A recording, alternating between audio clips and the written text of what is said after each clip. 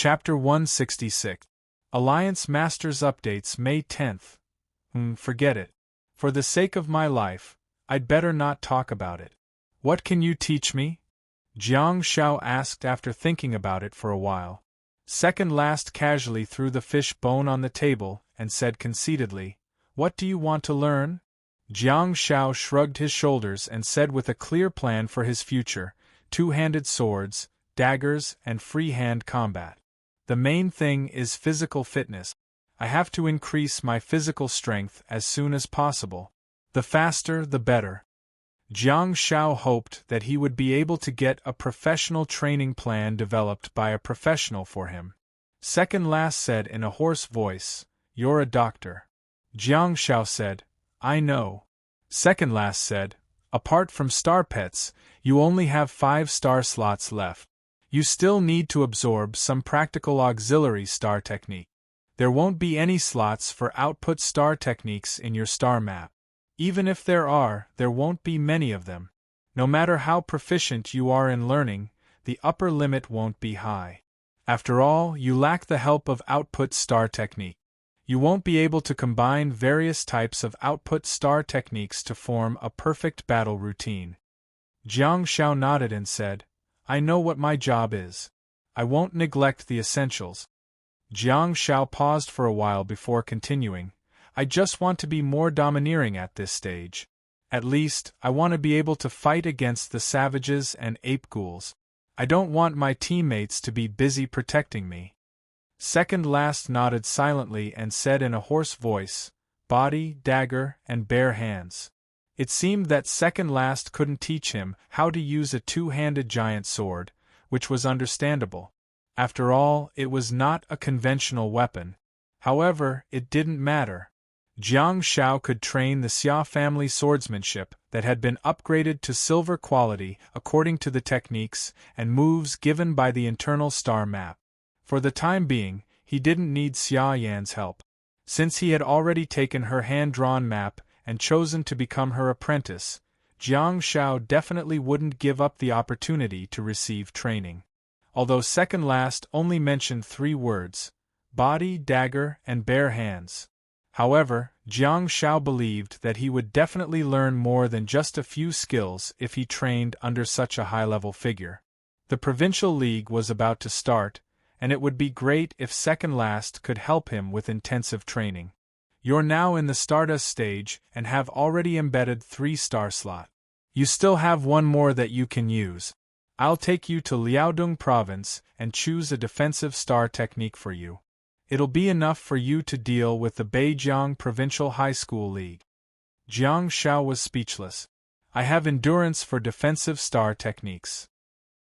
I don't have many star slots to begin with, so I'd better not absorb star techniques of the same function repeatedly."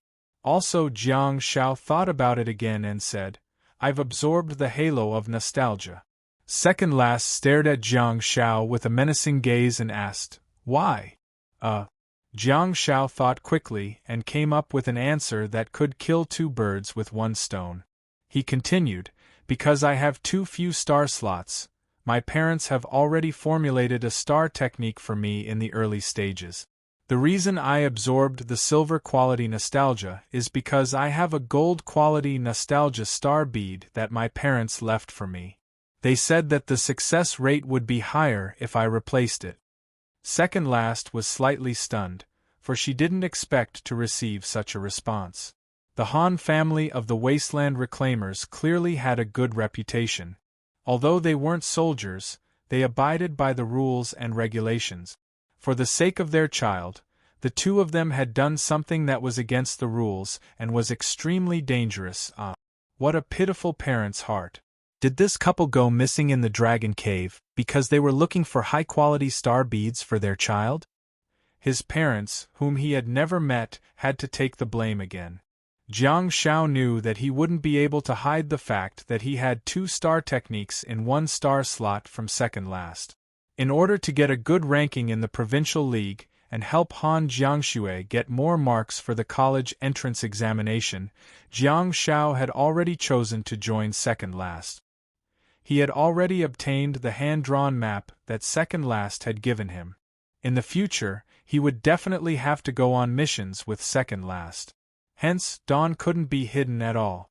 Jiang Shao continued, fortunately, through the replacement of the gold quality star beads, my nostalgia and dawn are both of gold quality now.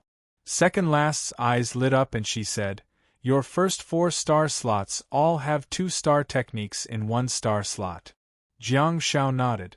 He faced second last alone. A dreamy Big Dipper star map finally appeared on Jiang Zhao's body. Second last squinted slightly and stared at the 2 gold quality and 2 silver quality star slot.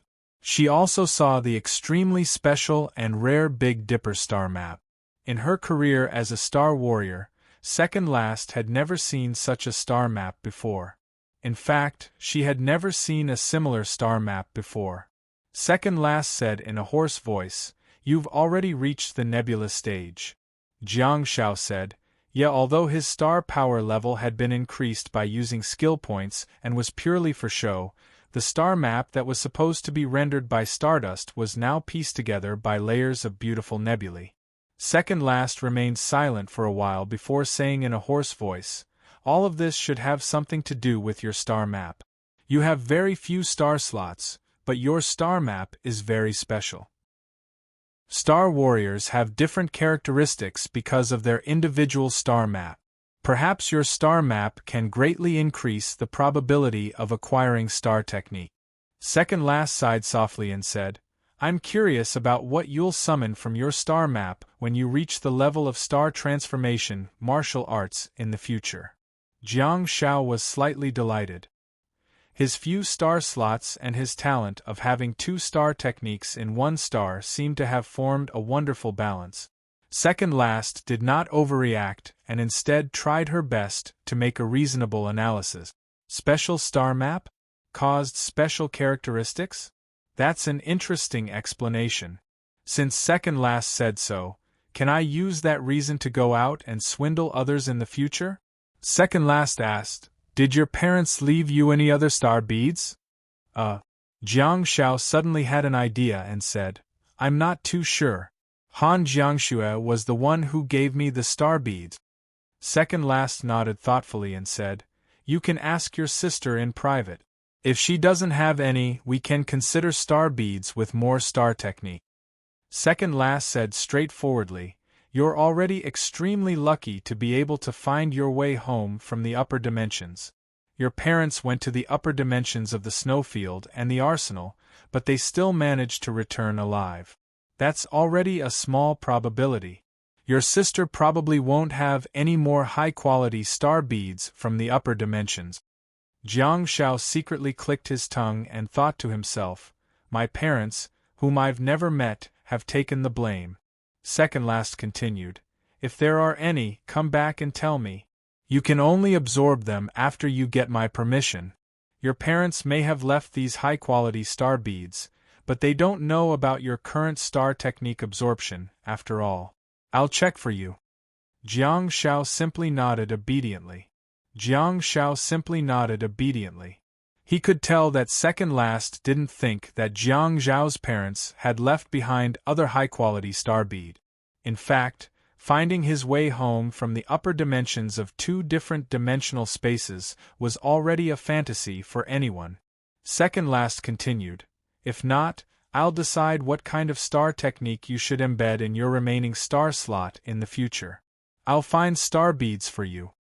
Jiang Shao was dumbfounded. I treat you as my master, but you want to keep me? Regarding this unhealthy social phenomenon, Jiang Shao said to second last, thank you. Unfortunately, second last's aura was too strong. Otherwise, Jiang Shao felt that he would have hugged her thighs and said, thank you, master. Long live master. Of course, Jiang Shao didn't say that, but he did thank her. Second last waved her hand casually and said, you're already in the nebula stage and have 4 more available star slots. You only have 4 left. Go to school and participate in competitions. Don't rush to learn other star techniques. Give me some time, I'll see what I can find for you. Jiang Shao nodded like a chick pecking at grains. I don't ask for much. Just give me a blink movement will do. Chapter 167. Second last watched as Jiang Shao slowly put away the star map, seemingly still reminiscing about the beautiful Big Dipper. Feeling a little uncomfortable under her gaze, Jiang Shao asked, "How should we train? The place is too small. Shall I look for a training center?" Second last shook her head and said, "It's too comfortable there." Jiang Shao was slightly stunned and asked, "What do you mean?" Second last said, "I hope you can learn some real things from the battlefield." Feeling flustered, Jiang Shao said, "I'm still a high school student who just came out of the arsenal." Second last interrupted Jiang Shao and said, "Or I can take you to the snowfield and train you there. Or you can go back to school by yourself. It's your choice." Upon hearing the word snowfield, Jiang Shao heaved a sigh of relief. The snowfield. Physical pain was unavoidable. There was no doubt that the environment there was very harsh. However, given Jiang Zhao's current abilities, he reckoned that he wouldn't have to worry about his life as long as he didn't rush into the holy ground foolishly. With a solemn expression, Jiang Shao thought about it carefully and realized that the danger in the arsenal was indeed beyond his imagination. It was the right thing to do to stay alive first before studying. The Provincial League was coming soon and he should indeed prepare for the hurdle in front of him. Since he wanted to train his skills and strengthen his body, the harsh environment in the snowfield was a good choice. Not only could Jiang Shao learn freehand combat and dagger fighting under Second Last's guidance, but he could also follow the guidance of the internal star map to digest, absorb, and even deduce the Xia family's swordsmanship.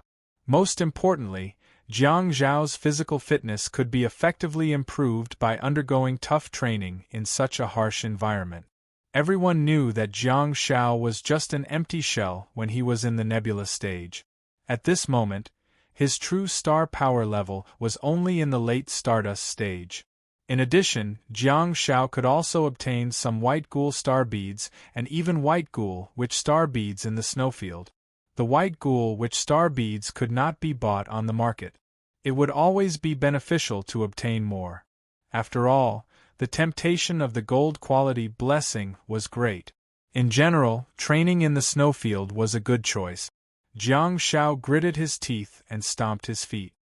"Okay, I'll go with you." After the two of them decided on a plan, Second Last stopped talking and focused on finishing the dishes on the table. Second Last ate at least 3 whole fishes during this meal. Her appetite was really impressive. To Jiang Zhao's dismay, Second Last threw away the leftovers and got up to leave the kitchen. All that was left was a table full of plates and bowls, as well as an untouched portion of Yuxiang shredded pork. What was going on? Jiang Zhao's mind was in a mess for a few seconds before he got up and chased after Second Last, only to see her closing the door. It seemed that she was still staying in Jiang Zhao's bedroom. Jiang Shao pushed the door open and saw Second Last climbing onto the single bed. "Sleep after eating?" Jiang Shao asked. The single bed was indeed too small for Second Last. She curled up her body and seemed to have gotten used to such a sleeping posture. She lay on her side and faced the wall, leaving Jiang Shao with her back view. "Go clean up the table." Jiang Shao was dumbfounded. "I went through so many dangers in the arsenal and went through so much trouble to get home safely, just to clean the table and wash the dishes for you? Tell your family that we'll set off for the snowfield tomorrow morning. I'll get someone to prepare the weapons," Second Last said before closing her eyes. "I'm going to sleep for a while. Don't disturb me."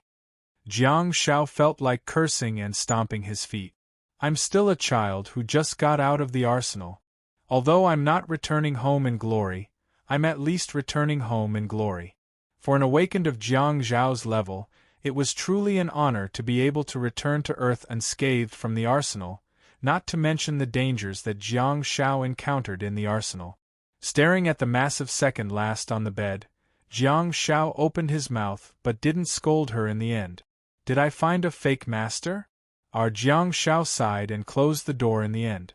After returning to the bathroom, he took out his mobile phone from his pants and sent a WeChat message to Han Jiangxue, only to see that there were plenty of unread messages. Did second brother succeed? Did he manage to woo the little lowly Luku? Jiang Xiao saw second brother's report and Elena's notification. He clicked on the group of 5 that had long been banned from sending notifications and saw the heated discussion in the group 2 days ago. Zhu Wen, brother Zhu Wen, congratulations, my brother. You've achieved great success in your career and love life. Zhu Wu, brother Zhu Wen, hee, congratulations to you too. Cutie sleeping, Luku, stop talking you two. I'm so embarrassed. Chinese citizen Elena. I've finally given her away. She almost died in my hands. Cutie sleeping, don't talk too. Jiang Xiao scratched his head and looked at the messages from 2 days ago. He then sent a message. Zhu Wu, what are your conditions? Find a lowly? Do you have a mine at home? Chinese citizen Elena. Huh? The year 3 senior has spoken. Elena was the first to reply. Immediately, the group became lively. Cutie sleeping. When the school tyrant speaks, I'm trembling in fear. Chinese citizen Elena. Mr. School Tyrant, I heard that you went out to train? How was it? Did you get hurt? Cutie sleeping. Don't let anything happen to you. Last night, I was talking in my sleep and calling out your name. Jiangbin High School, Year 1, Class 2. After sending the message, Lu Cook covered her mouth and snickered. She thought to herself, I've wronged this abominable mixed blood for teasing me every day. In the last row of the classroom, Elena blushed and glared fiercely at Lu Ku's back.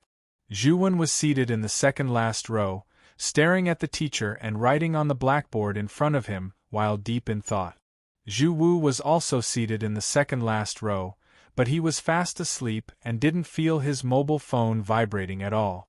Jiang Xiao, who was at home, scratched his head and was about to say something when his phone suddenly rang. Jiang Xiao picked it up and saw that it was Han Jiangxue. Please help the author add the full text. While walking towards the kitchen, Jiang Xiao said, Yeah, help me apply for leave. I want to go to the snowfield to train again. It's already the end of November, and the Provincial League will start in a little more than a month.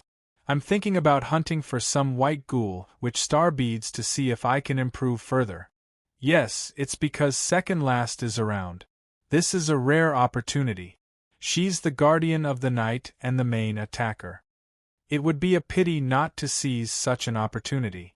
Little Jiangxue, you can't hire a personal trainer like her with money. You know that at my age, the most important thing for me is to increase my star power level. Hey, what are you talking about? How can I apply for leave myself? Aren't you my parent? Let's put aside my studies for now. Anyway, I have to stay in year 3 of high school for 3 years, don't I? The bonus points for the college entrance examination are all about combat. The most important thing now is to improve my abilities. Don't be like that, Han Jiangxue. You guys gave me the advice, but I have to walk my own path. Besides, I do want to get along well with her. She's the guardian of the night, and no one can predict what will happen in the future. Jiang Xiao held his mobile phone between his cheeks and shoulders and cleared the table while dealing with Han Jiangxue's questions. It's decided, then. I'll go get the sword from you guys later. Don't come over. I think it's best that you don't see second last. You two don't get along. Han Jiangxue seemed to have said something on the other end of the line, but Jiang Xiao paused and remained silent for a while before answering. I can't think that far ahead. At present, I just want to get good results in the Provincial League and not be a burden to the team. Hey, what are you snatching? Return the phone to my sister. I don't want to talk to you. Be good, stop fooling around. I love you too. Jiang Xiao then hurriedly put down the plate and hung up the phone. It's so exciting. Fortunately, I hung up the phone quickly. Otherwise, I would have been rejected. Please remember the original domain name of this book. Apex Mobile Version. Chapter 168. Jiang Xiao tidied up the house, changed his clothes, and put on a thick white down jacket before taking a taxi to Ruifeng business firm. Due to the fact that it was daytime, Jiang Shao dared not drive second last's car because he was afraid of being stopped by the traffic police. If he really got caught, he would be in deep trouble. Although Jiang Shao was an experienced driver, he was in the body of a 16-year-old child. A minor driving without a license. Even if he was exempted from detention for the first offense, he would still have to pay a fine, right? To Jiang Shao, the fine was akin to killing him. The $200 fine would hurt him for a whole week. A fine of $2,000 would kill him on the spot. It's still more convenient to take a taxi. The development of Jiangbin City is still inferior to that of the second-tier cities in the south.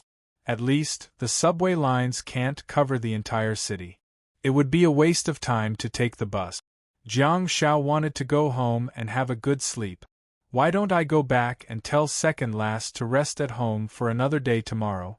Jiang Shao also knew that he was pressed for time, but he was really exhausted.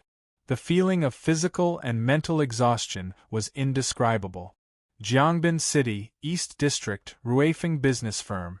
Jiang Shao got out of the taxi, only to be stunned by the small signboard of Ruifeng Business Firm. How could such a famous business be so small? At the door, two tall girls were chatting about something. When Han Jiangxue saw Jiang Shao, she waved at him. Jiang Shao strode over, only to sense that there was something amiss in Xia Yan's gaze. Jiang Shao secretly kept his guard up and carefully walked towards Han Jiangxue. Xia Yan kicked him and exclaimed, "You're rebelling! How dare you hang up on me?" Move! Jiang Shao dodged nimbly and dodged Xia Yan's first two kicks. As expected. Big sister still loves me.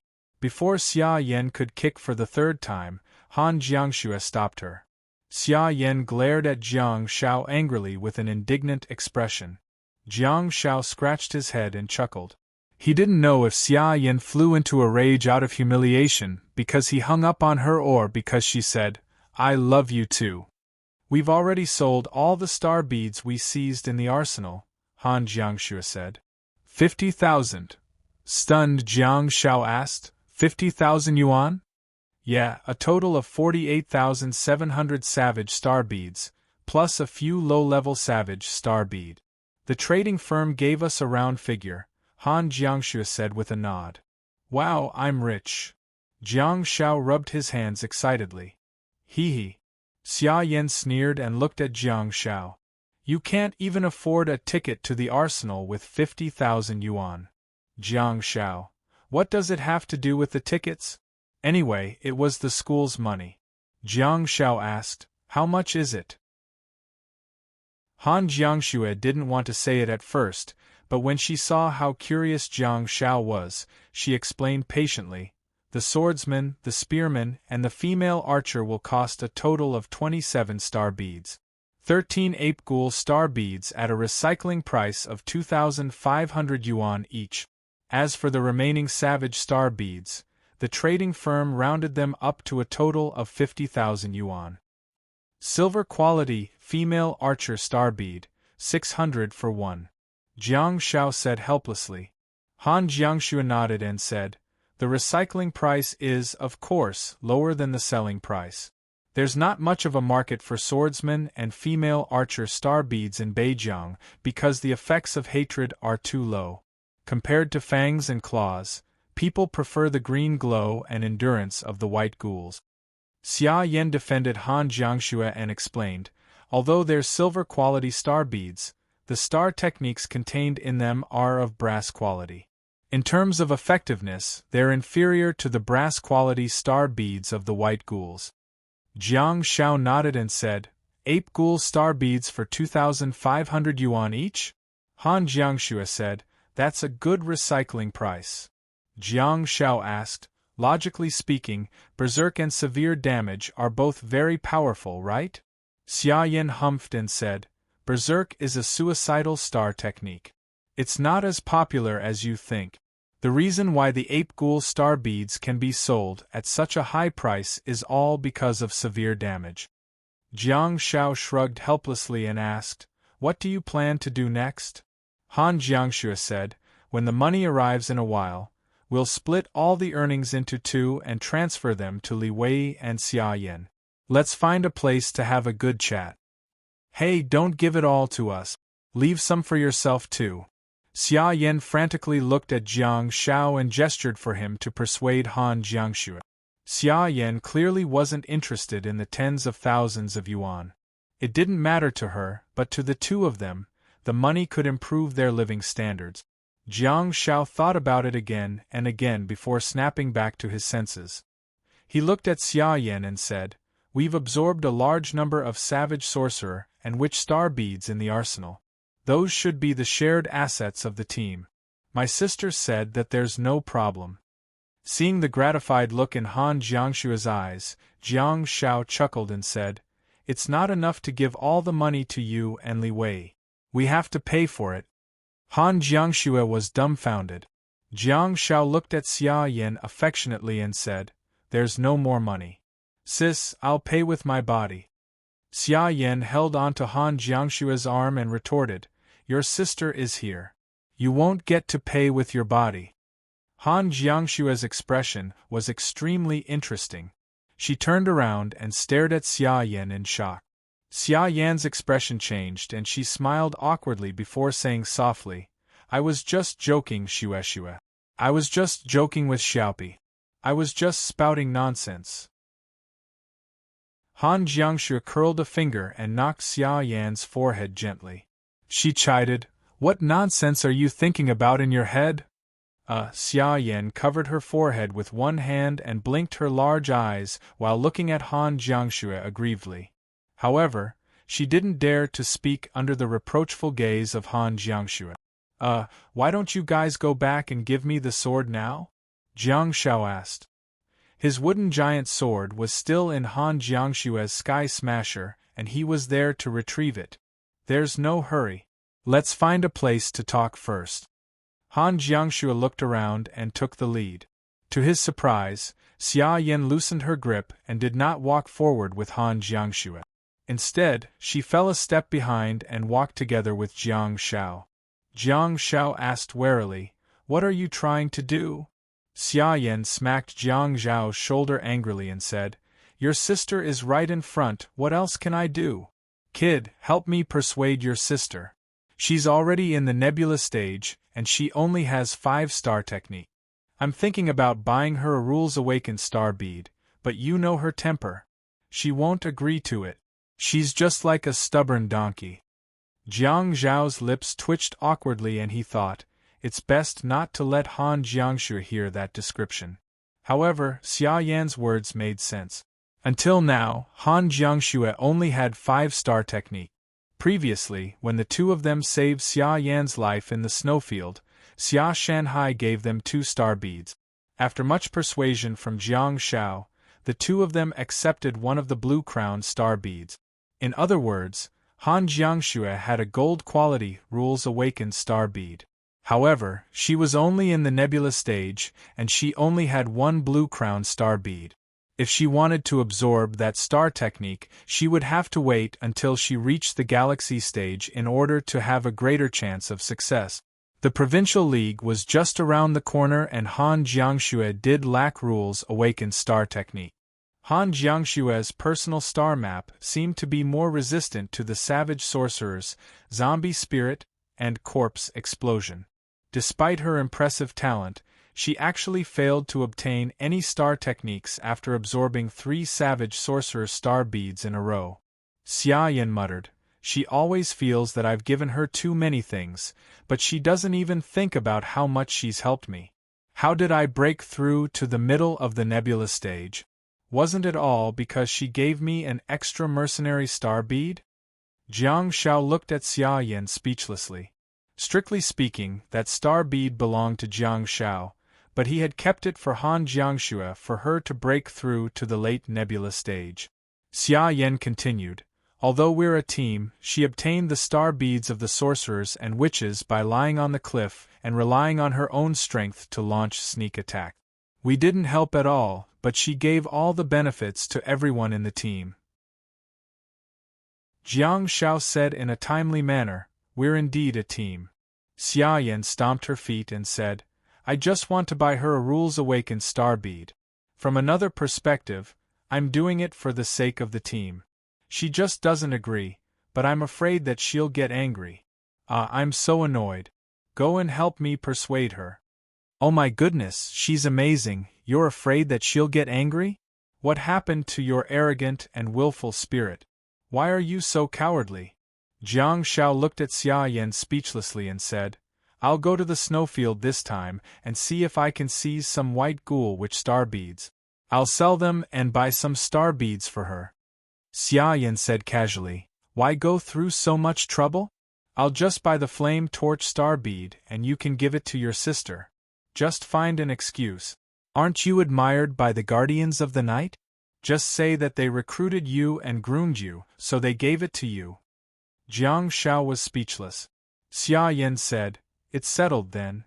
Jiang Shao said, Forget it, I'll go to the snowfield first. We'll talk about it when I come back. Xia Yan asked, Huh? You? Jiang Shao said, Don't worry, I'll get the white ghoul witch star bead. There's no such thing as an impenetrable wall in this world. She'll find out sooner or later. I don't want to die with you. Xia Yan pouted and muttered, You two stubborn donkeys. Jiang Shao was speechless. Xia Yan said helplessly, I'll inform Ruifeng business firm in private then. When you come, go look for manager's son and I'll ask him to keep the star bead for you.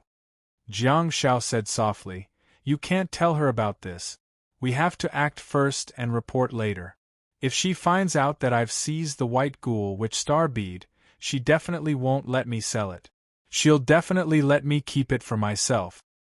Okay, don't worry, I know, Xia Yan said in displeasure. What are you two discussing? Han Jiangxue asked as she stopped in front of a fried chicken shop and turned around to look at the two of them. She agreed, Jiang Shao said all of a sudden. Xia Yan asked, What? Jiang Shao said, She promised me to go to the snowfield with second last to train.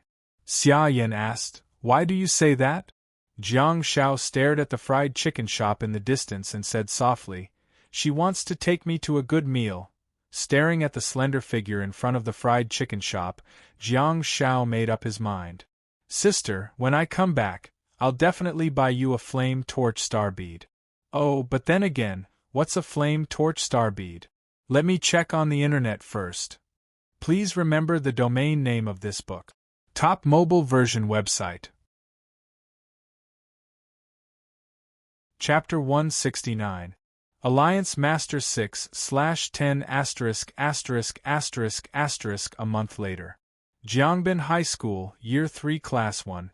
Teacher Yi was talking incessantly on the podium and would knock on the blackboard from time to get the students' attention. Han Jiangxue was seated in the last row of the class with one hand resting on her cheek while staring at the empty chair in front of her. She seemed to be in a daze. As a top student, it was rare for her to slack off in class.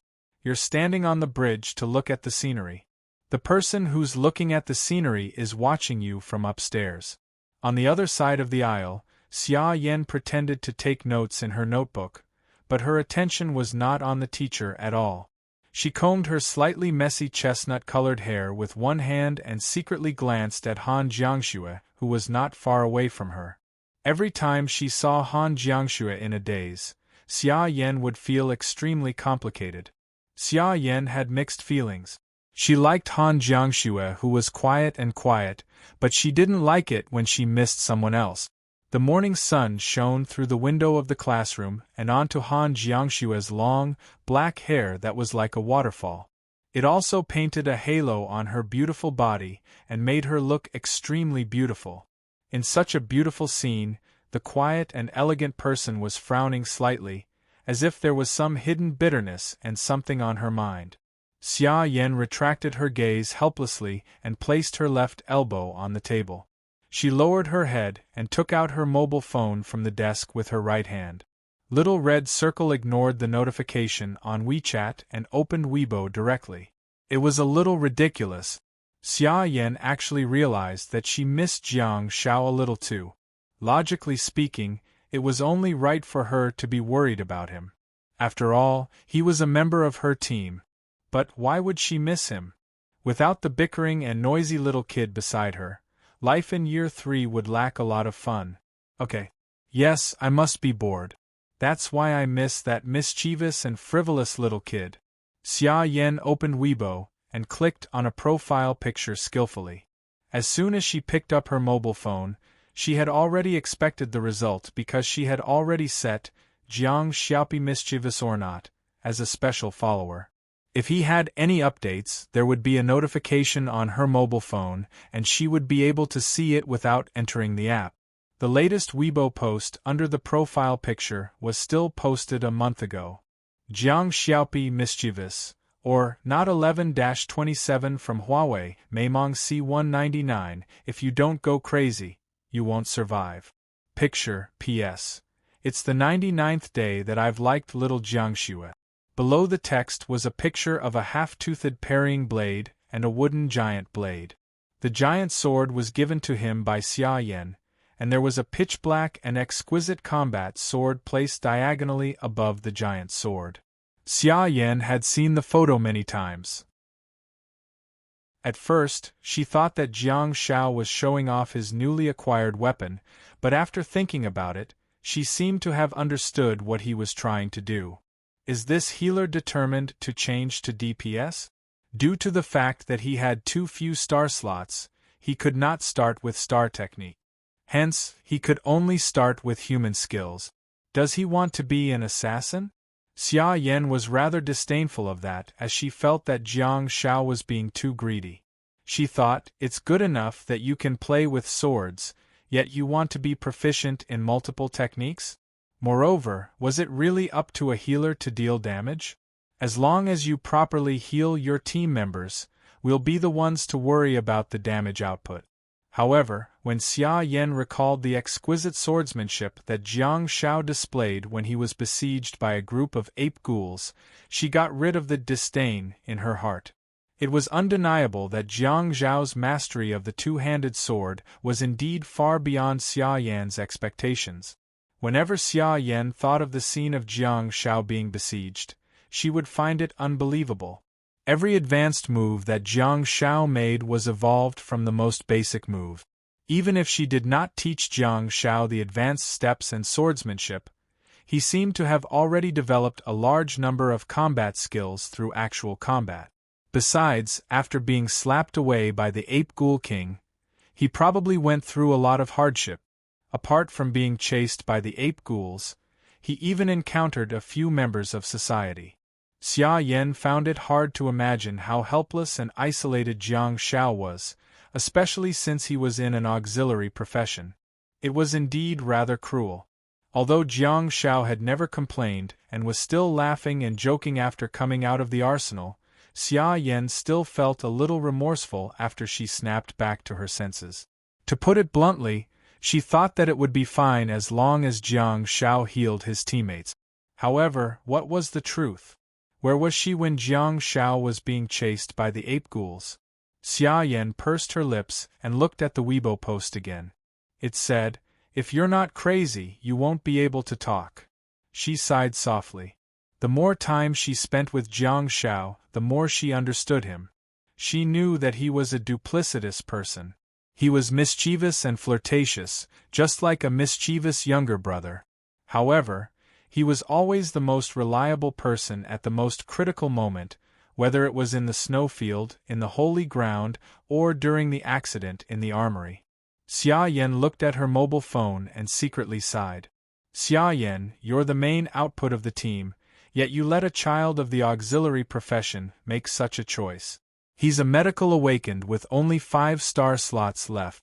He can't waste his star slots on output star technique. Hence, he can only train his basic skills, huh? Xia Yan, why are you so emotional? Think about what he's done to you. Xia Yan scratched her chestnut-colored hair in frustration. The familiar Photoshop segment below was titled, 99th Day of Liking Little Jiangxue. Look, he only cares about Han Jiangxue. What's the point of being nice to him? He didn't even mention your name, but then again, this kid is really accurate.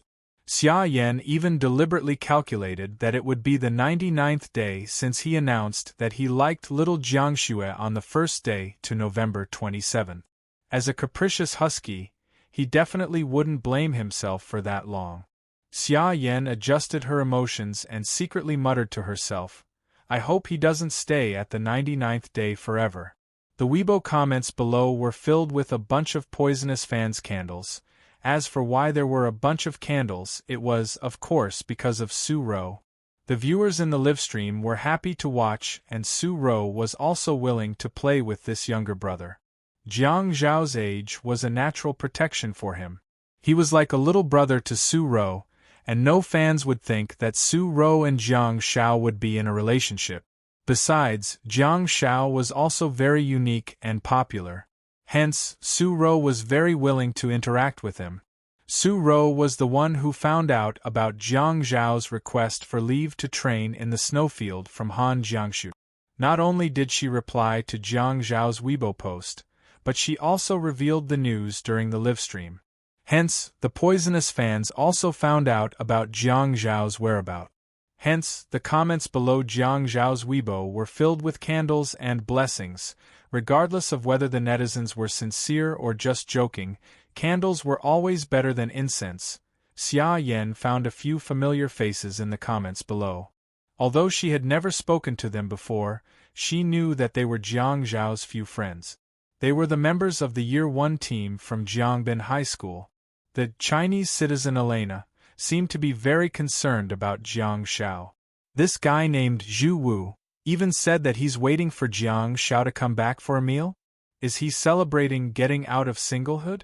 Xia Yan tossed her mobile phone into the desk and turned to look at Han Jiangxue, who was still sitting there quietly and staring at the empty chair in front of her in a daze. Xia Yan could no longer stand the beautiful scene. Having been tempted for a long time, she couldn't help but take out her mobile phone again and secretly aim it at Han Jiangshue's side profile. Kacha! Xia Yan. Accompanied by the sound of the mobile phone being snapped, Yi Lanxiang, who was standing on the podium, suddenly roared, Come up and answer this question. Hee hee, ha ha. Amidst the laughter of the students, Xia Yan walked forward dejectedly. The students were living a normal and ordinary life in the warm classroom. In Xindan Creek City, which was hundreds of kilometers away. In the snowfield training point in the southern suburbs of the city, a battle was in full swing. Chapter 170. The battle in the snowfield was in full swing, but Jiang Zhao was already used to it. Although he couldn't be considered to have conquered the snowfield, he was already as familiar with it as if he were strolling in his own backyard. In the past 30 days, Jiang Zhao's internal star map had also undergone some changes in addition to his sturdier bones. Character, Jiang Zhao 1. Star map, Big Dipper, Nebula Stage Level 02. Star Technique, 1. Blessing, Silver Quality Level 2, 5 out of 10 2. Decoy, Silver Quality Level 2, 5/10, 3. Green Glow, Gold Quality Level 2, 66 out of 104. Endurance, Gold Quality Level 2, 66 out of 100. 5. Bell, Silver Quality Level 1. 6. Imprint, Silver Quality Level 17. Nostalgia, Gold Quality Level 08.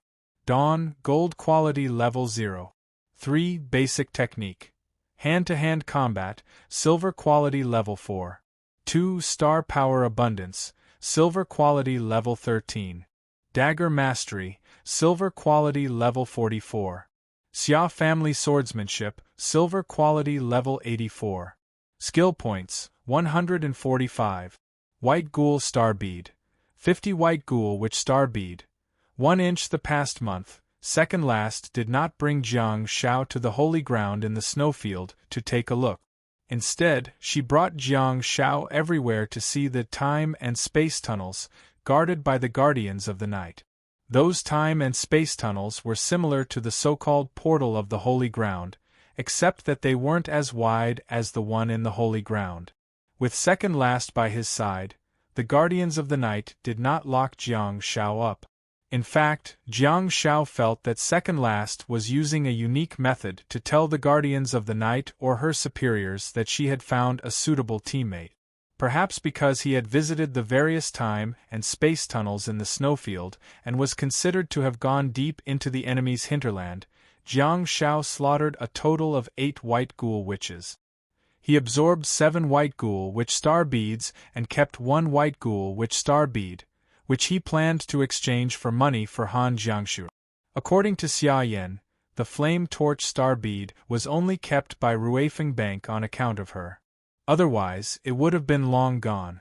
Before Jiang Shao entered the snowfield, he did some research on the star technique torch star bead on the internet. The star technique contained in it was really good and worthy of the Xia family. Jiang Shao finally understood that the business firm was nothing more than a recycling bin for the upper class. Ordinary people like Jiang Shao could sell their star beads. After all, the trading firm would charge a higher price than the state.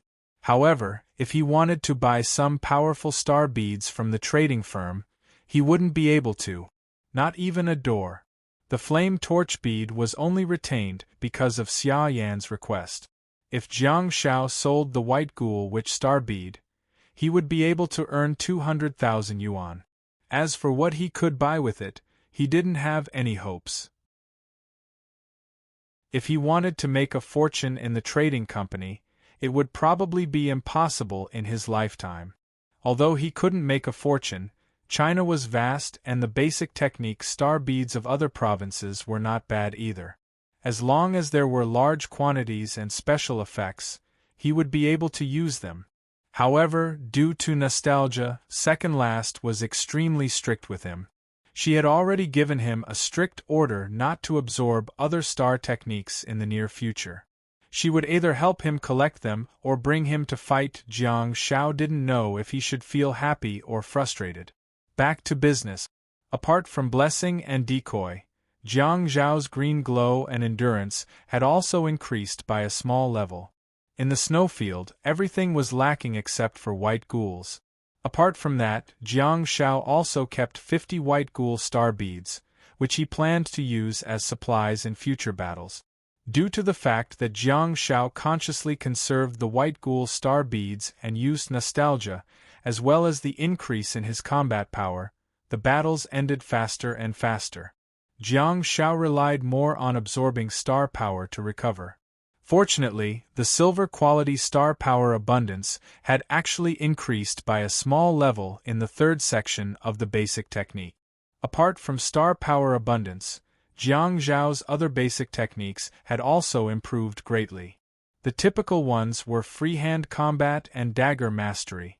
Under Second Last's careful guidance, Jiang Zhao's freehand combat and dagger mastery had both reached silver quality level 4.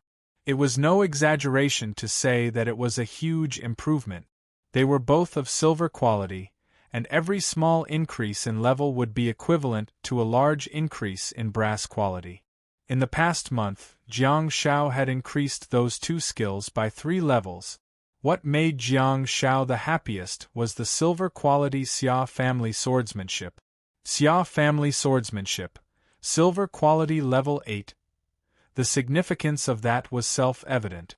The Xia family swordsmanship was completely upgraded by Jiang Shao with the help of his skill point. He didn't train and upgrade it by himself at all. In the arsenal, Jiang Shao tossed his skill points into the Xia family swordsmanship with tears in his eyes for the sake of survival. In this month's training, the former silver quality LV6 had become the current LV8. This was entirely due to his own training. Level 2. It was a full 2 small levels. That was the best commendation for his hard work in the past month.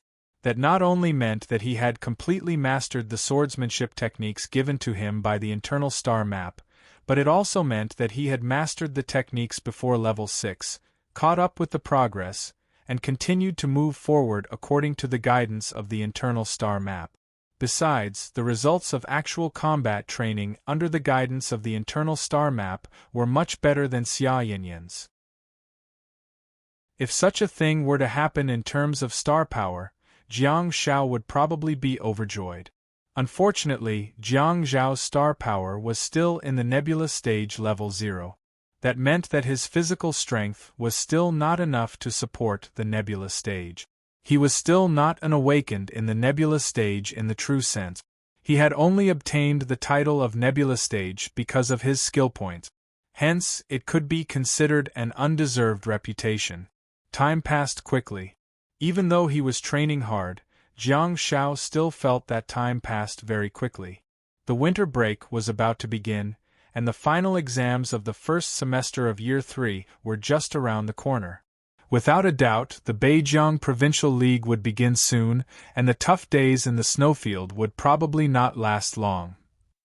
There was a strange aurora flickering in the distant sky. Under the dim sky, the small figure was holding a giant sword and picking up a burly white ghoul.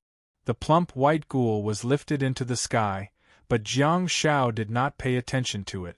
Instead, he looked at the white ghoul that was dashing towards him. The huge wooden sword slashed across at an extremely fast speed, as if it could cut through the wind and snow. Not only did it send the white ghoul flying, but it also stirred up the snowflakes around him. Screech! Jiang Shao inserted the wooden sword into the snow and swiped his right hand across the side of his leg. He bent over abruptly and stabbed the white ghoul's neck with the exquisite dagger in his hand that was emitting a cold glow. The sharp claws of the white ghoul brushed past his back and were inches away from Jiang Zhao's physical body, but they missed him by 1,000 miles. That scene seemed to be the greatest reward for Jiang Zhao's hard work in the past few days. Behind every fanciness, it was indeed his solid basic skills that were supporting him. Facing the attacks of the 3 white ghouls, Jiang Zhao's battle strategy was extremely clear and methodical. Compared to the ignorant toxic healer from before, at this moment, Jiang Shao, however, he was extremely calm. His movements were as smooth as flowing water, clean and efficient. The 3 white ghouls seemed to be unable to pose any threat to the toxic healer. In the vast snow forest not far away, a large figure stood quietly.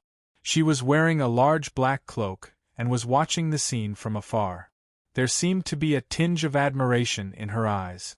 Under the bright starry sky, her body was like a ghost and her dagger was emitting a cold glow.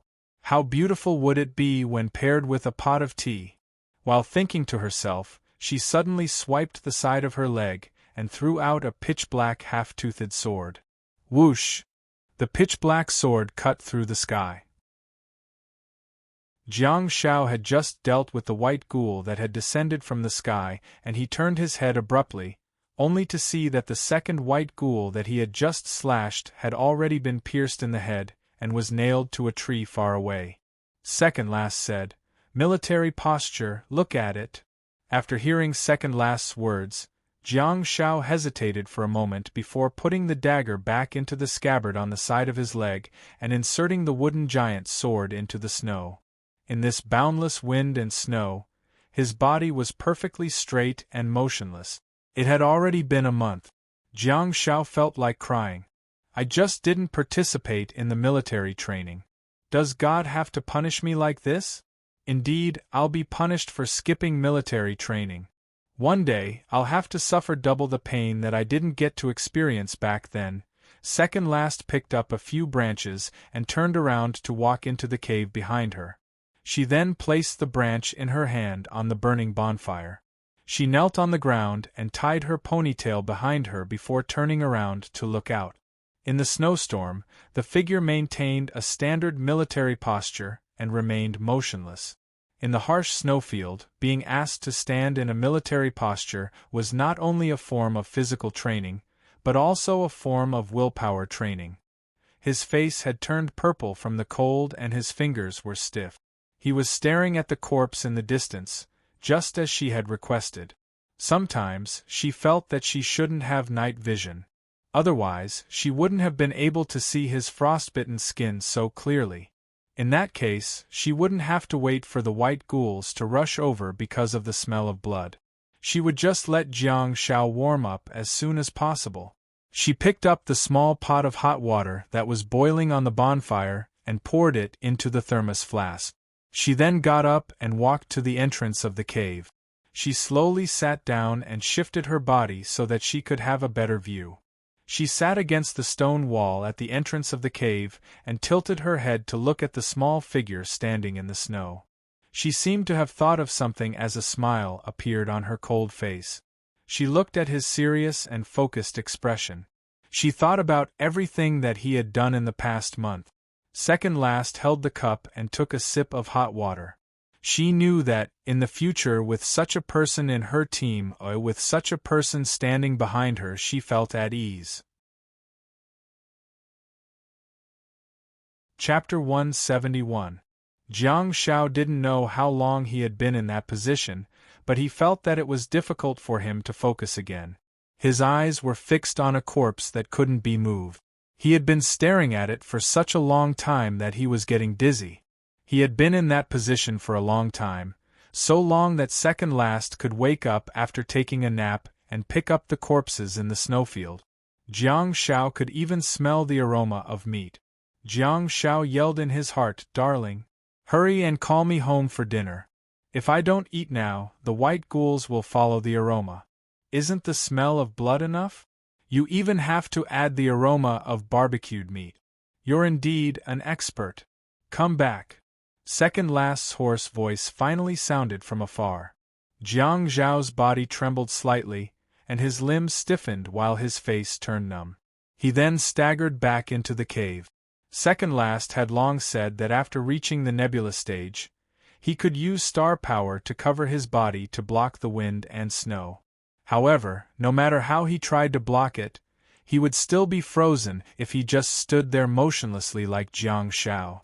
Second Last was dressed in a black cloak and kneeling on the ground. Her ponytail was tied behind her head, making her look rather languid and charming. The flickering light from the bonfire made her look rather sullen and seductive. Right next to the entrance of the cave, there was a corpse of a white ghoul whose stomach had been cut open, and its torn face was twisted in agony, seemingly silently complaining about Second Last's cruel behavior. Second Last picked up the branch with one hand and grabbed the piece of barbecued meat on the branch with the other. She then took the piece of barbecued meat off and threw it away casually. Jiang Zhao's subconscious action saved him from hunger. His movements were extremely stiff, but the results of his long period of training made him subconsciously pull out his dagger and throw it out. Ding!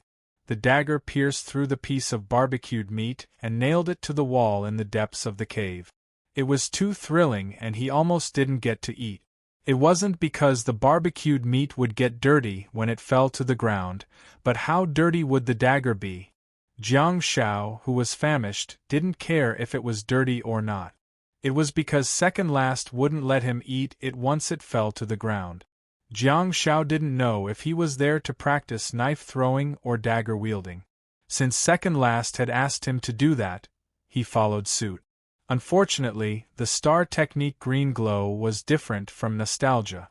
The green glow could only be used on weapons that were in physical contact. Once the dagger left his hand, the green glow would dissipate.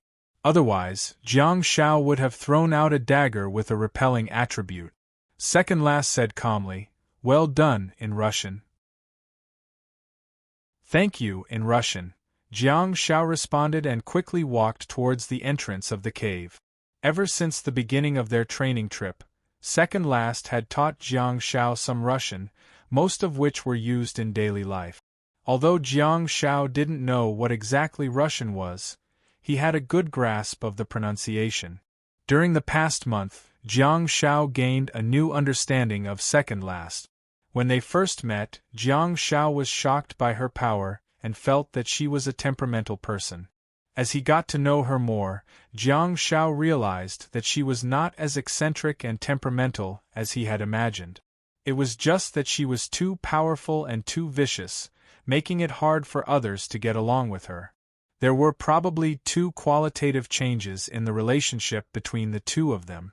The first, which was also the most important one, was when they were in the bathhouse in the skewer shop opposite, Perhaps because she had a meal at the restaurant owned by her old friend's parents, she seemed a little more human that night. Even though Jiang Shao repeatedly rejected her requests, she did not flare up or fly into a rage. Instead, she showed her stubborn side and lowered her eyes before shoving the map that she had painstakingly drawn to Jiang Shao. The map was an extremely important tool for the two of them to be able to get to where they were now. In order to help Han Jiangxue get more points in the league, Jiang Shao finally accepted the map, which was almost akin to signing a contract of servitude. The second qualitative change in the relationship between the two of them occurred during the month-long training trip. He got to know Second Last better and corrected many of his misconceptions about her. For example, she once said that she would check his spoken English in a few months' time. At that time, Jiang Shao was a little flustered. However, it turned out that she might be domineering, but she wasn't that strict and hot-tempered. Under Second Last's guidance, Jiang Shao did not make much progress in Russian. However, she did not criticize him too much and remained calm. That was just one of the examples. Jiang Shao also saw more qualities hidden under her rigid shell. Her hands were stained with blood, and she wasn't a kind person, but she was definitely not a tyrant like Jiang Shao once thought. "Bear with it," Jiang Shao said in Russian as he walked into the cave. Second Last turned around expressionlessly and looked at Jiang Shao, only to see a ray of holy light descending, followed by Jiang Zhao's presumptuous voice. Jiang Shao said, "Yes." Second Last was speechless. In particular, the cave was empty and there were echoes. Second Last's hand that was holding onto the roasted meat with a stick paused slightly. There was another crisp and melodious sound of bell, and a ray of medical light shuttled back and forth between the two of them. Jiang Shao tried to restore his physical state and warm up his body, slowly recovering his skin that had turned purple from the cold. In the past month, he had suffered from repeated episodes of frostbite, and Jiang Shao had already gained experience from it. Every time he healed, his skin would return to its original tender state. Speaking of which, it was all thanks to the help of gold-quality endurance. Otherwise, Jiang Zhao's body would not be able to take it after being exposed to the wind and snow for such a long period of time. Bathed in the holy light, Jiang Zhao's body swayed slightly, and he simply leaned against the wall while holding the roasted meat in one hand and staring at the dark figure in the distance with an intoxicated gaze. "Do you want to bless me?" Second Last shook her head silently. Jiang Shao waved his hand and another ray of holy light descended. "Don't stand on ceremony with me." Second Last shivered slightly and lowered her eyes. Her already cold and sullen face stiffened even more, as if she was trying her best to endure something. Ever since he entered the cave and left the training state, Jiang Shao seemed to have become a different person. He chuckled and looked at the huge figure that was trembling slightly. He said softly, "There are 3 things in the world that can't be helped." Second Last gritted her teeth and closed her eyes. Jiang Shao waved his hand again, and a ray of light descended. He said softly, "Coughing, sneezing, and the ripples of one's mind when one is blessed." Second Last tilted her neck to the left and right comfortably while letting out a crisp sound. How dare you question my reputation as a toxic healer?" Seeing that Second Last had finally failed, Jiang Shao was instantly elated and took a bite of the roasted meat. Come to think of it, he had never even eaten monkey meat on Earth before. Yet, he had eaten ape meat in the snowfield. The white ghouls did look like ape. She slowly opened her eyes and looked over from afar with ripples in her eyes. Her breathing was a little erratic and her pale face was slightly flushed. Blessing is indeed a divine skill. She slowly stood up, her huge figure blocking the entrance of the cave. Jiang Shao felt that he was a little too mischievous, and he began to feel flustered after being stared at by her eyes. "What's the matter?" Second Last asked while staring at Jiang Shao silently. Jiang Shao was dumbfounded. To his surprise, a man's voice sounded outside the cave. "Light chasing team, tail feather team, gather." All of a sudden, Jiang Shao realized that she had been bringing him to the spacetime tunnel for the past few days to tell the superiors of the Guardians of the Night that she was in the snowfield. Jiang Shao took some time to eat the roasted meat while he was busy. Wow! It was delicious. He took a bite of the oil and felt great. Got it, Second Last answered obediently while staring at Jiang Shao. Jiang Shao chewed on the roasted meat. He also knew what had happened. My star pet has left me alone again. I don't know when I'll see her again. If only I could keep her in my star map. Jiang Shao shrugged and said, Seems like this is the end of our fate. Second Last was dumbfounded. Jiang Shao pointed at the entrance of the cave and yelled, Go! Once you leave this door, don't ever come back again. Second Last was speechless. Jiang Shao yelled at the top of his lungs, From now on, I'll pretend that the wind in this snowfield has never blown before. It has never snowed before. You've never been here before. Wow, calm down. Hey, let's talk this out. Jiang Shao frantically retreated while Second Last strode in from the entrance of the cave and blocked him in the corner. Her massive figure was so overwhelming that it blocked his vision.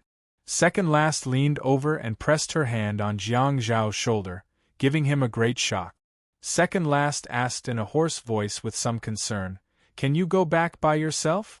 Jiang Shao answered carefully, This place is quite far from the Earth portal.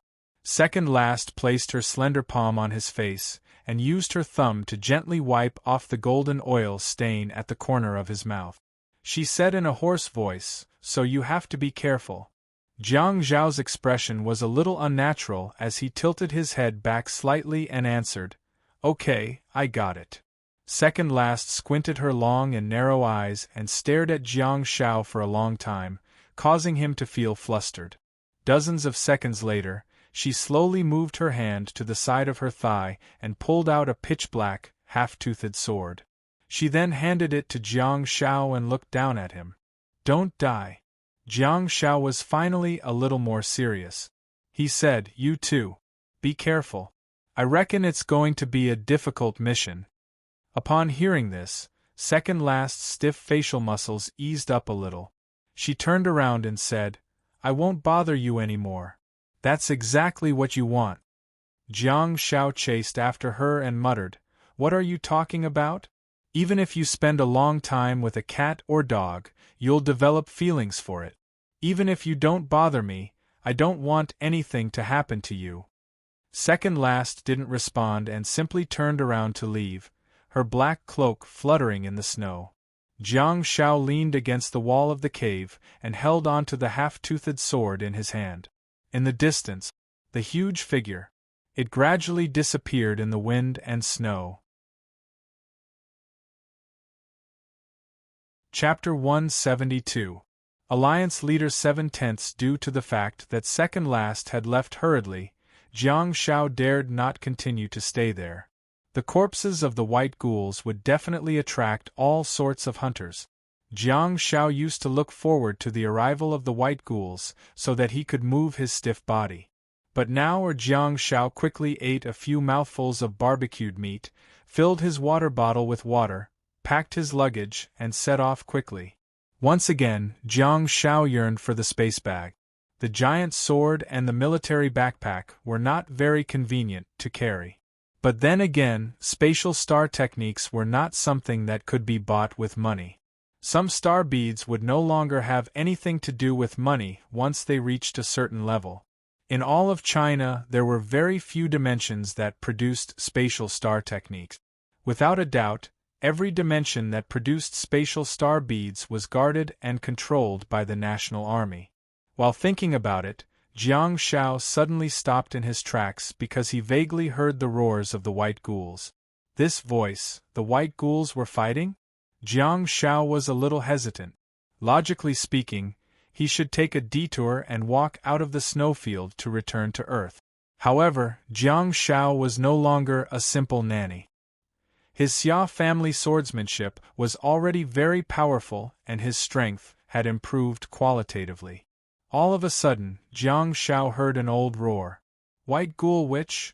Jiang Zhao's heart skipped a beat and he chased after the source of the sound. As the sounds of fighting and roaring got closer and closer, Jiang Zhao put down the military backpack in his hand, carried the giant sword on his back, and quietly crept forward. This is the white ghouls led by the white ghoul which was attacking another group of white ghouls? What was going on? The white ghoul which had the absolute advantage in terms of race. It could completely take in any white ghoul as its underling. The only explanation was that this white ghoul which wanted to eat. That was why the white ghouls resisted and fought each other. Jiang Zhao hid behind a tree and watched as the white ghoul which led the 14 white ghouls to besiege 4 white ghouls. Perhaps these 4 prey were once part of the white ghoul witch's underlings. Jiang Zhao smacked his lip. This race was really cruel. They turned their backs on him and even ate their own kind. Can't you just bear with it? There would always be lone white ghouls on the way, even if they were not part of the hunting team. Jiang Zhao was struggling internally. Should I do it or not? You're just a milk. This was a group of white ghouls led by the white ghoul witch. Do you still remember how you were ravaged by the white ghouls? However, they were currently fighting amongst themselves. Jiang Zhao, you're getting ahead of yourself. Clearly, he had already made up his mind. He lay on all fours and crawled away carefully. For 200,000 no. For the sake of the white ghoul which star bead and for the sake of strength, Jiang Zhao definitely had to work hard. He had to seize every opportunity. The white ghoul which wasn't someone he could meet whenever he wanted to. While eating the snow, Jiang Zhao tried his best to get to the back as quickly as possible. The 3 white ghouls surrounded the white ghoul witch and acted as guards. They watched helplessly as their brothers killed each other, seemingly used to such scenes. Jiang Zhao, who was in the snow, quietly got up and used the big tree in front of him as cover. He took a deep breath and pulled out the dagger by the side of his thigh. A dozen white ghouls were besieging 4 white ghouls, while the white ghoul witch and the 3 white ghoul guards were focused on the battle. This was clearly a heaven-sent opportunity. Jiang Zhao squatted down, held his breath, and quietly crept forward. It's so freaking exciting. I have to make full use of the stealth techniques that Second Last taught me. If I can't even learn how to sneak around, how am I going to learn how to tail in the future? Although Jiang Zhao was squatting down, he was extremely fast. The 3 white ghoul guards obviously couldn't stand straight like human bodyguards. They were constantly walking back and forth while hissing and moaning, their attention fixed on the battlefield in the distance. The noisy and chaotic battlefield and the wind and snow helped Jiang Zhao complete the horrifying stealth. Jiang Zhao stepped on the white snow, which made crunching sounds. Every step he took, Jiang Zhao would be on tenterhooks. He was getting closer and closer, staring at the tall white ghoul which in front of him. Jiang Zhao's heart was in his throat. I'll use this small group of people as my graduation assessment after a month of tough training. Jiang Zhao tightened his thighs and darted forward abruptly, aiming his sharp dagger at the back of the white ghoul witch's head. He only had eyes for the white ghoul witch. Without a commander and backbone, the white ghouls were like a plate of loose sand. Fast, accurate, ruthless. The white ghouls were dumbfounded. Roar! The 3 white ghouls were immediately in a mess. It was because a figure had darted out of nowhere and pushed their leader to the ground. He even rolled around happily in the snow. The sharp dagger pierced into the back of the white ghoul witch's head. Jiang Zhao quickly pulled out the dagger from the white ghoul witch's head and cut off a large amount of flesh. He then stabbed the white ghoul witch's neck again. This series of movements were all completed in a single movement. When Jiang Zhao stood up, he had already sheathed the dagger in his hand and pulled out the giant sword behind his back. To Jiang Zhao's relief, the 3 white ghouls seemed to have yet to recover from the shock when he pulled out the sword and stood up. Not far away, the group of white ghouls who were besieging their companions were also a little flustered. Having lost their leader, they didn't know what to do. They stopped attacking and looked at Jiang Zhao helplessly. The white ghouls who had been besieged had already become ferocious and continued to attack the enemies in front of them, ignoring the blood flowing out of their bodies. The battlefield was in complete chaos.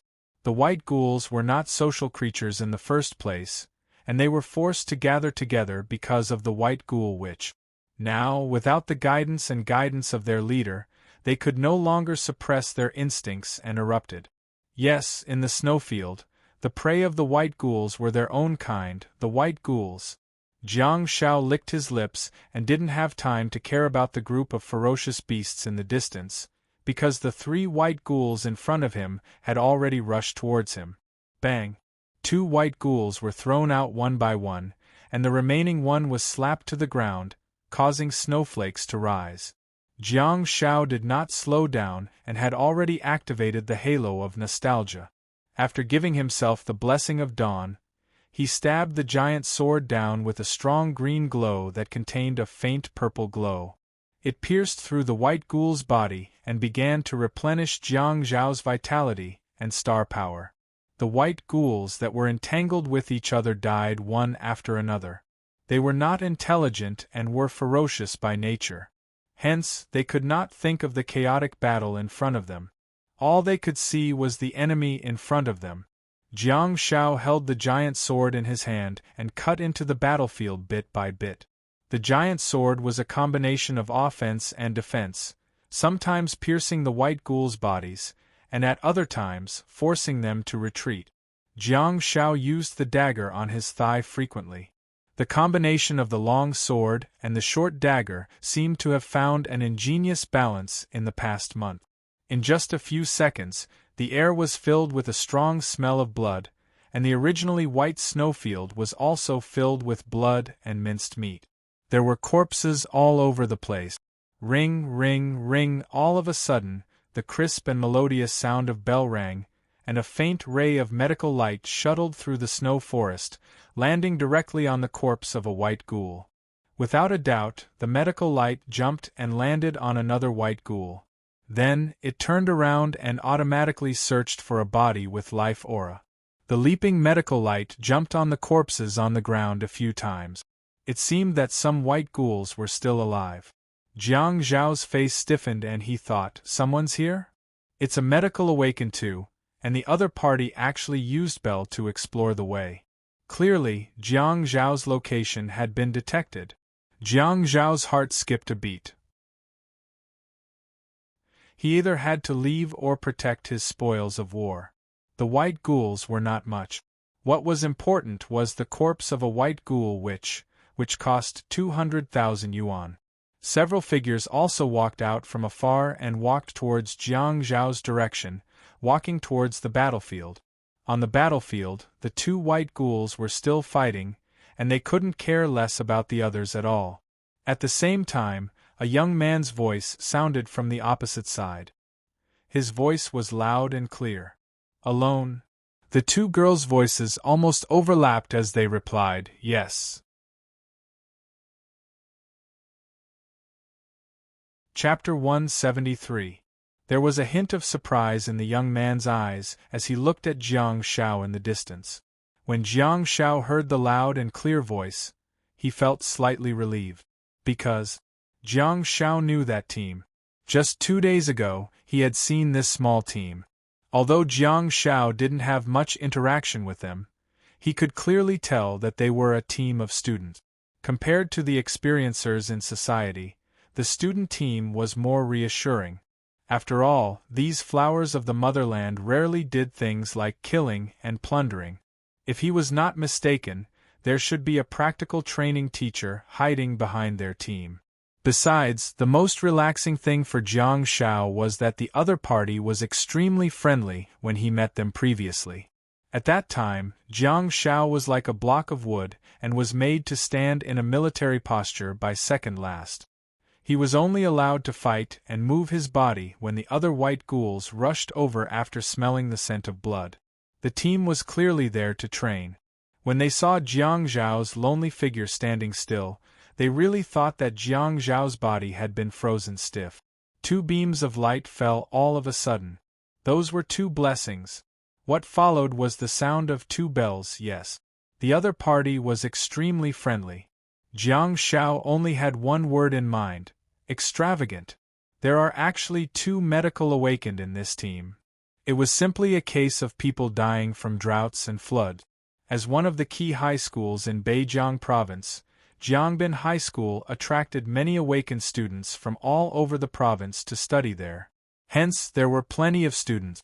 Even so, there were only two medical awakened in Year 3, including Jiang Shao. There were only two medical awakened in Year 2. After Jiang Shao skipped a grade, there wasn't a single medical awakened in Year 1. However, there were two medical awakened in this unfamiliar team. Is there any justice? Is there any law? Hey! A female voice sounded with a tinge of laughter. She said, "Isn't this the little Popsicle we met 2 days ago? Hey! Are you Mr. Popsicle?" Another female voice sounded, which was exactly the same as the one just now. Jiang Shao could only tell from the content that they were talking to each other. Little Popsicle, we meet again. What a terrible nickname. It couldn't be helped. The last time they met, Jiang Zhao's face was indeed stiff and pale. His body was stiff and motionless, just like a popsicle. Even after being blessed by the girls, Jiang Shao did not make a single sound. Jiang Shao had been experiencing the silver quality blessing for a long time, so his resistance to the brass quality blessing was much stronger. "Little Icicle, say something," the girl's voice continued. Then, she seemed to have thought of something and said, "Is it because of that cruel woman? Poor little Icicle, he doesn't even dare to speak. He's being disciplined so strictly." Jiang Shao felt rather helpless. He carried the giant blade on his back and said, "Hello?" In the distance, there were 4 young men in camouflage uniforms. Standing at the very front was a burly young man. He was nearly 1.9 meters tall and held a long saber in his hand. At first glance, it was easy to associate it with Guan Yu's green dragon crescent blade. In contrast to Jiang Zhao's weapon, the other party's weapon was a long pole with a relatively short blade. On the other hand, Jiang Zhao's giant blade had a short handle and a large, wide, thick, and long blade. The young man looked at Jiang Shao from afar. He had a pair of dashing eyebrows, a pair of bright eyes, a high nose bridge, and brick-red lips that were slightly pursed, forming a valiant and handsome face. The valiant young man held the crescent blade in his hand and casually turned over the corpses at his feet. He then looked at the corpses of the white ghouls all over the ground and asked, "Did you kill them alone?" Beside him was a young man with a round face and a white cotton hat. He was about 1.75 meters tall and was looking around, seemingly looking for something. Behind him was a pair of girls with similar figures. No, they were 2 almost identical girls. They were about 162 centimeters and 163 centimeters tall, and both of them had their hair tied up in buns and white scarves. Their faces were slightly red because of the cold, and they looked pretty and charming. They were looking at Jiang Shao curiously. If one of the 2 girls were to be singled out, they would definitely make others look at them and secretly praise them for being youthful and beautiful girls. And when these 2 identical girls were put together, the effect of 1 plus 1 greater than 2 would be the result. Their figures, appearances, words, and actions were simply carved from the same mold. Especially when some of their small actions and habits were executed almost at the same time, it was indeed amazing. Humans were truly mystical creatures. Their father must have saved the world in his previous life. It was because the twins were not only pretty and charming, but they were also medical awakened. This world, it had never been fair. Both of them had the star technique blessing, and he could tell that they were from wealthy families. Besides, the 2 of them were so kind. When they saw the frozen Jiang Shao back then, they gave him blessing and bell without hesitation. Jiang Shao secretly thought, "Why don't I make friends with them?" Just as Jiang Shao was thinking about it, the young man in the distance spoke up. The young man with the crescent blade looked at Jiang Shao excitedly and asked, "Did you really kill them alone? Where's that woman? Jiang Shao frowned as he sensed the other party's strong desire to battle. That makes sense. Since you're so hard-working, you must have developed a strong set of star techniques. The young man raised his crescent blade, and a gust of wind swept up, causing the corpse of the white ghoul witch to be swept away. The corpse rolled all the way, causing snowflakes to form and a long trail in the snow. Finally, it stopped beside the tree in front of Jiang Shao. What kind of control is this? Wind Series star technique? In the distance, the young man raised his crescent blade and pointed it at Jiang Shao. Since that woman isn't around and you don't have anyone to teach you a lesson, let's spar. Jiang Shao was speechless. When the young man saw the hard-working Jiang Shao previously, he was extremely interested and insisted on sparring with Jiang Shao. However, Second Last turned him down coldly. At that time, the young man still wanted to pester her, but Second Last glanced at him, scaring the four of them so much that they took a step back. The young man flew into a rage, thinking that he had suffered an unprecedented humiliation. However, before he could say anything, he was dragged away by his teammates. After all, they were in a snowfield, and not a society ruled by law in China. The children were also afraid of getting into trouble. Their first impression of Second Last was the same as Jiang Zhao's. They all felt that she was a ferocious and ruthless demon. Jiang Shao shook his head, squatted down, and pulled out the dagger beside his leg in a bid to pick up the star bead. No. Hearing Jiang Zhao's refusal, the young man hollered, "Why? Don't you dare?"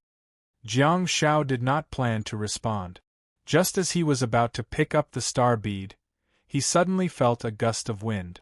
In the distance, the young man swung the sword behind him and placed it horizontally at his waist, while the corpse of the white ghoul witch rolled towards him. Jiang Zhao's eyes narrowed and he subconsciously moved his body. He squatted and tensed his legs while holding onto the hilt of the sword diagonally above his shoulder. He almost leaped out. His rationality stopped him in time. He did not act rashly. However, he could no longer retract his aura and his murderous intent was overwhelming. In the past month, Jiang Shao had been fighting with Second Last in the snowfield. What exactly did he learn? Is it just hand-to-hand combat? Is it just dagger techniques? Or is it combat experience? No, Jiang Shao learned a lot of more precious things. For example, his fierce and menacing aura. For example, his fearlessness in the face of danger. For example, his calm and steady mentality. For example, when he was faced with a sudden crisis in front of him and was at a disadvantage, a pair of palms that would never tremble again. Chapter 174. Jiang Shao squatted down and tightened his legs. He held onto the hilt of the sword that was exposed diagonally above his shoulder and almost darted out. His rationality stopped Jiang Shao in time. However, he could no longer retract his aura and his murderous intent was overwhelming. It was a subconscious action that Jiang Shao did without much thought. After all, he had spent the past few days fighting with the white ghouls. The young man could sense that it was definitely not a joke or an ordinary fight. The gale swept through the snow and the corpse of the white ghoul, which rolled all the way to the young man's feet. He then stepped on it. All of a sudden, the atmosphere became tense. Yo, yo, yo. The round-faced young man in the white cotton hat suddenly spoke. Jiang Shao was dumbfounded. What's going on?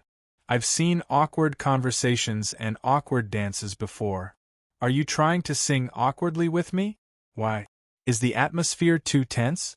Is this round-faced young man afraid of getting into a conflict, so he's preparing to freestyle? Yo, yo, yo. Jiang Shao looked at the round-faced young man who was still trying his best to say yo, feeling extremely awkward. Jiang Shao couldn't help but try to salvage the situation. Look at this noodle. It's long and wide, just like this bowl. It's big and round. The handsome young man's lips twitched awkwardly, and his hand that was holding onto the hilt of the sword trembled slightly. The round-faced young man was so embarrassed that he seemed to be on the verge of bleeding. Behind them, a young lady with a bun hairstyle was stunned. She was so shocked that she couldn't say anything. The other girl with the bun hairstyle couldn't help but burst into laughter. She held her stomach and sat down in the snow. Ha ha ha ha ha. Unlooming, get up and apologize. Little Icicle doesn't know anything. Don't you know? The other girl with the bun hairstyle kicked the girl called Unlooming in the butt. The girl with the bun hairstyle covered her mouth with one hand and her body was still trembling. Clearly, she was having a hard time holding it in. She stood up and looked at the round-faced young man. Sorry, Zhuang, I didn't mean to. Haha, I'm sorry. No, it's okay, the round-faced young man replied. Jiang Shao felt a little guilty, for he seemed to have gotten into trouble. She wasn't singing awkwardly, she was just stuttering. Jiang Shao had no intention of mocking him. Being mischievous and despicable were two different things, and humor and viciousness were two entirely different things. The lady with the bun, who hadn't laughed all this while, comforted him. Her words were gentle and full of encouragement. Qianzhuang, just say it. Don't be nervous. It's okay. You can speak slowly. Don't worry. Yo, you hurry, persuade, woo. The round-faced youth, Qianzhuang, stuttered. Wu Haoyang. Finally, Unlooming, who was sitting in the snow and laughing so hard that she almost rolled on the ground, opened her mouth again and helped the young man finish his sentence. And Yu frowned in dissatisfaction and kicked Unlooming's butt again. Sister, don't kick me. I just want to help him. I'm so anxious. Unlooming wrinkled her nose and stood up from the snow. She patted off the snow and shoe prints on her butt. I was born 11 seconds earlier than you. I'm your sister. And Yu glared at Unlooming before turning around to look at the tall and handsome young man.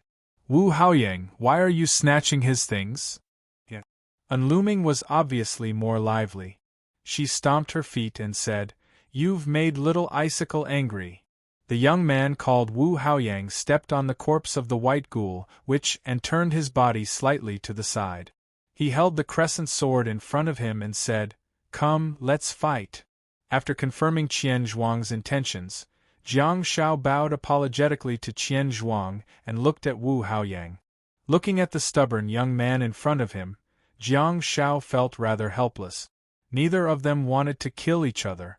Wu Haoyang reckoned that he was a martial arts fanatic who merely wanted to spar. But, I'm a damned doctor. Why should I fight with you?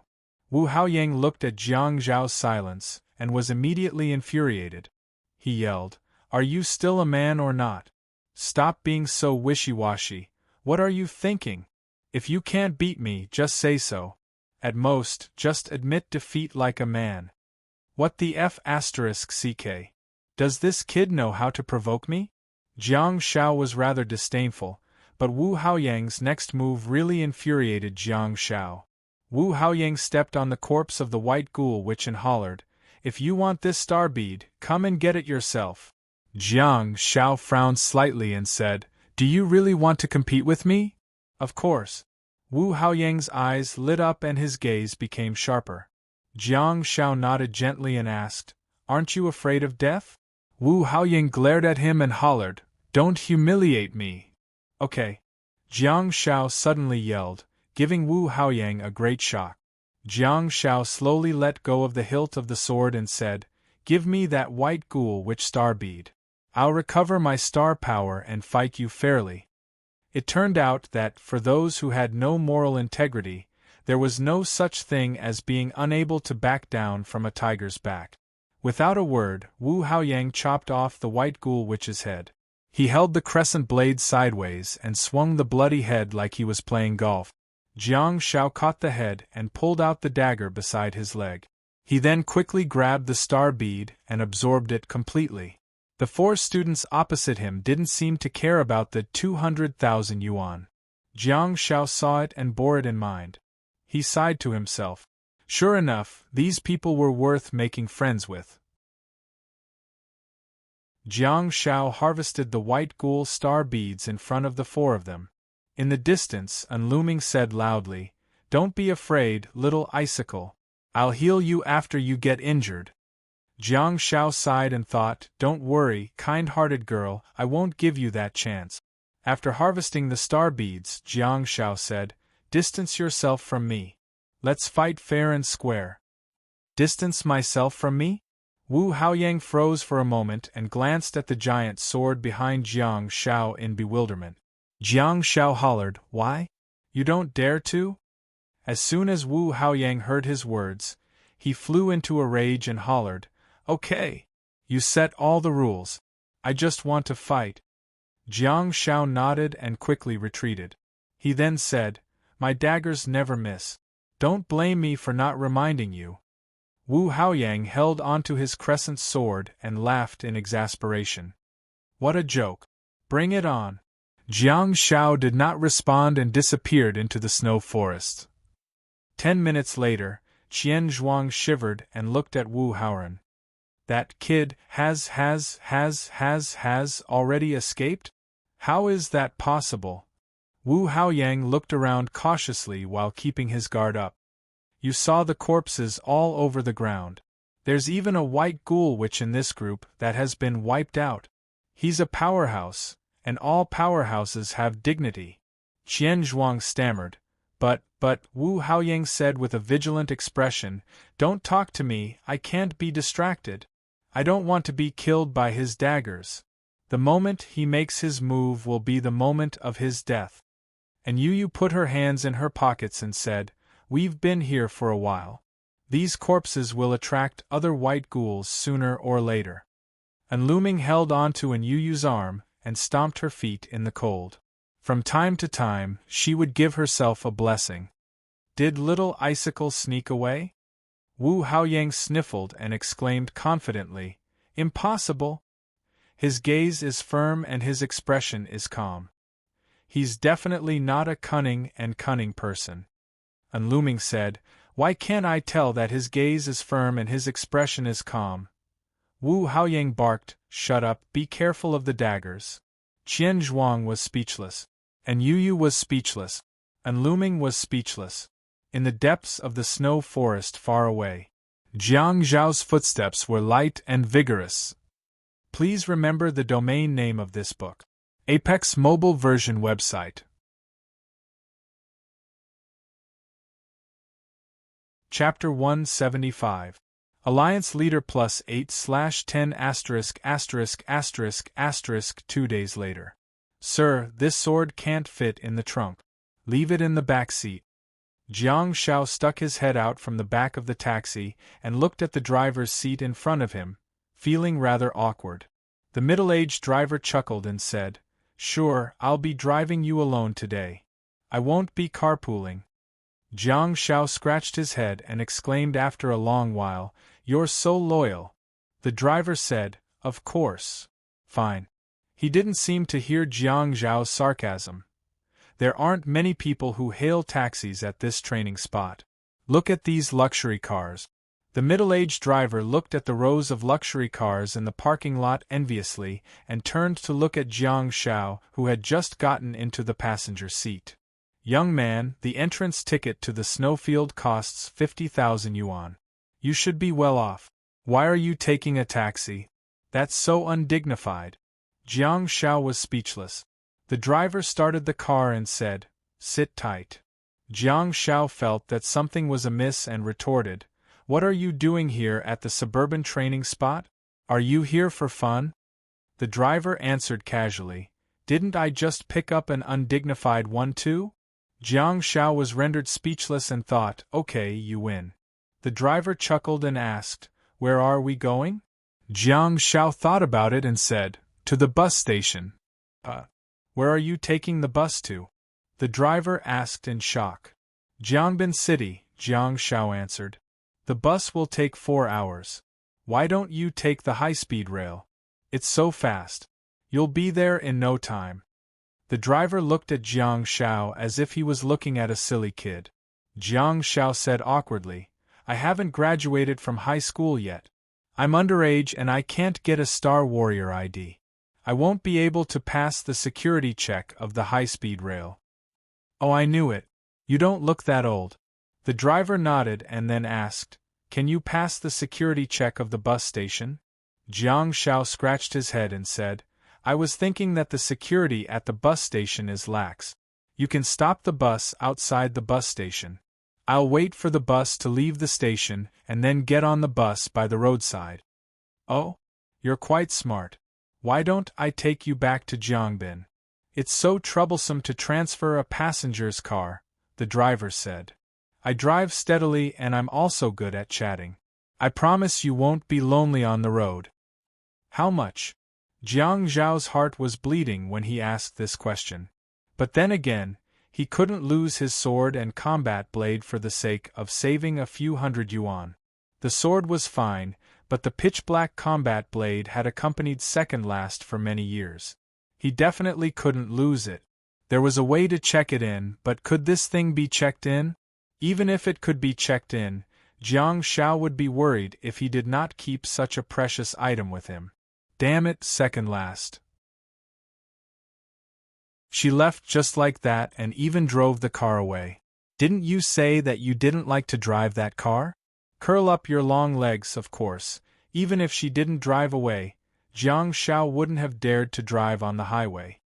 He was an obedient child. Jiang Shao decided that he had to get a storage space star technique in the future, just like Han Jiangshui's. That would be much more convenient. The driver was not bragging. He had indeed driven steadily and it hadn't snowed in the past 2 days. Hence, the highway was smooth and the journey was safe. Precisely because the driver was not bragging, his other characteristic was also displayed well. He was really talkative. He was so talkative. Jiang Shao finally found someone who was even more talkative than him. Although the awakened were not rare beasts and there were plenty of them in society, the driver's burning desire for gossip almost made Jiang Shao break down. If not for the fear of overturning the car, Jiang Shao would have really wished the driver well. Jiang Shao felt that the driver was not a long-distance driver at all. He made an exception today because the driver wanted to chat with the awakened. At night, the teaching block of Jiangbin High School was brightly lit. Although it was already the last class, in Class 1 of Year 3, the teacher sat on the podium and stared at the students who were scribbling away. The students were answering questions, some of them thinking hard, some of them scribbling, and some of them doing calculations seriously. Buzz. Buzz, Han Jiangshu wrote down the answer to square root 2 on the sketch paper and lowered her head to take out her mobile phone from her pocket. Han Jiangshue, who was still immersed in the math problem, had yet to realize the seriousness of the problem. However, Xia Yan, who was at the side of the aisle, was already beaming with joy. She had also set a certain someone to follow. Jiang Xiaopi mischievous or not just posted from Huawei, Maimong C199 the days are short and the nights are long. Why not enjoy the candlelight? Candle icon, P.S. Day 131 of liking little Jiangxue. Xia Yan was dumbfounded. What does that mean? She refreshed the message and realized that there were no comments below. Why did he say candle? Is he trying to diss the previous few Weibo posts that were filled with candle icons? Why doesn't he seem like he's trying to diss me? Xia Yan refreshed the message again, and this time, someone finally replied. Who's posturing? You're blinding me. Is the toxic healer back? Brother-in-law, you're finally back. How's your sister? The toxic healer is back. Hurry and send me a blessing. If you repost this toxic healer, you'll definitely recover from your cold tonight. Brother-in-law, where are you? Shall we go to karaoke with your sister? Penguin TV Su Ro. Pippi, the math paper is so difficult. Hurry and come back. Let me copy the answers. Little cutie sleeping. Sleep. Sleep your ass. Get up and get high. Xia Yan's fingers paused for a moment. When she saw the familiar nickname, she seemed to have understood the meaning of the ancient poem that Jiang Shao posted. In other words, it was, sleep your ass. Get up and get high? If you don't report to me when you're home, who do you want to get high with? Xia Yan immediately flew into a rage and thought, I've been worried about him for a month. Don't you have any conscience at all? Xia Yan immediately clicked on the reply, Hong Yan, get high, my foot. Go back to the door and wait for me. What made Xia Yan furious was that there was a reply from a Year 1 student. Zhu Wu, you're finally back. Let's go get some skewers. My brother and I are going to pick up Little Ku and Little Ku. We'll talk to each other later. Xia Yan threw her mobile phone away and turned to look at Han Jiangxue, only to realize that she was leaning against the table with her hand pressed against her ear. Seemingly, she's on the phone? Who is she talking to? Is there a need to ask? It must be Jiang Shao. Besides, Xia Yan knew that, given Han Jiangxue's personality, Jiang Shao would definitely be the one who took the initiative to call her. Xia Yan stomped her feet in anger and thought, am I that insignificant? Han Jiangxue finally hung up the phone after a long while, and a warm smile appeared on her cold face. Inadvertently, Han Jiangxue turned around, only to see Xia Yan glaring at her with eyes that were about to spew fire. Han Jiangxue said softly, he promised his friends in Year 1 before he went to the snowfield. He's going out for a meal now and will be back later. Xia Yan's expression suddenly changed and she pretended to be nonchalant. She snorted and said, he can go wherever he wants. It's good that he's not dead. Buzz buzz, Xia Yan hurriedly took out her mobile phone, only to discover that it was not a notification from Weibo, but a WeChat message. Jiang Xiaopi, mischievous or not, I saw the star beads. Brother Sun has been saving them for me. Thank you. Xia Yan raised her eyebrows and felt a little better. At least you have some conscience. But then again, isn't it Manager Sun?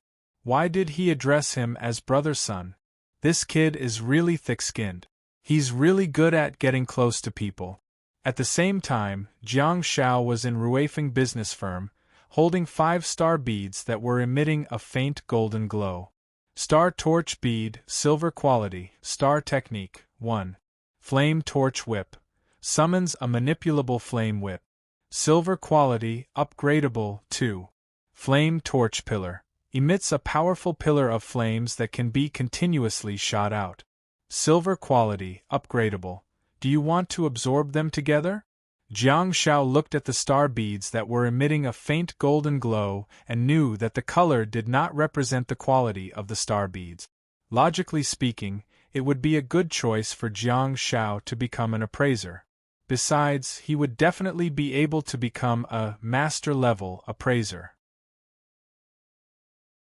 Because Jiang Shao had an internal star map, he would be able to tell what creature it came from and what kind of star technique it contained just by picking it up. When it came to appraising star beads, Jiang Shao would definitely not make any mistakes and his accuracy rate would be 100%. Normal star bead appraisers would indeed have to judge what kind of creature of other dimensions a star bead came from based on a series of factors such as the size, color, and luster of the star bead, as well as the manifestation of the internal energy of the star bead. For example, in front of him, Manager Sun was holding on to the white ghoul, which star bead that Jiang Shao had provided, and was wearing something that looked like a magnifying glass on his head. He was carefully studying the star bead. Please remember the domain name of this book. Top mobile version website.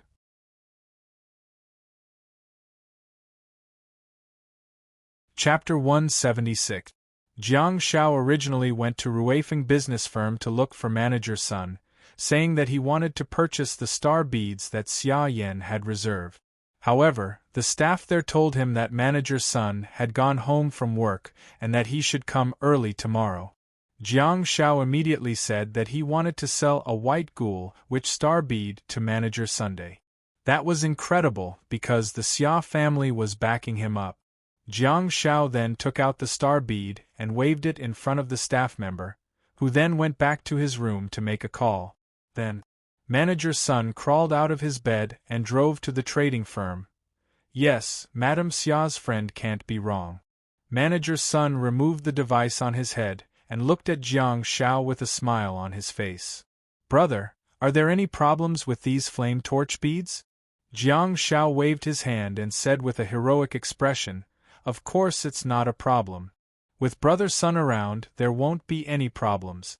I'm thinking of selling this white ghoul witch star bead to you and buying these star torch beads too. Take a look." Problem? There was a huge problem.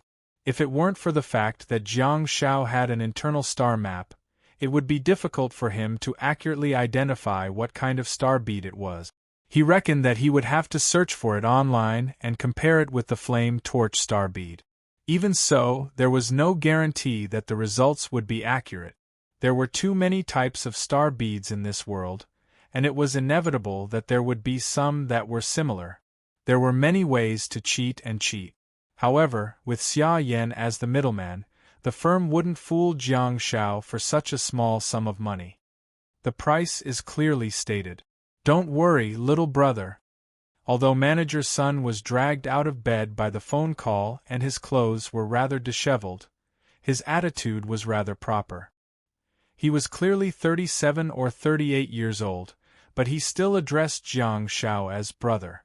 Jiang Shao looked at Manager Sun's chubby, round face and felt that it was rather joyous. Was this the legendary happiness of the sage? 200,000 white ghoul witch star beads and 30,000 flame torch star beads. That's a total of 150,000 white ghoul witch star beads. What's your card number? I'll get someone to transfer 50,000 to you now, Manager Sun said with a smile. 30,000? Why don't you just rob someone? Jiang Shao scratched his head and asked, "Pardon me for asking, but how much do you want to buy the flame torch pearl for?" Manager Sun chuckled and said, "It's not a secret. 8,000 for one." Jiang Shao, and %yen #@#yen. Manager Sun was still smiling and said, "Brother, I can understand Russian." Jiang Zhao's lips twitched awkwardly. Fortunately, he only said something along the lines of, "Screw it." Manager Sun straightened his clothes and said, "Brother, this star torch bead is produced in the dimensional space in the Dajiang Basin. It's considered a precious star bead even there, let alone in Beijiang province. Besides, the star techniques contained in it are very powerful. It'll be extremely difficult for you to find advanced fire series star techniques in Beijiang province." Jiang Shao nodded. He definitely had to buy it, but the problem was that the price difference was too great. These black-hearted businessmen. Jiang Shao reckoned that if it weren't for the fact that the Beijiang officials were selling the lava ghoul star beads, the price of the lava ghoul star beads that cost 300 to 400 yuan each would probably be several times more expensive. However, Jiang Shao reckoned that Fatty Sun was just saying that. In Beijiang, if Fatty Sun could obtain a star torch bead, it would be a supernatural event. Brother, don't be too distressed. There's a cost to entering the dimensional space. If you want to fight in person, the journey will be long and dangerous. Besides, the entrance fee alone will cost more than 100,000 yuan, and you might not even be able to encounter the flame torch. Seeing that Jiang Shao was young, Manager Sun continued, "Madame Xia asked me to keep it for you. If you don't want to buy it, I'll take it back." Jiang Shao said, "I don't have a bank card. I've never applied for one before." Manager Sun was slightly stunned for a moment before he said, "Oh, no problem." He then waved at the staff beside him and said, "Go get some cash for Brother Jiang." "Alright, cash it is. The public security is so good, I reckon I can't be robbed. Besides, as an awakened, it would be embarrassing if he were to be robbed. Do you have any other star beads? I'd like to take a look." Jiang Shao asked and subconsciously looked around. He could see the end of the small shop, so he didn't have much hope. "What do you want? You can book it in advance. We can still help you get the basic star beads from the nearby provinces." Manager Sun chuckled and continued, "Don't ask for Dajiang star beads like Madame Xia did. Don't make things difficult for me again." Jiang Shao really wanted to ask if they had any medical star beads. However, Jiang Shao didn't ask. He was afraid that he would be beaten to death on the spot. There was an interesting saying: Zhongji produces boorish men, and Liaodong produces naval battles. There were not many arsenals in Beijiang, but there were plenty in the snowfield. However, it was the complete opposite in Zhongji province. There were plenty of arsenals, but very few in the snowfield. Apart from Zhongji province, which had a few snowfields, there were no snowfield training sites in the land of Huaxia further south. Hence, green glow became the iconic star technique of Beijiang province. In Zhongji province, the large number of arsenals also led to the development of the government. The ticket prices were lower than in the Beijiang arsenal, and the distribution of monsters in the arsenal was also adjusted to be relatively ideal. Most of the cultivators in Zhongji province fought in the arsenals and fought against the savages and ape ghouls every day. It would be strange if they weren't fierce. What was a broadsword and what was a spear in Zhongji province and Liaodong province? There was a unique dimensional space known as the Ice Cave. There was a creature of another dimension called the Ice Soul, which had 3 star techniques: Ice Bomb brass quality, Ice Mist armor silver quality, and Ice Roar gold quality. 3 techniques in 1 star, and each of them was of a different grade. This was very interesting. Putting everything else aside, a star bead that could attack and defend was considered ideal. However, the existence of the Ice Soul was also the reason that the Ice Cave was extremely dangerous. Hence, it was not open to the public. But then again, even if Jiang Shao could book the star bead, he wouldn't be able to afford it, right? Putting aside the Battle of Liaodong, for the time being, the basic star beads were not enough to meet Jiang Zhao's needs. What he wanted most now were star techniques that could help him escape and even space. Damring province had a vast territory and was considered the most outstanding among the neighboring provinces. It had a wide variety of dimensional spaces, and some low-level creatures of other dimensions were active there. Hence, star beads were relatively easy to obtain. There was a series of dimensional spaces in Damring province known as Under the Starry Sky. Hearing the beautiful name, Jiang Shao could already imagine the boundless wilderness under the moon. It was said that the name of the dimensional space was given by the first generation of wasteland reclaimers. Jiang Shao had no idea how much blood and tears they had shed to explore the dimensional space. Jiang Shao only hoped that the ancestors of the wasteland reclaimers gave it such a name out of romance and longing.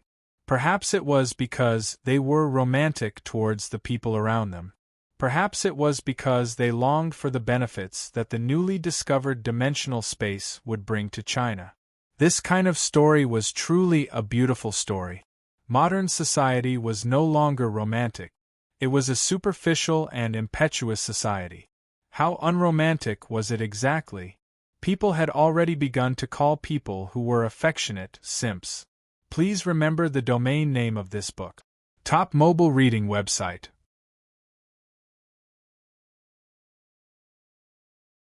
Chapter 177. Nowadays, very few people called the Damning Dynasty dimensional space below the starry sky. Instead, they shortened it to below the stars. There were many types of creatures in below the stars, but the creatures of other dimensions were different. How could they be differentiated? For the sake of easier development and management, the unromantic people added levels in front of the name. Levels 1 to 5 were classified according to the danger level, with level 1 being the safest and level 5 being the most dangerous. The division was simple and clear. Jiang Shao was willing to accept it. Well, it's mainly because it's easier to answer during exams. For Jiang Shao at this stage, romance was not as important as scores. The basic techniques of Damning province were basically produced in below the stars level 1. There were strange-looking creatures with sheep heads that had 2-star techniques, collision and night vision. There were also strange-looking beasts that had 2-star techniques, scent and vine. Logically speaking, night vision was definitely a good ability, but the problem was that Jiang Shao had too few star slots. Sticking to his usual style, it would be best not to use star slots if he could use equipment. Can't see at night? Can't I just wear a night vision device? Besides, if he really wanted to absorb it, Jiang Shao wouldn't choose night vision. There was a strange-looking creature with a dog's head, in below the stars level 2. Their star beads contained the star technique perception. That was a serious enhancement of the 5 senses. To Jiang Shao, once it was upgraded to a certain level, his perception might come with the so-called night vision function. As for the so-called collision, there was no need to mention it. With green glow, what's the point of going against it? Do you think you have too many star slots? The star techniques of the beasts in below the stars level 1 and the demons in below the stars level 2 were also considered basic. Vine and Vine Whip were also iconic star techniques of Damming Grassland. Damming Grassland produced many control-type talents, all of whom embarked on a path of no return because of this star bead. Of course, such basic star techniques had their own advantages and could be used as control technique. However, Jiang Shao felt uncomfortable because he was afraid that grass wouldn't grow on the floor during indoor competitions. Although Jiang Shao was not interested in the basic star beads of Damming Grassland, he was extremely eager to obtain advanced star beads. The demons in below the stars level 3 even produced hypnotic star techniques and terrifying star techniques such as parasites. Gao Junwei's gold-grade roar of fear came from a creature called the Ghost Fox, which was under the stars in Great Meng. Was Roar of Fear strong? Of course he was strong. However, they were not basic star beads and could not be bought. It was difficult to order them, let alone upgrade the quality of them. After putting aside his unrealistic fantasies and thinking about it carefully, Jiang Shao realized that the only star bead that he could obtain and absorb was the dog-headed walkers' star bead in the below the stars star bead. The dog-headed walkers were silver quality creatures that had 3 star techniques: perception, brass quality; sharpness, brass quality; and swiftness, silver quality. Perception was a star technique that enhanced the 5 senses. Once the quality of the star technique was upgraded, the effects would definitely be stronger. Sharpness was an enhanced version of Sharp Claws. It made one's hands and feet as hard as iron, making them sharper and more lethal. Jiang Shao wasn't too interested in that star technique. Swiftness was a terrifying silver-quality star technique that could allow one to move faster and react more nimbly. Although that star technique did not increase one's output, it did increase one's attributes. What would happen if it was upgraded to the king grade? What made Jiang Shao hesitate was, on the one hand, he had very little money, and on the other hand, he couldn't go to Damming Grassland anytime soon. He didn't have the money to go to below the stars level 2 to upgrade his star technique either. The third reason was that the ghost tiger in below the stars level 3 had 4 star techniques in 1 star bead. It also had perception, swiftness, sharpness, and an additional star technique. Battle Howl was a gold-quality star technique. However, a Jiang Shao couldn't buy the ghost tiger's star bead. He felt terrible. Jiang Shao only had 5 star slots left. He felt that he had to be cautious and absorb as many star beads as possible. It would be best if every star technique was useful, and it would be best if he could absorb them in large quantities, alright. Jiang Shao had too many requirements. Of course, if there was a spatial star bead in front of Jiang Shao, he would absorb it without hesitation even if it was only 1 star technique. I'd better not act rashly. I'll see what kind of star beads my master second last can bring me. Jiang Shao said in a teasing manner, those basic techniques are useless.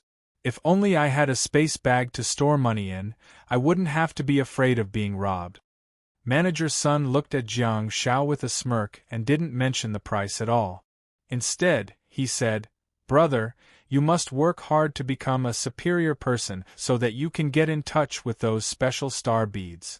Jiang Shao shook his head helplessly and threw the bundles of money into his school bag. Hee hee, yeah, I do have to work hard.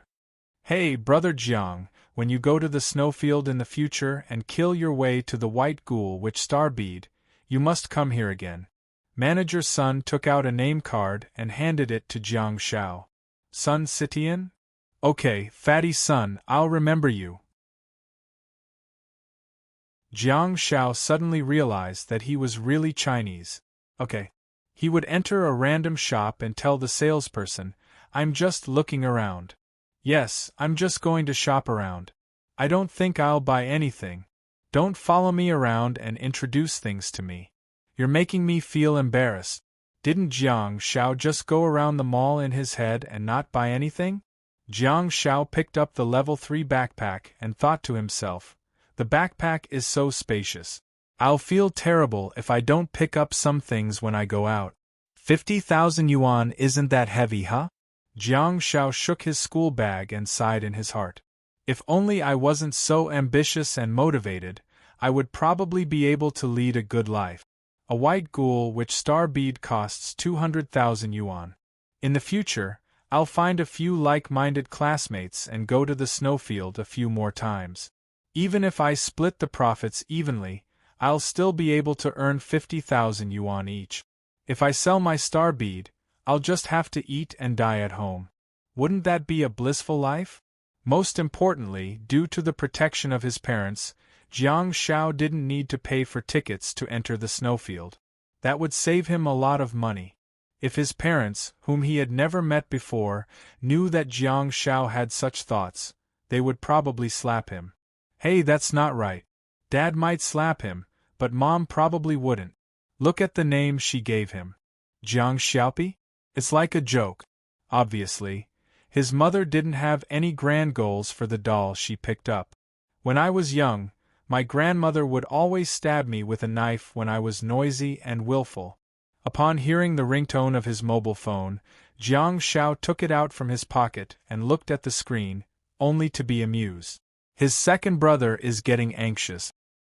Tell me the place. I'll be there right away. I have to make a trip home to put some things away. Jiang Shao picked up the phone and said, I have to go home first to put some things away. To his surprise, the other party said, the alley at the south end of the school, Bragging Beer Barbecue 203. Hurry up, they close at 2 a.m. I've just ordered 2 boxes of beer.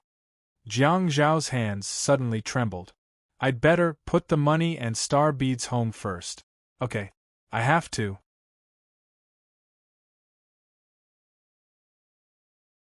Chapter 178. Alliance Master 9/10****. The next morning, Jiang Shao woke up in a daze and rubbed his eyes with one hand, trying his best to resist the nausea. When he opened his eyes, he saw that it was pitch black outside the window.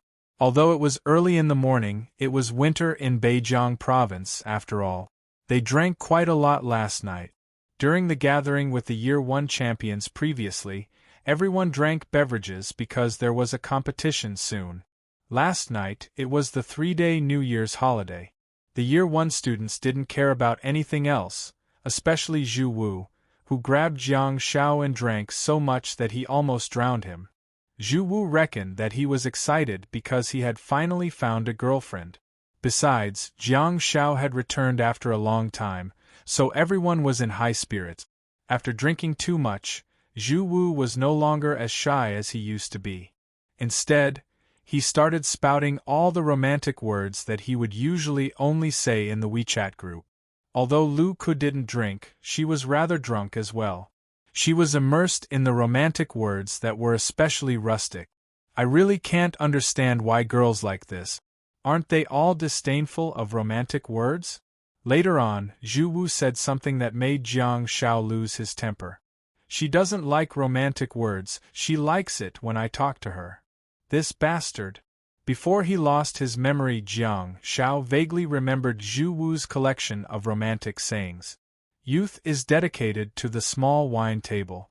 Drinking is all about getting drunk. At that time, Jiang Shao was displeased and retorted, there are only a few drinks in life. There are only a few drinks in life. Whoever finishes first will leave first. Then Jiang Shao lost his memory.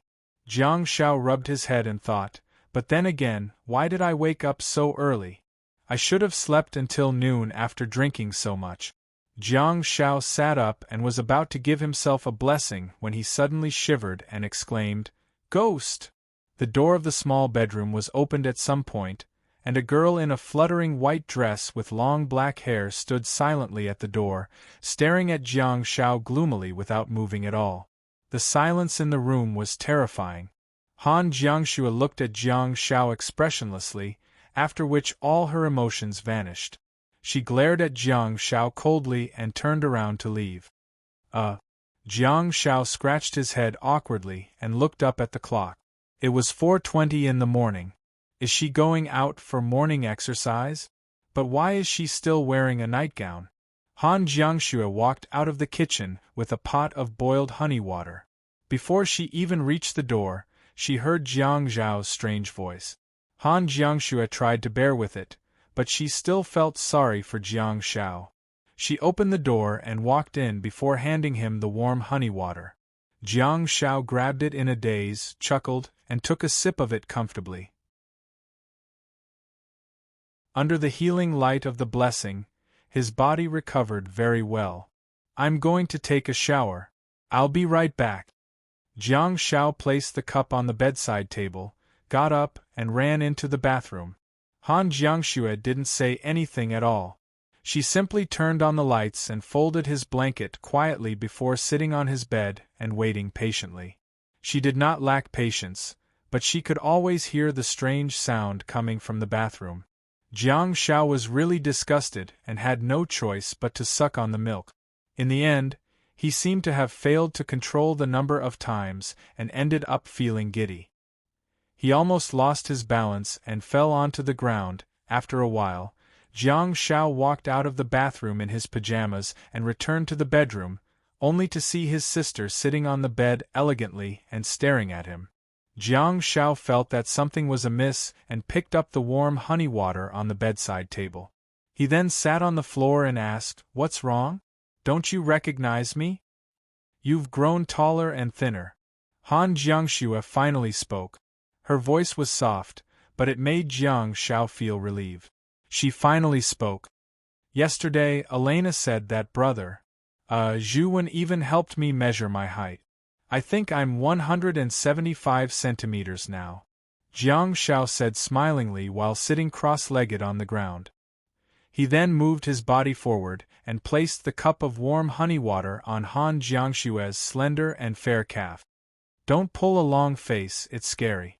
Han Jiangshua retracted her calf and curled up on the bed. She glared at Jiang Shao and said, "Can't you be more serious, even for a minute?" Jiang Shao took a sip of the warm honey water and felt a warmth in his stomach. He looked up at Han Jiangshua and said, "That's not my style. It'll be too heartwarming if I'm more serious. I'm afraid I'll cry." Han Jiangshua looked at Jiang Zhao's face quietly. In fact, she had been staring at him for a long time at the door when he was asleep, seemingly trying to find out the changes that had taken place in the past month. "Say something, I'm a little flustered. If you have nothing to say to me, go back to the room. I'll go back to sleep. The floor is rather cold." Jiang Shao paused for a moment and continued, "Come up then." Han Jiangshua shifted her body inwards. "You're the one who said it. I'm not the one who wants to go up." Jiang Shao got up and sat on the edge of the bed. Han Jiangshua moved closer and leaned the quilt that she had just folded against the headboard. She then leaned against it and said, "Li Wei has broken through to the middle of the nebula stage." Jiang Shao was dumbfounded. "It's dark and we're alone on a small bed. Yet, you're telling me that Li Wei has broken through? That's a good thing." Jiang Shao finally snapped back to his senses after a long while. He then crossed his legs and sat on the bed. The floor was indeed a little cold. His house was not heated by geothermal energy. He absorbed the mercenary star bead that we gave him last time. Han Jiangshua seemed to be thinking hard about something. She continued, "By the way, I still have a star bead with me. Do you remember the dangerous situation we encountered in the arsenal previously? The awakened that I blasted into the sky smasher? Jiang Shao nodded and said, "Oh, I remember him. Take a look and see if he has any medical star technique." Han Jiangxue did not have much hope. Judging from the awakened's performance, he should be a melee awakened. Jiang Shao handed the hot honey water to Han Jiangxue and grabbed the star bead that she took out from the coffin. Several pieces of information popped up in his head. 8-star technique. Seems like he's an awakened in the nebula stage. Green glow, endurance, burning flame, bursting flames, flame arc, scorch, severe damage, brutality. He's considered a typical melee awakened in Beijiang. Jiang Shao shook his head and said, "There are no medical star technique. This star bead should be in the nebula stage. When you break through the later stages of the nebula stage, you can use it as a prop." Okay. Han Jiangxue held the hot honey water and took a sip before saying, "It's your turn." Jiang Shao was dumbfounded. Looking at Jiang Zhao's bewildered expression, Han Jiangxue continued, "Tell me about the recent situation. Are you exchanging information with me? Do you even know how to chat?" Jiang Shao almost burst into laughter. No wonder she looked like she was deep in thought just now. She's really interesting. Nebula stage. As soon as Jiang Shao said that, Han Jiangxue's eyes lit up. "Be careful. If you crush the cup and spill the water on the bed, you'll have to wash the sheets for me," Jiang Shao said frantically. "Continue," Han Jiangxue said softly while lowering her head to continue sipping the honey water. He had no idea if she cooked it for Jiang Shao or if she wanted to drink it herself. "Anyway, I won't be lighting up my star map. In the future, I won't have to use 2-star techniques in 1-star map. Anyway, I can embed 8-star techniques in the nebula stage." Han Jiangxue nodded and continued, "I'll help you talk to teacher Hai and Li Wei. They're not talkative people, so they'll agree." Jiang Shao thought about it and continued, "The star techniques are still the same. I've learned a lot from second last, and I've also mastered the swordsmanship that Xia Yan taught me. I've been practicing well with daggers too. This month will be considered special training for the Beijiang City League." "Mastered?" Han Jiangxue smiled and continued, "You're really bragging shamelessly." Jiang Shao smiled and didn't say anything. To his surprise, Han Jiangxue seemed to have thought of something as her eyes gradually became gloomy. Women, regardless of their age, emotions were always hard to understand. Besides, isn't it a little too fast? "What's the matter?" Jiang Shao asked with concern. "You should have been growing up normally in year 1 of high school, but because of me." Han Jiangxue lowered her eyes and said softly, making Jiang Zhao's heart ache, "My little sister. You must keep a cold, sullen face all the time. Now that you've shown this side of you, how can I possibly take it? I quite like this kind of life. Compared to being mischievous in school, playing in the dimensional space is much more interesting." Jiang Shao suddenly thought of something and smacked his head. "Wait a minute." Jiang Shao then got out of bed, picked up the level 3 backpack on the computer table, and walked back. "Where did you get the money from?"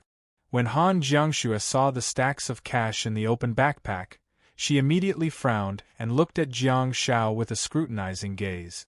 Jiang Shao rummaged around in the backpack and took out 5-star beads, which he then handed to Han Jiangxue. Jiang Shao said meekly, "Don't worry, the money came from the right path. I sold a white ghoul witch star bead and ordered a few flame torch star beads from Ruifeng business firm. The Provincial League is about to start soon. These star techniques will greatly increase your strength." Han Jiangxue stared at Jiang Shao in a daze, feeling extremely complicated, and her thoughts were in a mess. All of a sudden, she didn't know if she should be touched or angry. His blessing could be upgraded, and every white ghoul witch star bead should be absorbed by him. However, Han Jiangxue didn't know that Jiang Zhao's blessing was still far from being upgraded. Hence, it was still acceptable for him to keep one for the time being to improve his family's financial situation. Jiang Shao reckoned that if he really wanted to upgrade his blessing to gold quality, he would probably have to go to the holy ground to encounter a large number of white ghoul witches. If he were to simply train in the snowfield, it would probably take him a few years to accumulate enough white ghoul witch star bead. Isn't your internal star map the white flames? Since it's compatible, let's go all the way. The white flames guided you towards rules output, which also means that you should take the path of fire technique. Jiang Zhao's voice became softer and softer. Seeing that Han Jiangxue had propped herself up, Jiang Shao suddenly exclaimed, "I did buy the star beads, but Xia Yan was the one who came up with the idea. She was the one who ordered the star beads from Ruifeng business firm. It's her, she instigated me to do this." Han Jiangxue was speechless.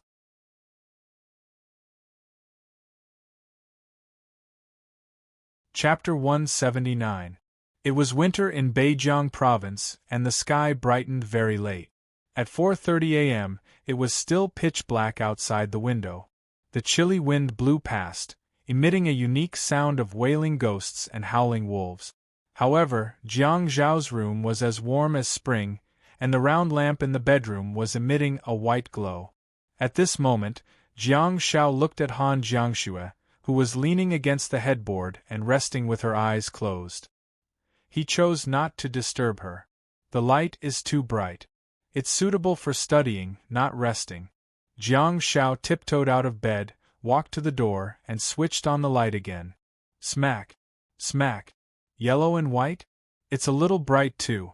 Smack! Smack! Yes, it's all yellow. It's much warmer. After thinking about it, Jiang Shao decided not to go to bed again. Instead, he sat on the ground again and looked up at Han Jiangxue, who slowly opened her eyes.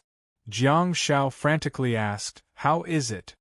Han Jiangxue stretched out her fair and tender arm, which complemented her white nightgown and accentuated her fair and rosy skin. Under the dim yellow light, the image of a beauty lying on her side seemed so languid and intoxicating.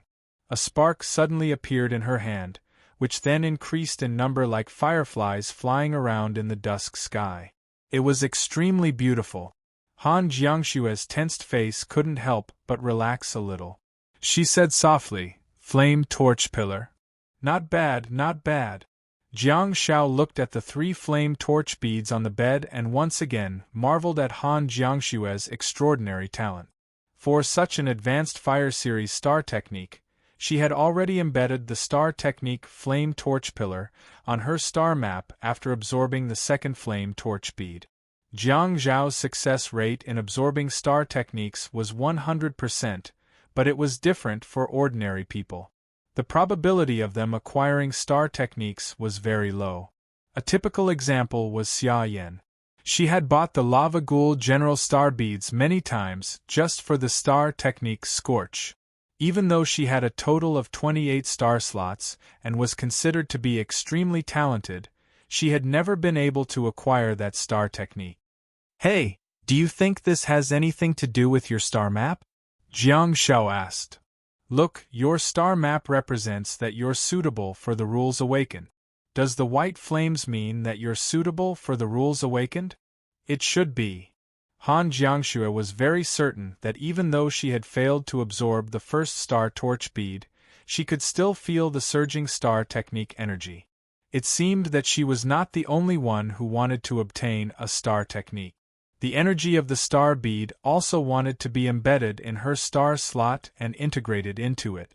However, when she absorbed the Savage Sorcerer's Zombie Spirit and Corpse Explosion star techniques in the arsenal, she didn't feel so close. "Let's go all out." "There's still one more star technique," Jiang Shao said frantically, gesturing for Han Jiangxue to strike while the iron was hot. Han Jiangxue picked up a flame torch star bead with her left hand and said softly, "Li Wei asked us out for lunch today." Jiang Shao was dumbfounded. "Why did you mention Li Wei again? This is the second time you mention another man while lying on my bed." My heart hurts. Also, a gathering? I'm not that old, but I've had a lot of dinners. He said that Qing Mei was the one who suggested it. He said that Sister Qing Mei misses you very much, Han Jiangxue said while closing her eyes. Jiang Shao was dumbfounded. Jiang Shao did not think that he was very popular with women. It was because those women were all lecherous. Han Jiangxue was the only one who exuded the fragrance of pork. The other women only tried to get close to him because they wanted to ask him for help. For example, Li Qingmei basically tried to get close to him because she wanted him to treat Li Wei. The first time she tried to get close to him was because she wanted to take photos and show off her long legs. The second time she tried to get close to him was because she looked pale and wanted him to give her blessings. What does she want this time? Just as Jiang Shao was thinking about it, the star bead in Han Jiangshue's hand turned into spots of starlight that fused into her delicate skin. After more than 30 seconds, Han Jiangxue opened her eyes expressionlessly and remained silent. It's all right, failure is the mother of success. Continue, strike while the iron is hot. Calm down. There's probably no one else in Beijing who has better qualifications than you.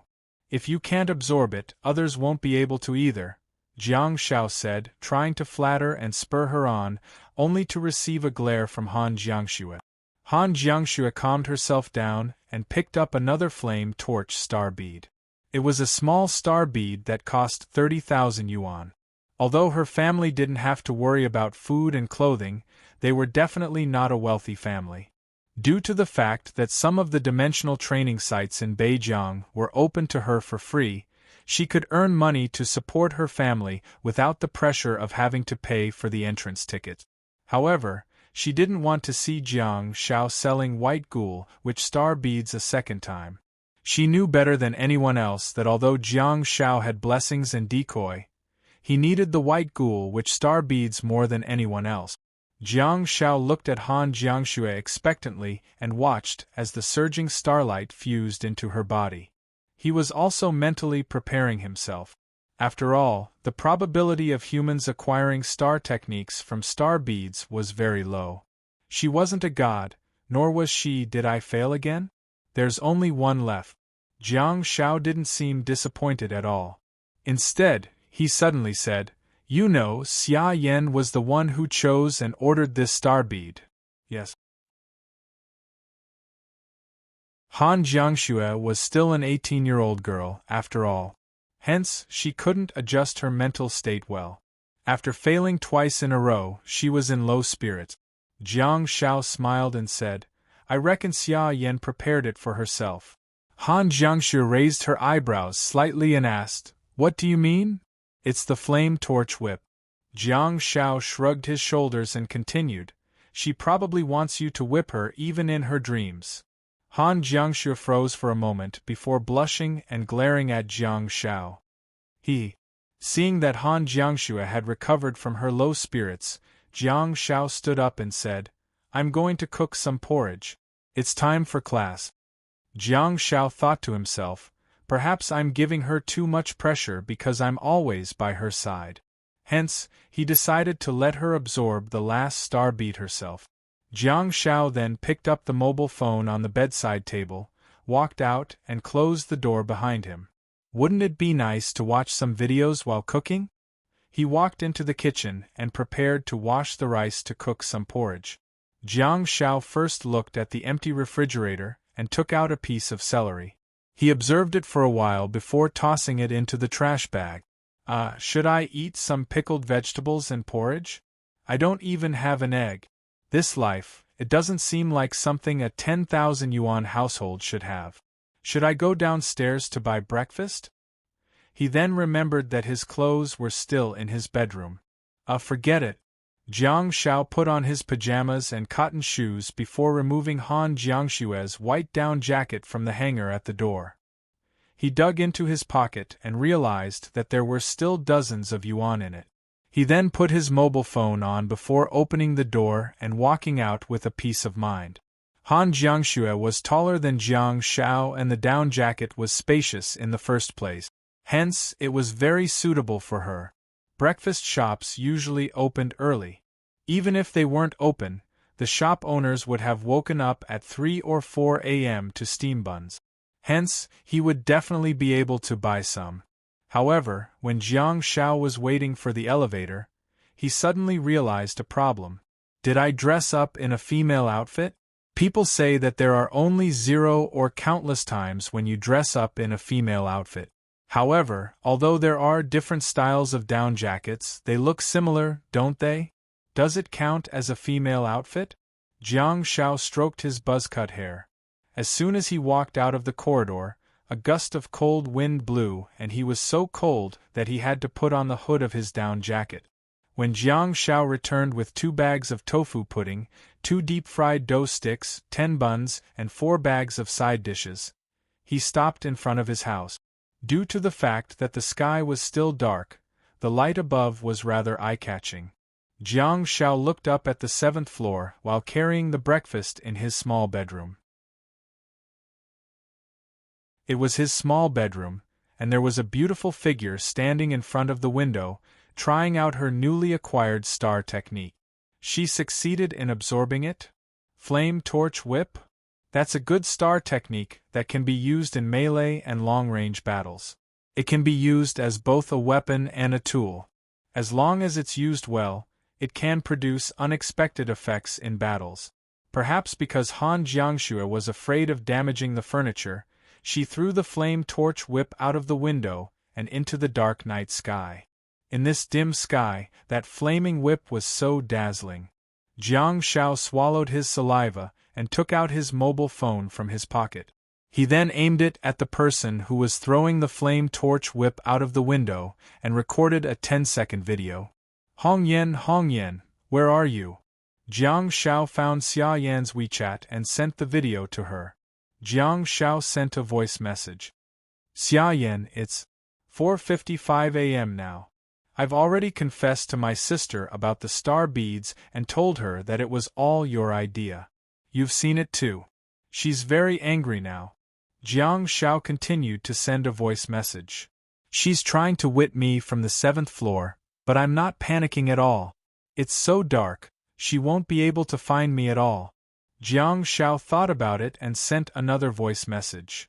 I'm standing downstairs as a punishment now. Don't worry about me. Hurry up and pack your things and run away. Go out and lie low. Accompanied by the cold wind and Jiang Zhao's shivering voice, the voice messages really seemed like they were the real deal. Jiang Shao put away his mobile phone in satisfaction and hurriedly scurried into the corridor. At the same time, in a villa in China's famous city, there was a series of buzzing sounds in the bedroom. On the soft bed, Xia Yan grabbed her chestnut-colored hair angrily and picked up the mobile phone beside her pillow in a daze, only to see a 10-second video. At the next moment, Xia Yan was no longer sleepy. After listening to Jiang Zhao's voice message, her face instantly turned deathly pale. Please remember the domain name of this book. Top mobile reading website.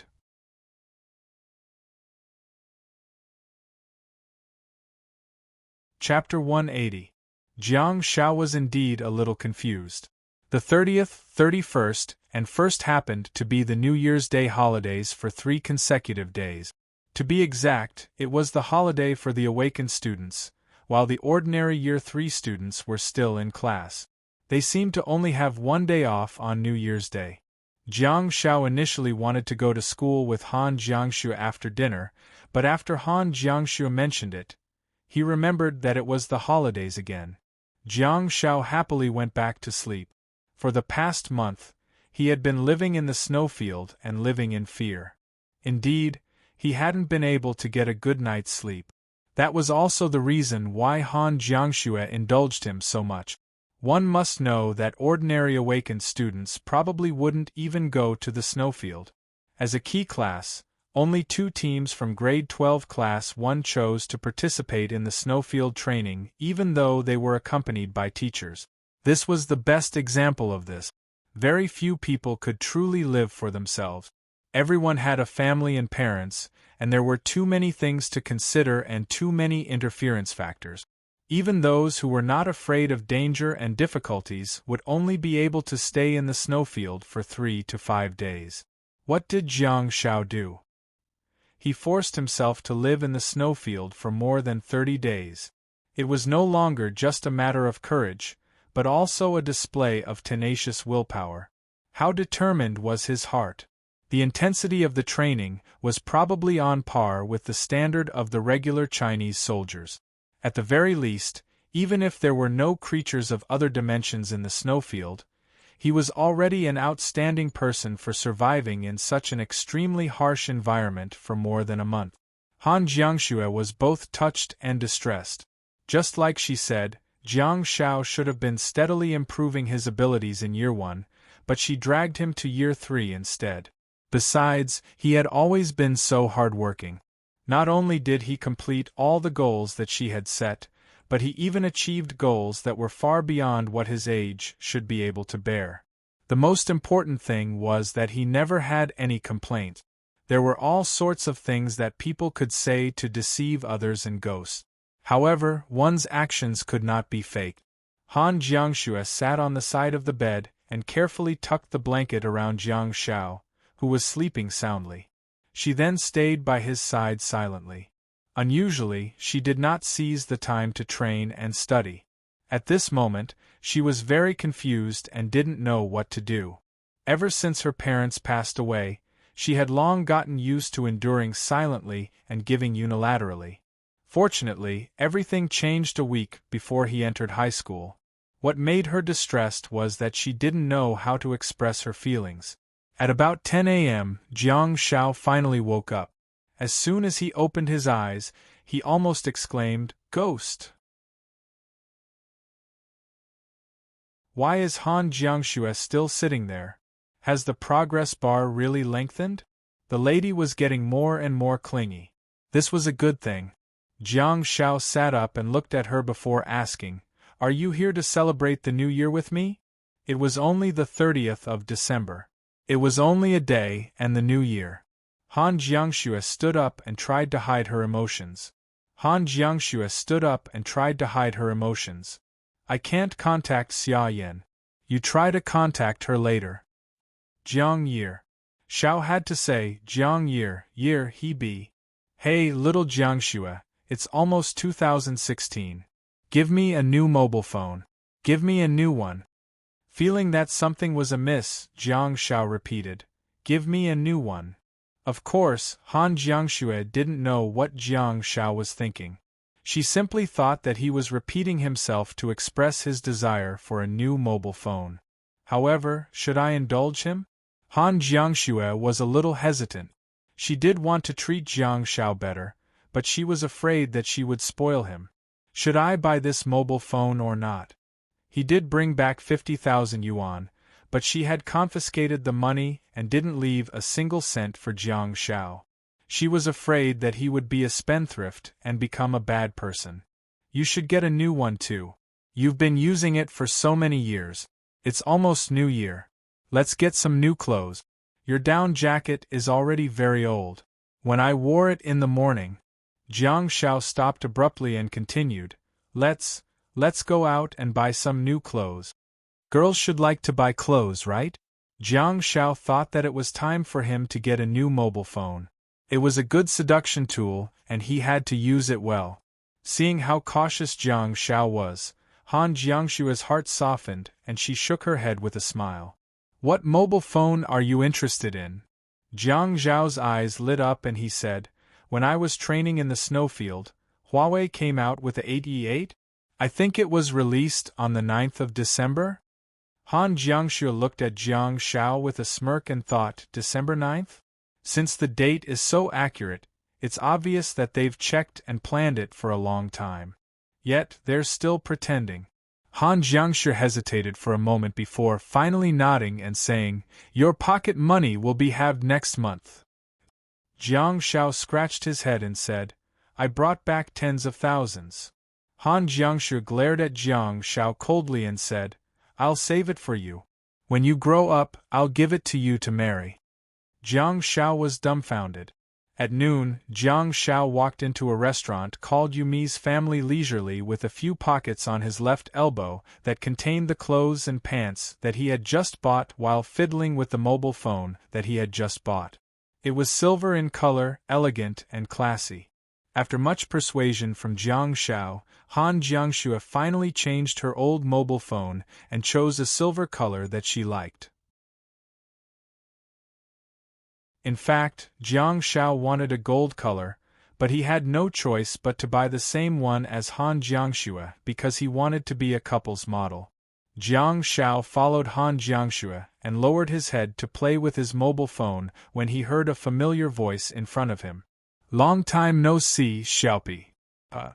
As soon as Jiang Shao looked up, he was hugged gently by that person. Jiang Shao was originally playing with his mobile phone with his arm bent. Hence, he pushed the person's chest and looked up, only to see that it was the handsome Li Wei. Under his naturally curly black hair was a handsome face that was full of smiles. "You must be exhausted these days. It's been tough on you." In fact, apart from Jiang Shao, the other 3 members of the team all had the same thoughts. Li Wei and the others were well aware of why Jiang Shao was going to the snowfield for training. If possible, Li Wei would be very willing to accompany Jiang Shao. However, Han Jiangxue said that Jiang Shao had better teachers and partners and that he didn't need Li Wei's help. Hence, he finally calmed down but felt rather emotional. For the sake of this team, this junior who had skipped a grade had really risked his life. The most important thing was that Jiang Shao wasn't going to go to college this year at all. Hence, he did it for the sake of the team. Jiang Shao didn't know what Li Wei was thinking. To be honest, he really wanted to go to college this year. Initially, he wanted to stay in high school and earn some skill points through competitions. However, he had now broadened his horizons and felt that there were too few skill points for high school competitions.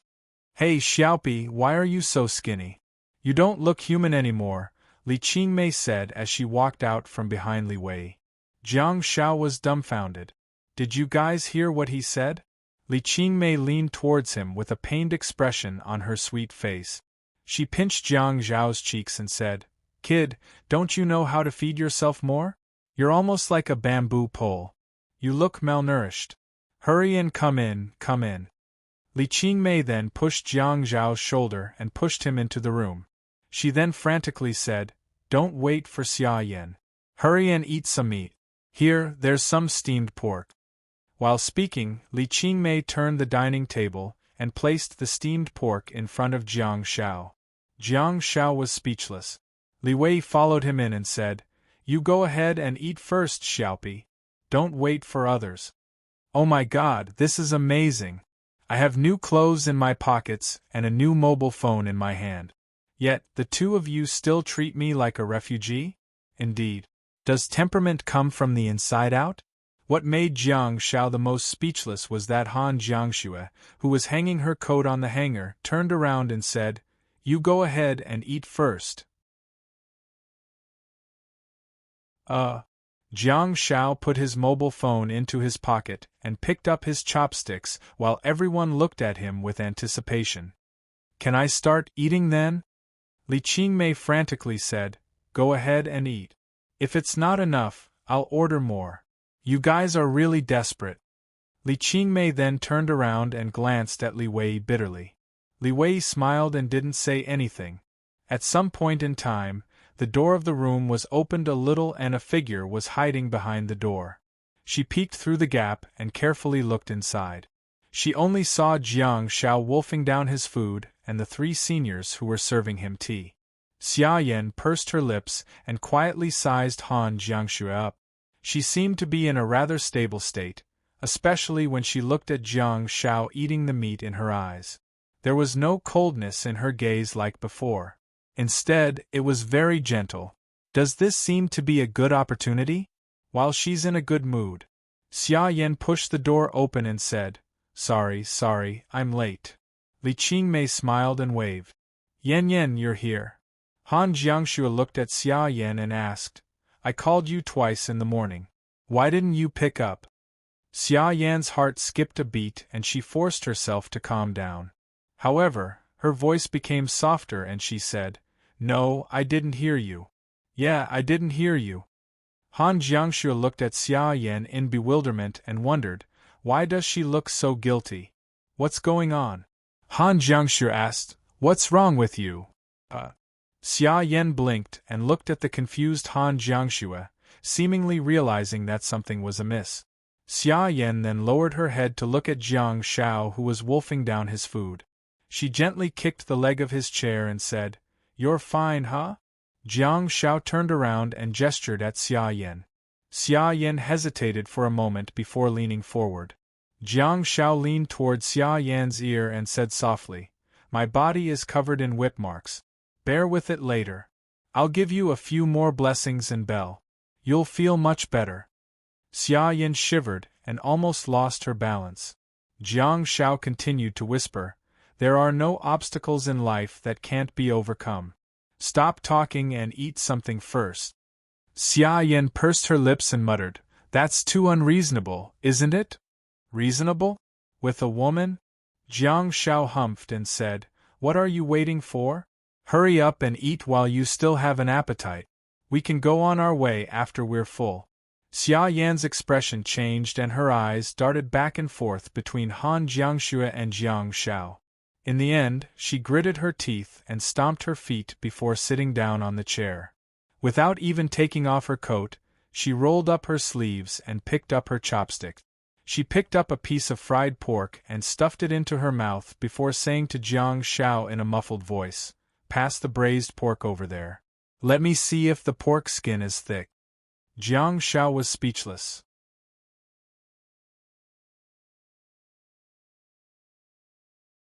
Chapter 181. Alliance Leaders Bonus 10/10 ***** 10 days later, at Jiangbin City Railway Station. "Damn you, Jiang Xiaopi." Xia Yan pulled open the door of the soft sleeper compartment and sat down on the lower berth. She then said to Jiang Shao, "Go upstairs, your sister and I will sleep below." "Okay, I'll be above you, I'll be above you." Jiang Shao chuckled and sat beside her. "Are you still angry? It's not a big deal." She glared at Jiang Shao with anger in her eyes. Even though it had been 10 days since she was deceived, she was still brooding about it. She deliberately ate a lot of pig skin during the gathering that day in order to get whipped. In the end, nothing happened. The silly Xia Yan had been feeling worried until she saw Jiang Zhao's peculiar smile. She then realized that she had been deceived and flared up on the spot. Xia Yan didn't know if she was angry because she was deceived or because she didn't get whipped in the past 10 days. Xia Yan had been taking revenge on Jiang Shao during training. To Xia Yan's astonishment, Jiang Zhao's swordsmanship was a little too exquisite.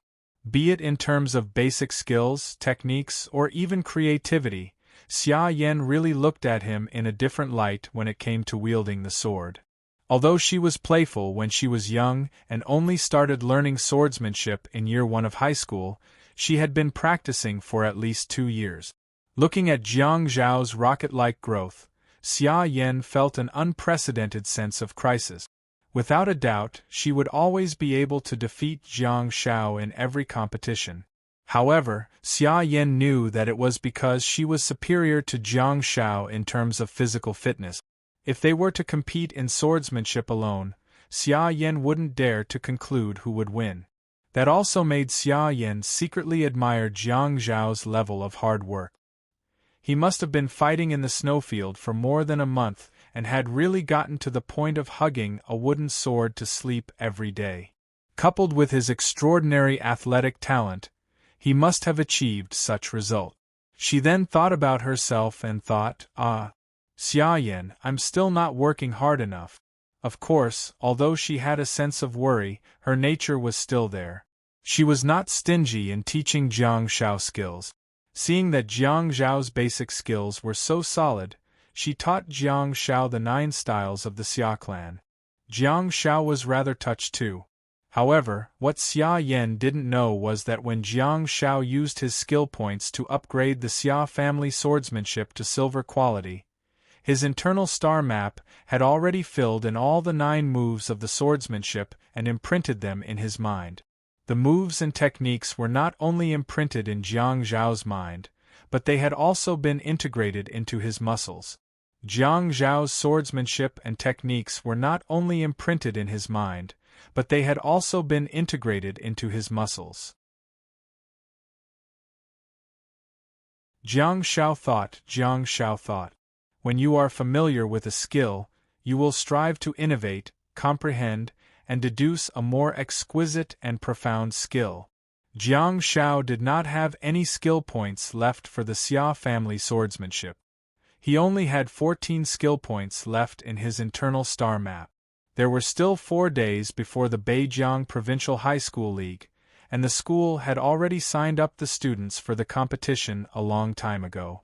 According to the official regulations, they had to go to the venue 3 days in advance for confirmation and accommodation. Hence, at this moment, the team boarded the train to Guanlin City. Apart from Jiang Zhao's team, there were 2 other teams heading to Guanlin City. One of them was the team led by Xing Lang. The remaining team was from grade 12 class 2. In the secondary elite class, this team's strength far exceeded that of their classmate. Even if they were placed in class 1, they would still be able to make it to the top. Jiang Zhao didn't know the team from class 2, but after getting along with them for half a semester, he had a certain understanding of the other team. Xing Lang, the melee fighter, wasn't tall and was only about 1.7 meters tall. He was particularly muscular and had a forthright personality. The shield fighter, Zheng Jiang, was 189 centimeters tall and had an ice shield that was produced in the Ice Cave, a special dimensional space in Zhongji and Liaodong province. However, he was tricked by the officials. Logically speaking, the Beijiang Provincial High School League had always been held in the snowfield. Hence, Zheng Jiang's ice shield could be considered to have a favorable location in the snowfield and could be condensed extremely quickly. What happened in the end? The league was actually held in the arsenal, which had a pleasant climate and a beautiful scenery. Zheng Jiang was infuriated. It wasn't that Zheng Jiang couldn't summon his ice shield in the arsenal, but the speed of condensing was much slower than in the snowfield. The melee fighter, Zhang Hui, was relatively skinny and about 1.7 meters tall. However, the damage he created was much stronger. He was a melee fighter who really knew how to use a dagger. He was the true king of output in the team, and even the rules awakened in the team couldn't compare to him. It was said that his parents were in the foreign trade business and his family was well off. He was wearing a pair of limited edition sneakers that were said to cost tens of thousands of yuan. Jiang Zhao had no idea why they were worth tens of thousands of yuan, but he reckoned that there must be some advanced technology in the insoles that would allow him to fly. The last member was the female rules awakened, Lu Chang. When Jiang Zhao heard her name for the first time, the faces of many people from primary school to university appeared in his mind. All sorts of Lu Chang of different genders filled his life. Lu Chang wore a pair of glasses and had her hair combed into a ponytail. She had a shrewd personality and was 167 centimeters tall. The train was moving fast because of the headband. Under the leadership of Big Brother Xing Lang, the team had long since formed their own fighting style. This team, from the inside out, exuded a single word: reckless. Surprisingly, the group of rash fellows went to the private room of Jiang Zhao's team before the train even started. Jiang Zhao's team was there because Xia Yan was there. She initially wanted to drive there, but the journey was too long and the school rules were strict. Hence, she had no choice but to take the train. At the thought of the 12-hour journey, Xia Yan felt like breaking down. Hence, she paid for a soft sleeper private room. There were a total of 4 beds in the soft sleeper private room, which was just enough for a team. Xing Lang's team was clearly not short of money. Hence, the 4 of them stayed in a private room not far away. While Xia Yan and Jiang Zhao were bickering, Xing Lang knocked on the door. "What's the matter, little cannon?" Xia Yan asked. Ha ha! Xing Lang smiled and pointed at Li Wei, who was crawling towards the upper berth. Do you know the disadvantages of having long legs now? Li Wei curled his legs with a look of resentment and remained silent. Han Jiangxue, who was changing her shoes on the lower berth, got up and glanced at Li Wei with a smile. Stop crawling, you sleep on the lower berth. Okay, Li Wei responded and leaped down from the bed. Xia Yin glared at Jiang Shao fiercely and said, I'll sleep opposite her. You sleep on the lower berth. Jiang Shao scratched his head and said, Ah, sure. Why don't you go up then? Xia Yin asked, Can't I sit down for a while? Jiang Shao pleaded, Okay. Just sit anywhere. We can sleep together. I'm so hot-tempered, Xia Yin said as she pressed Jiang Shao onto the bed. Han Jiangxue looked at the two of them, who were bickering helplessly, and turned to look at Xing Lang. What's the matter? A skinny figure flashed out and leaned against the door of the private room on the left. He smiled and said, We've been classmates for 2.5 years, and we've developed feelings for each other through sparring. We're here to greet you in advance, so that we can take care of each other in the arsenal. Han Jiangxue looked at Zhang Hui, who suddenly appeared, and said, Each of us has to wear the official camera equipment. Sister, you're thinking too much. The rules of the league are different every year and there's real-time monitoring. We're not trying to cheat. Zhang Hui fiddled with a small wooden stick in his hand and didn't seem to be threatening at all. He was just used to using real daggers in school. Zhang Hui said with a fake smile, What we mean is, we'll take care of each other as long as it's within the rules. Han Jiangxue frowned slightly. She didn't like Zhang Hui. Xing Lang patted his chest and said, We still don't know what the rules of the competition are. If it's allowed, it's definitely a good thing to be united. Zhang Hui interrupted, In the worst-case scenario, it's good to be lenient. Han Jiangxue rather admired Xing Lang. In fact, most people would like Xing Lang's forthright and righteous behavior. Xing Lang ignored Zhang Hui and said with a heroic expression, You guys don't have to worry. It's important to know one's own limits. We won't drag you guys down. If the rules really require us to fight, you guys don't have to show any mercy. Beer, mineral water, peanut and melon seeds, 8 treasures porridge. The auntie pushed the trolley and stopped in front of Xing Lang. Little brother, please step back.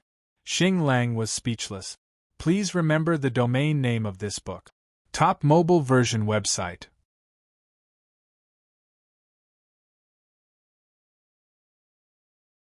Chapter 182.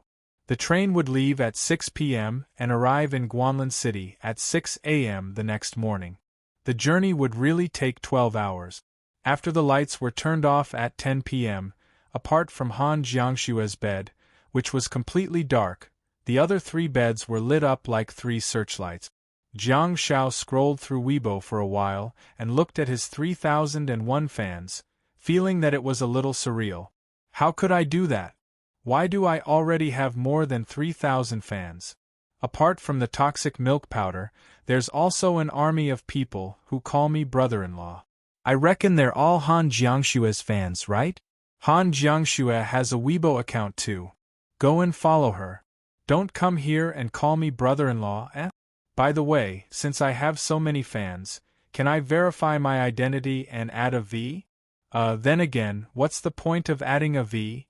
To make me look respectable? The searchlight next to me has been turned off? Jiang Shao tilted his head to look at Han Jiangxue and Li Wei, who were on the upper and lower bunks on the left, seemingly about to fall asleep. This group of old people, what time are they sleeping? Forget it. We'll be arriving at the station at 6 a.m. tomorrow. I reckon we'll have to come to the train attendant to change my ticket at 5 a.m. I'd better sleep. Thinking about it, Jiang Shao turned off his mobile phone and covered himself with the blanket. He then slowly closed his eyes while listening to the sounds of the train. In a daze, Jiang Shao heard some movement coming from the upper bunk. Jiang Shao opened his eyes, and with the help of the moonlight shining through the window, he saw a long leg dangling from the top of the bed. Jiang Shao stared at the leg and swayed back and forth for a while. Just as he was about to close his eyes and continue to sleep, the person on the upper bunk flipped over and fell down. Her movements were agile and nimble as she stepped on Jiang Zhao's white sneakers. Feeling distressed, Jiang Shao tilted his head and saw that Xia Yan was leaning her elbow against Han Jiangshua's bed while looking down at him. Stunned, Jiang Shao stared into her eyes for a long time before asking in a classic northern dialect, "What are you looking at?" Xia Yan's body swayed slightly with the movement of the carriage. She lowered her head and stared at Jiang Shao intently. Jiang Shao felt flustered when she stared at him with her gloomy eyes. He asked softly, "What's wrong?" Xia Yan pouted, tilted her head and looked down at Jiang Shao. "I'm vexed and frustrated. I feel uncomfortable holding it in." Jiang Shao said helplessly, "It's not a big deal. Why can't you get over it?" Xia Yan humphed and said, "How did I get over the hurdle when you teased me last time?" "Last time? Which time? I've fought you many times." "Oh, you should be talking about the time with Xia Shanhai. That was the only time that could be considered to be on a large scale." Jiang Shao thought about it and whispered, "Last time? You threw me into the house and beat me up?" Xia Yan nodded thoughtfully. Jiang Shao panicked and lowered his voice. "Don't. The lights are out and everyone is asleep. Do you want to wake everyone up?" Xia Yan scratched her head in distress and was suddenly in a dilemma. Jiang Shao blinked. "It's been 10 days. We've been sparring every day and you've always won. Haven't you taught me enough?" Xia Yan shook her head and said stubbornly, "Your swordsmanship is indeed good. Every time I win, I think I win because of my physical fitness. In fact, every time I fight with you, I feel like I'm losing and getting angrier and angrier." Jiang Shao was speechless. Xia Yan suddenly bent down and lifted Jiang Zhao's blanket. Jiang Shao was dumbfounded. "Huh? Has this chick grown up? She's already learned how to attack at night?" Jiang Shao hurriedly sat up and leaned against the wall of the private room beside the aisle while staring at Xia Yan vigilantly. Xia Yan occupied the lower berth and leaned against the wall beside the window. She extended her long legs towards him and said, "Warm my feet." Jiang Shao was dumbfounded. Xia Yan urged him softly, "Hurry up, I've already taught you freehand combat and swordsmanship. I've also sparred with you every day. Have you forgotten what you promised me?" Jiang Shao stared at her fair and tender feet with a sullen expression. With the help of the moonlight, he saw the stubborn expression on her face and wondered what was wrong with her. Feeling helpless, Jiang Shao pulled up his long johns and her cold feet were immediately pressed against his belly. "Oh, it's so cold. Are you anemic or are you suffering from kidney deficiency? It doesn't seem like it when you're usually wielding the sword energetically." Jiang Shao frowned and thought to himself, "I really don't know why she's so angry and upset. Is she feeling so upset?" After thinking about it carefully for a long time, Jiang Shao seemed to have found the reason. It was not because of the joke he made. A joke of that level wouldn't have caused such a serious accident. It was just a prelude. What was the root cause? From what she said, it seemed that it was all about the swordsmanship. Is this girl feeling agitated? Jiang Shao finally realized the seriousness of the problem. Now that he thought about it, she must have been feeling rather complicated for the past few days since she had taught him all the move. There would be no harm without comparison. "So, you're not angry at me, you're angry at yourself. It's clearly called the Xia family swordsmanship, but a kid with a different surname managed to surpass her years of cultivation in just a few months? Is she feeling ashamed? Is she blaming herself? Is she angry?" Jiang Shao pulled down his long johns and covered her feet with them while his hands emitted a faint white glow. Through the layer of the long johns, he was able to soothe her cold feet. "Do you feel better?" Jiang Shao asked softly. "Yes." Xia Yan leaned against the wall of the carriage and felt the comfort and warmth of the soles of her feet. She took a deep breath and seemed to be exhaling all the frustrations in her heart. Jiang Shao said softly, I just realized that star techniques have such an effect. There's no need for me to massage them, and they're already effective. I'll go and get a massage teacher qualification certificate. That's a way out. Xia Yan snorted and said, Can't you be more ambitious? You're always thinking about such unscrupulous ways. Jiang Shao said in displeasure, Every profession has its own master. Do you know how much a top masseur can earn in a month? Who are you looking down on? He. The goddess chuckled and shifted her body to lean against the corner of the carriage. There was silence in the carriage. A few minutes later, Xia Yan stared at Jiang Shao, who had been covering her feet with his hands that were emitting rays of light. She suddenly realized that he had been tolerating her willfulness all along. Not only did he allow her to do as she pleased, but he also kept flirting and changing the topic to divert her attention. Xia Yan rubbed her chestnut-colored hair in frustration and asked herself, Xia Yan, when did you become so sensible? Why are you thinking so much about it? By the way, did you say that you want to study abroad? Jiang Shao asked, finding a random topic to break the silence. I'll look at the bonus points from the Provincial League and the Second Wasteland Reclamation. I'll look at my results next semester.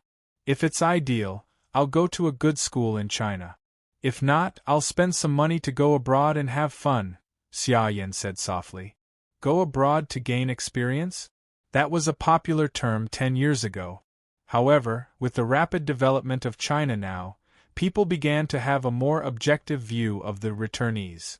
In today's society, one could no longer return to China with just a diploma from a foreign university. However, being an awakened was a special profession, after all. It would be good for him to go out and take a look at the dimensional spaces and broaden his horizons. Xia Yan asked, What about you? Do you really want to study in number 1 middle school for 3 years? Jiang Shao shook his head. High school is boring. I thought it would be good to repeat 3 years, but now Jiang Shao smiled and said, I've seen a lot more and I've gotten a little wilder. I don't want to stay back anymore. Xia Yan raised her eyebrows. Compared to the mischievous and frivolous Jiang Shao, she preferred him to be confident. Do you have a school that you like? Jiang Shao shook his head and said, I'll go wherever she goes. Xia Yan looked at Jiang Shao quietly without responding. Jiang Shao added, I don't feel at ease with other healers around her. Xia Yan's heart skipped a beat and she chuckled. You have to work hard, then. Your sister's results are great. On the upper bunk on the left, Han Jiangxue was lying sideways and facing the wall. However, her eyes were wide open, and when she heard Jiang Zhao's words, she held her breath for a moment. To her surprise, the next sentence dragged Han Jiangxue back to reality. Jiang Shao said, It's good that you go abroad. Stay away from her and I'll have one less competitor. Xia Yan was speechless. Han Jiangxue was speechless. Indeed, Jiang Shao would lose if he could make you feel touched for more than 3 seconds. Xia Yan rolled her eyes at Jiang Shao and suddenly thought of something. She said, By the way, I've prepared a new weapon for you. It's in your sister's Sky Smasher. The wooden sword isn't lethal enough. Your physical fitness is growing exponentially, and I can clearly feel it every time I spar with you. I've changed it to a giant sword made of metal, but don't worry, it's lighter. Save the wooden sword for the semifinals, Xia Yan said. Jiang Shao nodded. Although each of us will wear camera equipment, accidents will inevitably happen, including Xing Lang's team, who came to look for us in the afternoon. You don't have to hold back during critical moments, Xia Yan said. Don't worry, my goal is clear. I know why I came to Year 3 and joined this team, Jiang Shao answered. As a sister Khan, he would not allow anyone to interfere with Han Jiangxue's bonus points. Be careful, Gao Junwei is participating too. He's representing 3rd high school, Xia Yan said. Jiang Shao was dumbfounded. Please remember the domain name of this book. Top mobile version website.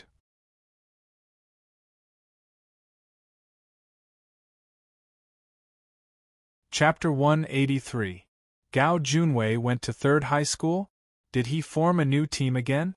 It would be fine if he was still in year 1, but the students were already in year 3. It wouldn't be easy to form a team. Wouldn't he be kicked out of the original team?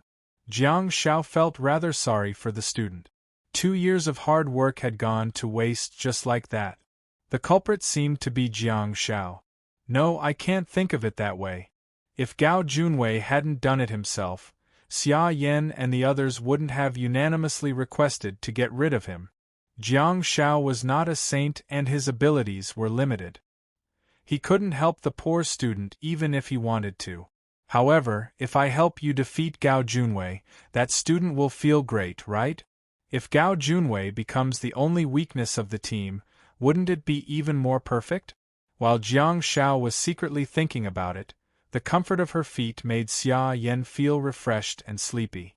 To his surprise, Xia Yan did not leave the lower berth. Instead, she leaned over and snatched the pillow from Jiang Zhao's back. She then tidied up the bed and shifted her body to lie down. She was tall in the first place, and there would still be space for Jiang Xiao to lean against. However, there was really no space for him to lie down. Sleep here? I'll go up then. Jiang Xiao tried to put down Xia Yan's leg, but she stopped him and pressed him against the corner of the room. She shifted her body and found a comfortable position. She nestled her feet in Jiang Zhao's arms and said, "It'll be warm enough for me to fall asleep, all right?" Jiang Xiao pursed his lips and said, "Okay, from now on, we're even. Are you going to write off all the hard work I've done for you just by warming my feet? What sweet dreams are you having?" Xia Yan said in displeasure. Okay, lower your voice and go to sleep. Don't wake others up, Jiang Xiao frantically said while lowering his voice. Xia Yan finally got what she wanted and covered herself with the blanket. She said softly, "Hee Xiaopi, you're such a warm guy." She then picked up her mobile phone and took a photo, almost blinding Jiang Xiao. "Hurry and go to sleep. Stop fooling around." Jiang Xiao felt like he was coaxing his daughter to sleep. However, if his daughter was as willful and mischievous as Xia Yan, he would slap her. Xia Yan humphed and said, "Do you really think I'm complimenting you by saying that you're a warm guy? I said you're made for being a spare tire." Amused, Jiang Xiao said, "Okay, Xia Yan, let time prove which one of us is the spare tire." Han Jiangshua's cold voice suddenly sounded from the upper bunk. "You two, shut up and go to sleep." Jiang Xiao and Xia Yan looked at each other and dared not say a word. Li Wei said in a daze, "I seem to have heard the sound of my heart breaking again." Jiang Xiao scratched his head. "You guys haven't slept yet? Get up and play poker?" Han Jiangshua smashed her pillow onto the floor. The next morning, everyone finally got off the train. Although they slept late, Xia Yan seemed to be in high spirits and was in a good mood. Jiang Xiao, on the other hand, had dark circles under his eyes and he felt like sleeping while sitting up. After hearing Xia Yan's even breathing, he wanted to go to the upper bunk to sleep. However, he couldn't bear to disturb her when he saw her sleeping soundly. Well, it was mainly because he was afraid that she would throw a tantrum when she woke up. It would be too difficult to coax her to sleep. Jiang Zhao's hand was filled with white light and he placed it against his eyes. Finally, he gave himself a blessing. When he woke up in the morning, "I'll give myself a..." "Okay, forget it, I'll stop talking about it." Under the leadership of the teacher, the 3 teachers and 12 students boarded a bus and headed to Zhongqing County. Hai Tianqing didn't come this time because there was really no need for him to escort them during the arsenal assessment. At this moment, a large number of cameras had already been installed in the arsenal of Zhongqing County. Besides, the students had to wear cameras during the competition too. Hence, the examiners could monitor them in real time. The images were not only for the examiners, but also broadcast on some pay-per-view channels on the television stations. With the Awakened as the center, there were various professions and professions. For example, the Provincial League would be broadcasted on some pay-per-view channels, and there would also be professional hosts and commentators. Due to the fact that the images would definitely involve violence and gore, it would be impossible for the competition to be broadcasted on public channels during the preliminary round. It would also be difficult for online platforms to obtain the corresponding broadcasting right. The preliminary round couldn't be broadcasted, but the semifinals could. The reason being that the top 8 teams would be selected from the preliminary round. In the semifinals, the 8 teams would go through an elimination system, and the top 2 teams would be selected to qualify for the National High School League. However, Jiang Shao couldn't figure out how they managed to transmit the live broadcast signal back to Earth, since the training venue was in a dimensional space. As the Golden Dragon car drove steadily, the team from Jiangbin High School soon entered Zhongqing County and checked into the hotel designated by the officials. Due to the fact that they arrived very early, they were just in time for the on-site confirmation. After the teacher booked a room for them, he gave them half an hour to wash up before asking them to gather downstairs. Jiang Shao initially thought that there wouldn't be many participants in such a competition, but when he and his team arrived at the venue, they got a great shock. This place was packed with people. There should be at least 100 teams here, right? The small auditorium of the hotel was almost full. Are all the elites of the high schools in Beijiang province here? Jiang Shao suddenly got a little excited and thought, it's only interesting when there's competition. He was holding on to his own information, which was the information that the school gave the students to register with the official organization after he enrolled in school. TSK, this kid is really energetic. Jiang Shao finally found out for the first time that his serial number was GG184119551. The numbers didn't matter, but what did the word GG mean? Who are you congratulating here? Hey, over there, Jiang Shao said as he heard Xia Yan putting her arm around his shoulder. Jiang Shao looked in the direction that Xia Yan was pointing at, only to see a familiar figure, Gao Junwei. At this moment, the small auditorium was already full of people. Jiang Shao and the others were considered to have arrived late, and the people in front had already gone to the stage to confirm their registration. There were 3 people waiting on the right side of the stage. There were 2 men and 1 woman, and one of them was Gao Junwei. Soon, another boy completed his verification on the stage and walked down to meet the 2 men and 1 woman. The 4 of them then left together with the document. However, when the 4 of them walked out of the side door, Gao Junwei accidentally saw Jiang Zhao's team. In an instant, Gao Junwei's face turned sullen. However, he did not do anything drastic and simply left quickly with his teammate. After queuing for a long time, the team of 4 finally walked up to the stage and signed the documents and disclaimers. Jiang Shao never read them because he couldn't understand them at all. One of the staff members with a crew cut said, "At 7 a.m. the day after tomorrow, the instructor from your school will lead you to the venue. You can bring your own weapons, but you have to go through an inspection by the on-site staff. In particular, due to the fact that you have yet to graduate and have yet to apply for a Star Warrior certificate, you can't bring any weapons with you.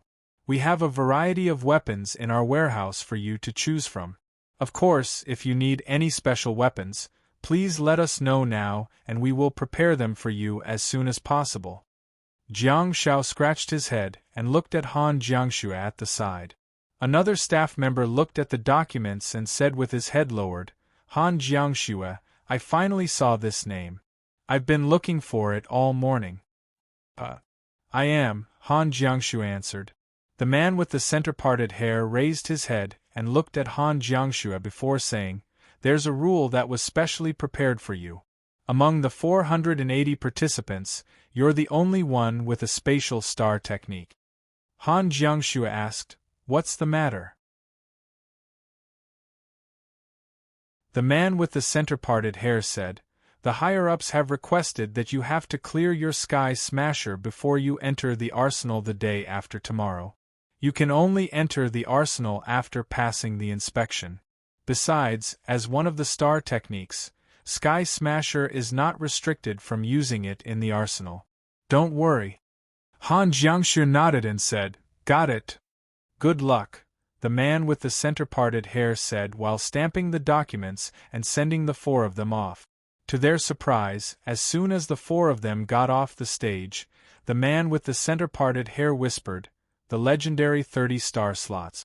Oh my god, I've finally seen her in person.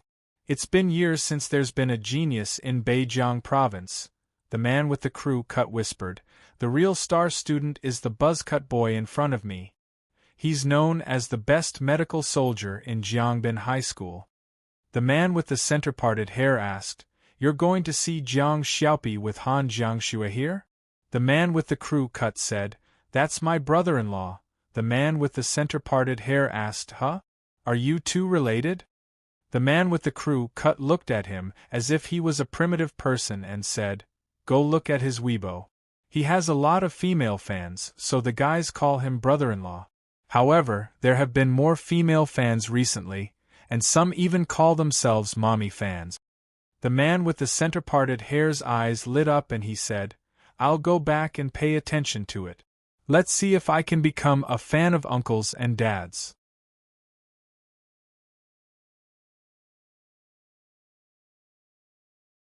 Chapter 184. I'll add more updates for Ti. On the 3rd day, at 7 a.m. in the southern suburbs stadium of Zhongqing County, teams of people were entering the stadium for inspection. The competition would officially begin at 9 a.m., and the stadium was as noisy as a vegetable market. Looking at the youthful, excited, and nervous faces of the students, Jiang Xiao was as calm as an old dog and did not panic at all. Okay. I'm a little nervous too. Little student, why do I remember that you registered as a medical awakened?" A middle-aged man was holding a giant steel sword in his hand and carefully observing it while chatting with Jiang Xiao. Jiang Xiao was fiddling with the headband. Although it looked like a headband worn by basketball players, there was actually a pinhole camera and audio equipment in it. When he put it on, everyone would be able to see Jiang Xiao's first-person perspective. Jiang Xiao turned around to look at the middle-aged man and sighed. "Ah, I'm helpless too. I accidentally obtained the medical star technique. In fact, I'm a wild melee warrior." The middle-aged man was speechless. Looking at the silent middle-aged man, Jiang Xiao seemed to have realized that he was upset. Jiang Xiao seemed to have realized that this man was upset? There aren't many people who use ancient Chinese weapons. This is a good sword. Don't let it go to waste. The middle-aged man finally finished inspecting and returned the giant sword to Jiang Xiao. Jiang Xiao carried the giant steel sword behind his back and said, "Thank you for the compliment. Do you like ancient Chinese two-handed swords too?" The middle-aged man smiled. He hung a work pass around his neck and rested it on his big belly. "When I was young, I held a double-edged sword in my right hand and a double-edged sword in my left hand. In the arsenal, I had picnics with the savages and strolled with the ape ghouls." Jiang Xiao was speechless. "Damn it, you're actually better at bragging than me?" "I can't. Time and tide wait for no man," the middle-aged man said with a sigh. Jiang Xiao initially thought that he could tease brass, but he didn't expect to tease a king. "He's too good at bragging. A two-handed sword in my left hand? A two-handed sword in my right hand? There's a reason why they're called two-handed weapons, okay? Your team sure has a lot of weapons. Since we have nothing to do, I'll check them all for you." The middle-aged man turned around and picked up Xia Yan's giant sword. However, he raised his eyebrows slightly and said, "This sword is rather heavy." Jiang Xiao said, I don't want to have medical potential either. I'm really helpless. I have wild melee warriors in my heart." "Yes, you're right, I'm a dual-wielding swordsman." The middle-aged man grinned. "Looks like we're walking the same path." Jiang Xiao cupped his fists and said, sorry for not recognizing you." The middle-aged man smiled and said, "Thank you for letting me win. Check the packages you've been given and see if the resources are complete. There's no need to test the signal gun. The signal gun has already gone through several rounds of strict tests to ensure that it can be used normally." In front of the gymnasium, a staff member was blowing into the microphone and explaining. His voice sounded especially uncomfortable. "Next, we will announce the mission," the staff member said. All of a sudden, the bustling stadium fell silent. Under the illumination of the cameras, Jiang Shao suddenly felt like he had participated in a reality show. Sigh, there are so many ways to earn money in this world. In fact, Jiang Shao had always felt that there was something wrong with the competition system. Compared to Team PK, team battles with creatures of other dimensions were more dangerous. It should be a Team PK in the preliminary round to determine the top 8. The semifinals would then enter the dimensional space to determine the final rankings. After all, that would ensure the strength of the top 8 teams, and the students who were eliminated would be relatively safer. Why didn't they leave the task to the human students? Why did they give this task to the creatures of other dimensions? Were they afraid that the two teams would meet in advance? Would it be a pity if they were eliminated? Then, they should have done something during the grouping and drawing of lots. He had no idea how the higher-ups had set the competition system. It was not only the same for the provincial league, but also for the national league. Jiang Shao couldn't figure out the reason behind it. In fact, many people had already called for such a reform of the competition system. Such a competition system was indeed a problem left behind by history. 5 years ago, there was no such thing as a semifinals for the provincial league and the national league. The team that obtained the first place in the dimensional space would be the first place. 5 years ago, the country carried out the corresponding reform of the competition system and added a semifinals segment. The emergence of the semifinals was a safeguard measure to ensure that the truly capable team would win the first place. Any model would be constantly perfected and improved through exploration. Since Jiang Shao had caught up with such a competition system, he had no choice but to accept it. It was just like how he met second last in his life. He couldn't resist. He couldn't change it. He could only accept it. Soon, Jiang Zhao's attention was attracted by the staff in front of him. The rules were not friendly at all. Team members, follow the route map that we have just distributed. Start from the entrance and arrive at resource point number 1 and resource point number 2. After obtaining the mission items, return to the entrance. The fastest team that takes the shortest amount of time will be awarded 300 points. The second place will be awarded 80 points, the third place will be awarded 55 points, and the fourth place will be awarded 40 points. The detailed ranking points will be clearly recorded in the information that you have been given. You must not return to the entrance within 5 days. If you do not return to the entrance within 5 days, you will be given 0 points. Jiang Shao was slightly stunned. He could understand the difference in points between the second and third place, but why was there such a huge difference between the first and second place? Was there a difference of 220 points?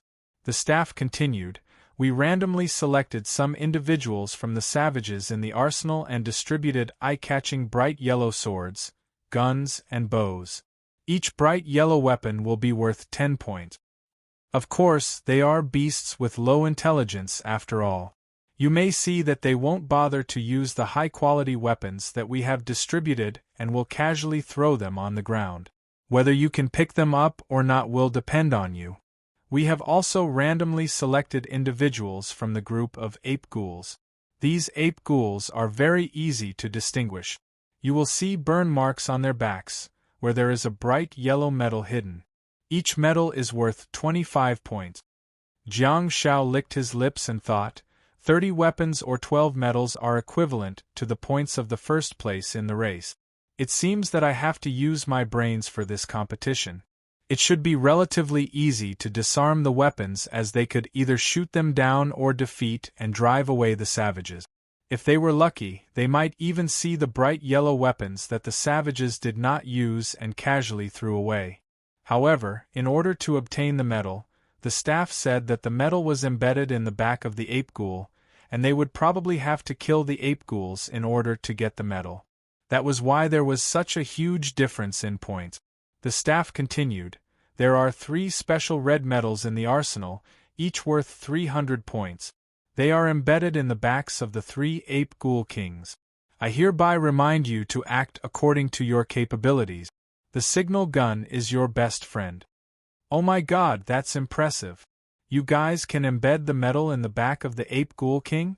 How strong is the person who embeds the medal in its body? At the thought of being slapped and sent flying by the ape ghoul king previously, Jiang Shao felt a little flustered. The staff continued, "Each of you is wearing a recording device on your head. Please protect it and do not remove it without permission. Otherwise, the corresponding points will be deducted according to the severity of the case. In addition, once the device is damaged and you can't receive the first-person footage, 100 points will be deducted." As soon as he said that, there was an uproar. If they wanted to get more points, they would definitely have to fight. It would indeed be a little overboard to protect their equipment in such a high-intensity battle. Some of the students couldn't even protect themselves, let alone their equipment. The staff continued, "Special notice, if your recording device is damaged, we have the right to recall you. Please strictly abide by the examination rules. If you violate them, it may affect your final results in the college entrance examination. Please carefully study the examination rules in your hands and enter the venue in half an hour. During this period, the gymnasium will be closed and no one is allowed to enter or leave." The staff spoke and finally turned off the microphone. Jiang Shao turned around and saw the group of 4 with different expressions on their faces. Husky seemed eager to try. Due to the fact that her short chestnut-colored hair would block the camera, she wore a headband around her neck. Jiang Shao reached out and hooked his finger around her collar and said, "This thing has become the most important thing." Han Jiangxue nodded and said, "For the sake of ensuring the safety of the students, I guess." Jiang Shao shook his head and said, "No, I mean, this is a weapon that can destroy others. The rules don't explicitly prohibit fights between teams of students." Xia Yan was slightly stunned. Jiang Zhao's perspective had opened the door to a new world for her. Please remember the domain name of this book. Top mobile version website.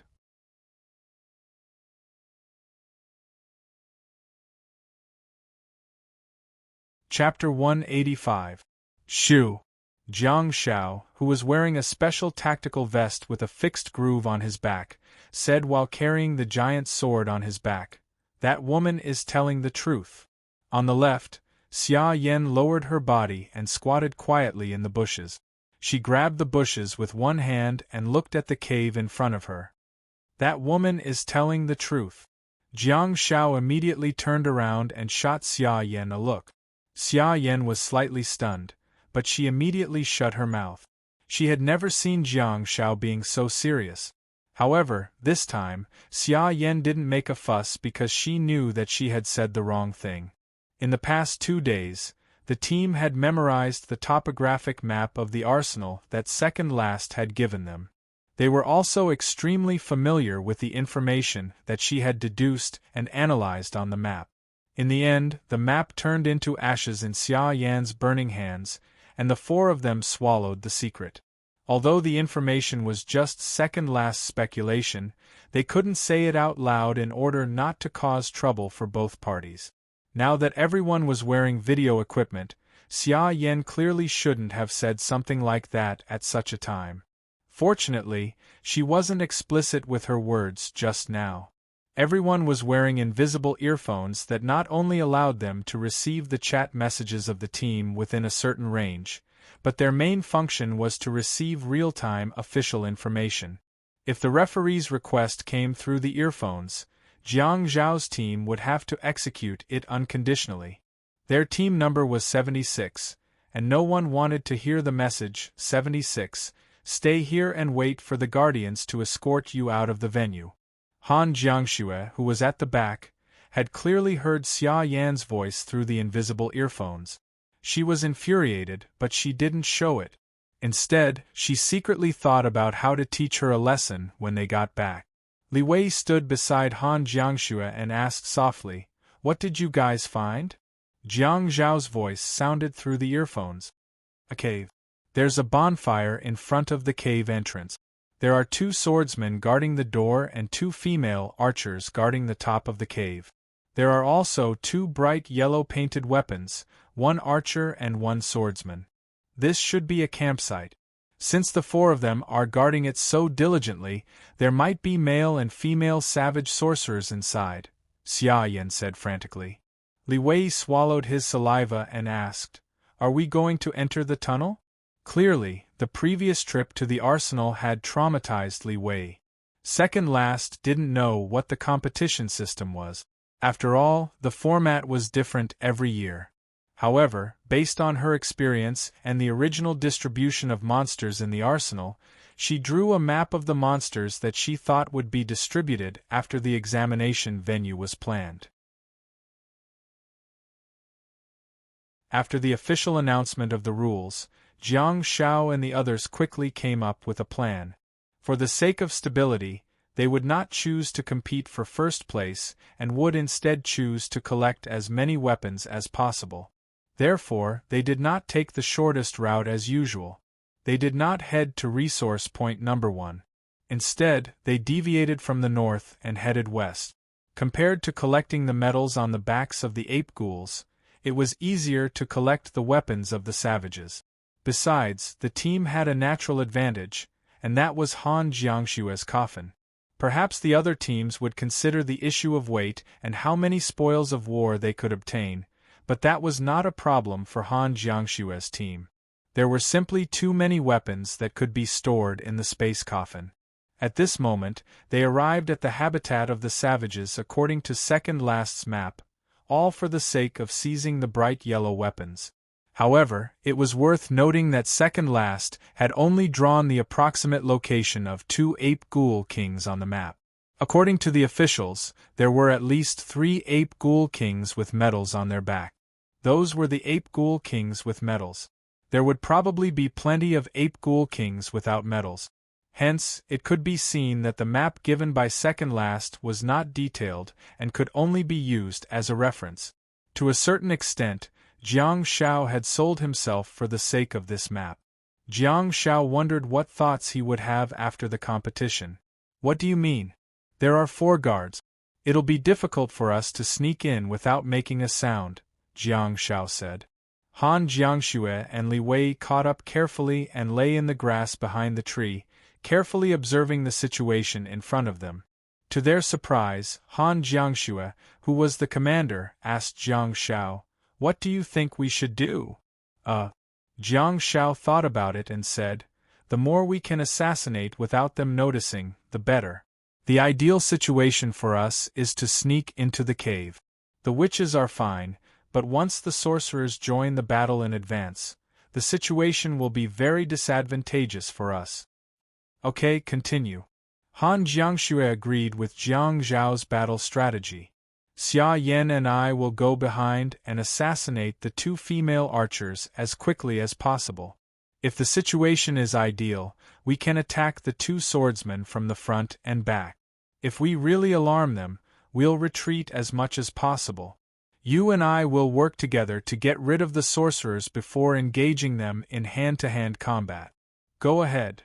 Han Jiangxue looked at the 2 female archers above the cave and turned around. She then said softly, "Be careful. Don't worry, Xia Yan is here." "Let's go," Jiang Shao said as he got up and sneaked behind with Xia Yan.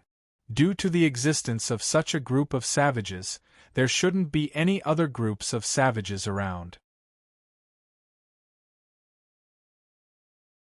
Even the savages were divided into factions. Although they were considered to be a group in the eyes of humans, a group was not the same as a force. The two of them sneaked around and finally arrived at the back of the cave. Xia Yan said softly, "One for you, one for me. Can you do it? Don't tremble."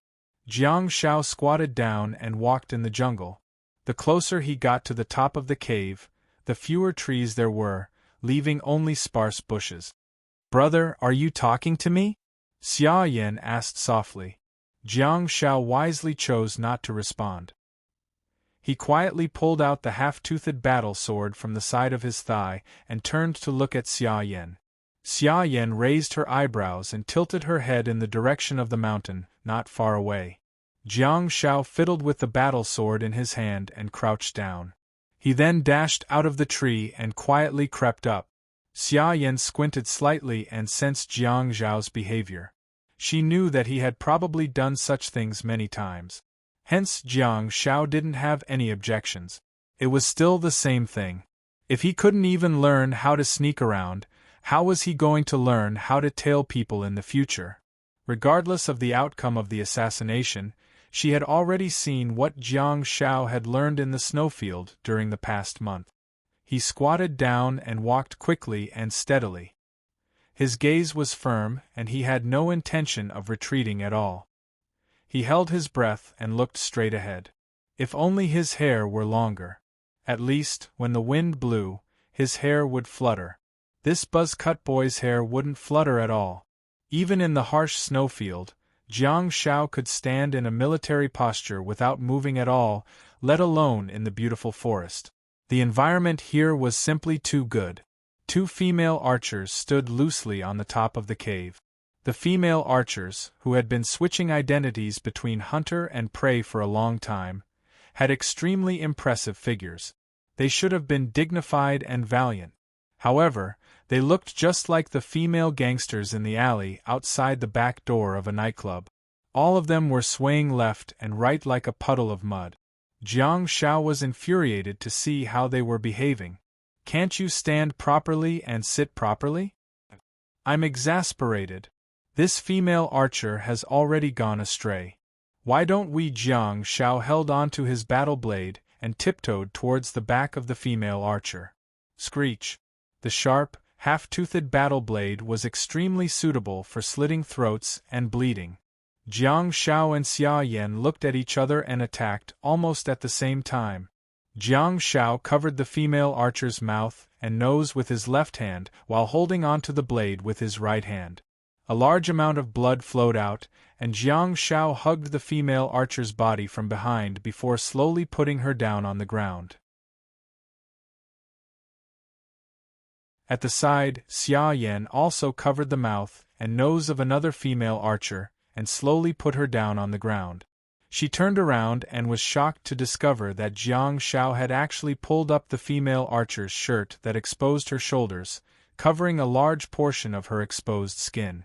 Xia Yan looked at Jiang Shao and asked, "Are you sick?" Jiang Shao scratched his head and pinched the leather armor on the female archer's shoulder. He then pulled off the shirt and put it back on, revealing her shoulder. Xia Yan was dumbfounded. Jiang Shao was speechless.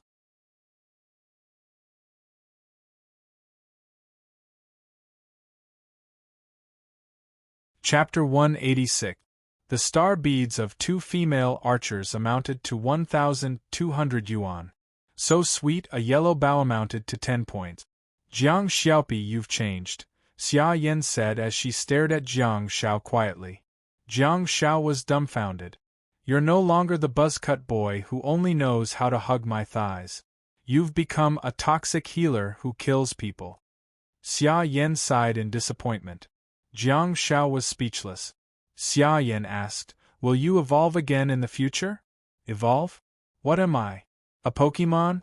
Stop fooling around. I don't even have a single output star technique. I can only kill low-level creatures of other dimensions. I still have to rely on you for the real battle," Jiang Shao said casually as he picked up the weapons that he had seized. One of the bows was made of wood, while the other was made of metal that was painted with bright yellow paint. Jiang Shao held it in his hand and felt its weight, only to find that it was rather light. The savages definitely wouldn't not use such good prop. Jiang Shao reckoned that the staff members' words about picking up weapons at will at the start of the competition were bullsh*. Xia Yan quickly cut off the skull with a dagger while holding the blood-stained star bead with two slender fingers. She then kicked it into Jiang Zhao's pocket and asked softly, "Shall we continue?" "The two of them are too close to each other," Jiang Shao said in distress. "As usual, let's do it together." Xia Yan leaned against the edge of the cliff at the top of the cave and looked down. Okay. Jiang Shao half knelt on the edge of the cliff and looked down. "The one on the left is a yellow swordsman, and I'll stab the one on the right." Xia Yan flipped over nimbly and hooked her left hand on the edge of the cliff. She then lowered her head and looked down. Jiang Shao took a deep breath and did the same action as Xia Yan. In the forest far below, Li Wei saw a man and a woman with giant steel swords hanging on the cliff in unison. 1, 2, 3. Jiang Shao looked at Xia Yan's mouth, and the two of them let go at the same time. Xia Yan let go of her left hand and fell from the sky. When she stepped on the shoulders of a swordsman, the head of the other swordsman beside her had already been pierced by a blood-stained half-toothed sword. It could be seen that Jiang Shao was not slow either. With a loud plop, Xia Yan picked up the dagger and stepped on the corpse. Her movements were extremely swift and smooth. She was excited and nervous at the same time. She loved this exciting life, but she was afraid that she would hear the footsteps of the savages in the cave behind her. Han Jiangxue and Li Wei, who were in the woods, quickly rushed over and collected the yellow weapons. The star beads were handed over to Han Jiangxue for safekeeping. "Xia Yan, take the lead. Use your dagger and dash in quickly. Try to assassinate as much as possible," Han Jiangxue said decisively. "Xiaopi, follow behind me." Li Wei, bring up the rear. Xia Yan dashed in without hesitation. Compared to the pitch-black tunnel previously, there were torches in the tunnel this time. This was what a normal barbarian nest should look like. The last time Ah Zhen and Ah Chang eloped, not even a torch was lit in the tunnel. Maybe they both liked the dark. As the group moved forward, the tunnel became wider and wider. They almost bumped into a round room full of torches. There were straw mats everywhere and the sounds of the savages snoring could be heard. Xia Yan frantically raised her right hand and clenched it into a fist before gesturing to everyone. Everyone cautiously walked to the entrance of the room and saw the shadows of the savages through the swaying torches. In essence, it was not a room. There was a passage at the back, but it was rather spacious. Hence, there were many straw mats and a few savages resting there. The four of them snuck in quietly. Apart from Han Jiangxue, everyone else pulled out their daggers. Jiang Shao, Xia Yan, and Li Wei walked towards a savage each, after which Han Jiangxue coughed gently and quickly completed the slaughter. Regardless of how the other two dealt with them, Jiang Shao covered the mouth and nose of one of the savages with one hand in order to prevent them from making any sound. He then held a dagger in his other hand and slit his neck. The actions of the team were transmitted to the temporary camp in the arsenal through the cameras in front of their foreheads and neck. Dozens of people faced nearly 100 split-screen screens, switching back and forth and monitoring them. Although there were many participants, the examiners all knew which team was the seeded team. Hence, they were willing to take another look at team number 76. When they saw the amazing tacit understanding and execution of the team of four, they couldn't help but be secretly astonished. In a certain base in the south of Beijiang province, two tall figures stood in a dimly lit room. There were only 4 split-screen screens on the television wall in front of them. The tall and burly man said, "Not bad, neat and tidy." At the side, a tall figure who was relatively slender and not as broad and burly as the man answered in a hoarse voice, "He's very qualified and hard-working." The man turned around and looked at the expressionless second last. He knew that she didn't really compliment people. The very that she mentioned could be replaced with extremely. The commanding officer said that if you still can't walk out of that mission, your identity as a light chaser will be revoked and you'll become a guardian of the night, the man said. Second Last remained silent for a while before asking, "You walked out?" Captain Sully sighed and didn't respond. "So," Second Last said calmly, "he won't become the new Third Last." Sully said helplessly, "The higher-ups have assigned us several members, but you haven't shown the attitude that you should have." Second Last said, "I don't know them, so I can't trust them unconditionally during the first mission." Sully said, "You're a soldier and so are your new teammates. You have to believe in their faith and loyalty." Second Last looked at Sully expressionlessly and said, "I once trusted them, so there are only 2 of us left in the team." Sully opened his mouth and was at a loss for words. He said in exasperation, "Do you trust him? A child?" Second Last pursed her lips and said, "I saw some potential in him and I'm grooming him personally. If you don't compromise, you'll have to resume your identity as a guardian of the night. The guardians of the night don't have much freedom, and he'll no longer be your apprentice," Sully said. Second Last clenched her fists and stared at the figure lurking on the screen. However, she lowered her eyes and remained silent for a long time before asking, "Where should I go to keep watch?" Sully's face stiffened slightly after hearing Second Last's words. At the same time, in the tunnel, Jiang Zhao's team had obtained 4 silver-quality star beads and a yellow sword. There were 2 swords and 1 bow, which amounted to 30 points. The team of 4 moved forward quickly and quietly.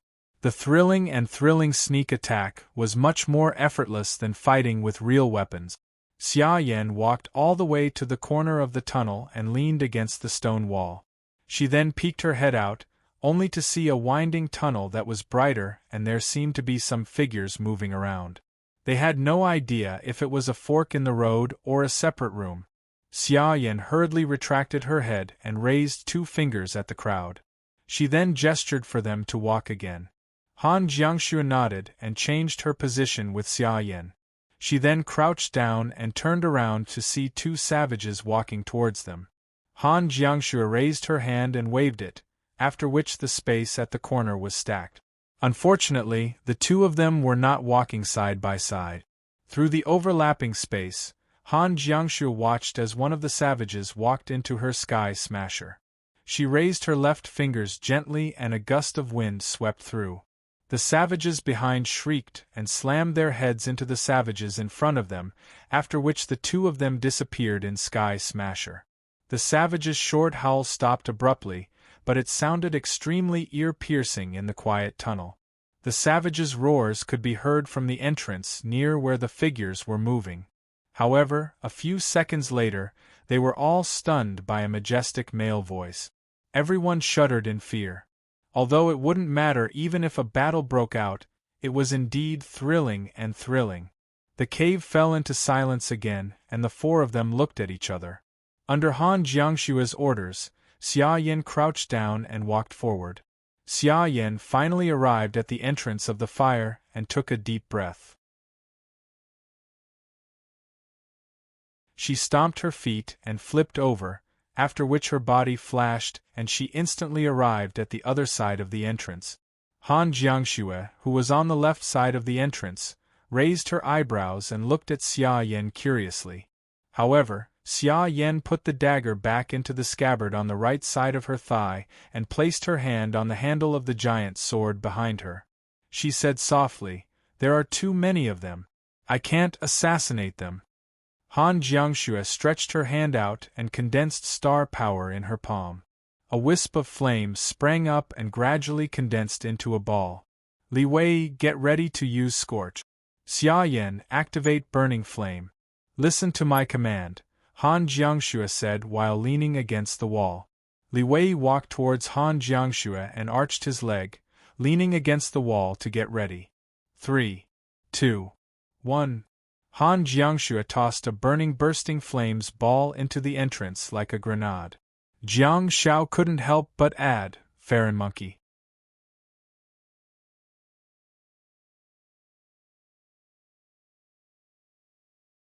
Chapter 187. 10,000 Rewards for the God Floral Dew. The previous chapter was Chapter 180. I typed it wrongly. Li Wei stepped on the wall and dashed in diagonally. At the next moment, there was a loud rumble and the raging flames exploded. The rippling star power was mixed with ferocious flames, and it was accompanied by a huge impact that seemed to be able to collapse the tunnel. Xia Yan activated Burning Flame and her entire body was covered in raging flames. She protected herself and got ready to dash in. However, when she arrived at the entrance, she was pushed back by a wave of heat. Jiang Shao was dumbfounded. "Are you guys filming a movie?" Jiang Shao could only see an entrance that was covered in flames. The raging flames had nowhere to disperse as they surged out of the entrance and rolled forward at the top of the tunnel. Jiang Shao subconsciously took 2 steps back. He did not have the Fire Series Star Technique Burning Flame and could not be immune to flames. Hence, he had no choice but to cover his headband with rich star power to ensure that it would not be damaged. He couldn't be as impudent as Li Wei and Xia Yan. Wasn't that how disaster movies usually played out? A behemoth would break out of the hole and chase after the protagonists who were courting death. Ah! Roar! The cries of the savages could be heard coming from the entrance, followed by the furious roars of countless savages. Li Wei, retreat if you can't take it anymore. The equipment is the most important, Han Jiangshu yelled. There was a loud bang. In the raging flames, a figure stumbled back and the flames on his body immediately converged and extinguished. He then held up a black shield with both hands and blocked the entrance. Li Wei panted heavily and said, "There's a sorcerer." Bang! Bang! Indeed, the sounds of corpses exploding could be heard one after another. They should be the first batch of savages that were killed by Li Wei. Perhaps after the panic, the sorcerer snapped back to his senses and began to bombard the area indiscriminately. As the other savages were burned to death by the flames or exploded, the sorcerer would immediately have a second batch of weapons. This time, if he were to get over the panic and choose the corpse spirit, it would be troublesome. Add a fire then. Han Jiangshua's orders were firm and her actions were decisive. After Li Wei revealed the information, she immediately came up with a plan to deal with it. "Give me a corner," Han Jiangshua said as she walked towards Li Wei. "Be careful, once I release the shield, the flames will come out," Li Wei said frantically. "I won't let that happen," Han Jiangshua said while observing the entrance, only to see that it was narrow at the top and wide at the bottom. Li Wei's shield was irregularly circular and could not be controlled delicately. He had no choice but to slowly shrink the shield so that there would be a gap in the lower right corner. Han Jiangshua half knelt down and lit a flame in her hand. Unlike bursting flames, burning flame, scorch, and other Beijiang Fire Series star techniques, the flames burning in Han Jiangshua's hands were actually golden in color. Finally, the pitch-black shield continued to shrink, and the lower right corner of the entrance was the first to reveal a gap. Han Jiangshu aimed at that corner and spat out a golden flame. The thick smoke that was billowing outwards had yet to take shape, but it immediately followed the flames and swept towards the interior. "Make it bigger," Han Jiangshu said. Li Wei carefully shrunk the shield, and as the hole in the lower right corner became bigger, the flames in Han Jiangshua's hand also turned into a pillar of flames that stirred everything inside. Xia Yan and Jiang Shao looked at each other and finally saw the true appearance of the Dajiang star technique, flame torch pillar. In order not to be a salted fish, Jiang Shao directly activated nostalgia and lit up dawn at Han Jiangshua's feet. As the flame torch pillar sprayed out, the horrifying screams inside became louder and the temperature increased abruptly. The sounds of corpses exploding were endless. There were also the miserable wails of ghosts that sounded like they were complaining and crying. It was miserable and desolate, as if they had entered hell. If the sounds of the corpses exploding and the wailing of the corpse spirits were still present, the situation would be better. At most, it would be horrifying and creepy. However, When everything turned into ashes and the crackling sounds of the flames were the only sounds left in the tunnel, the silence would be even more terrifying. Block it up, later, you guys go in and take a look. I'll wait for you guys at the front and explore the way. As the sounds inside gradually subsided, Han Jiangxue cooperated with Li Wei and quickly put away the flame torch pillar. What puzzled them was that Han Jiangshue's speech was intermittent and she seemed to be having a hard time. Although the flame torch pillar and the black shield were both silver-quality star techniques, the consumption of star power was worlds apart.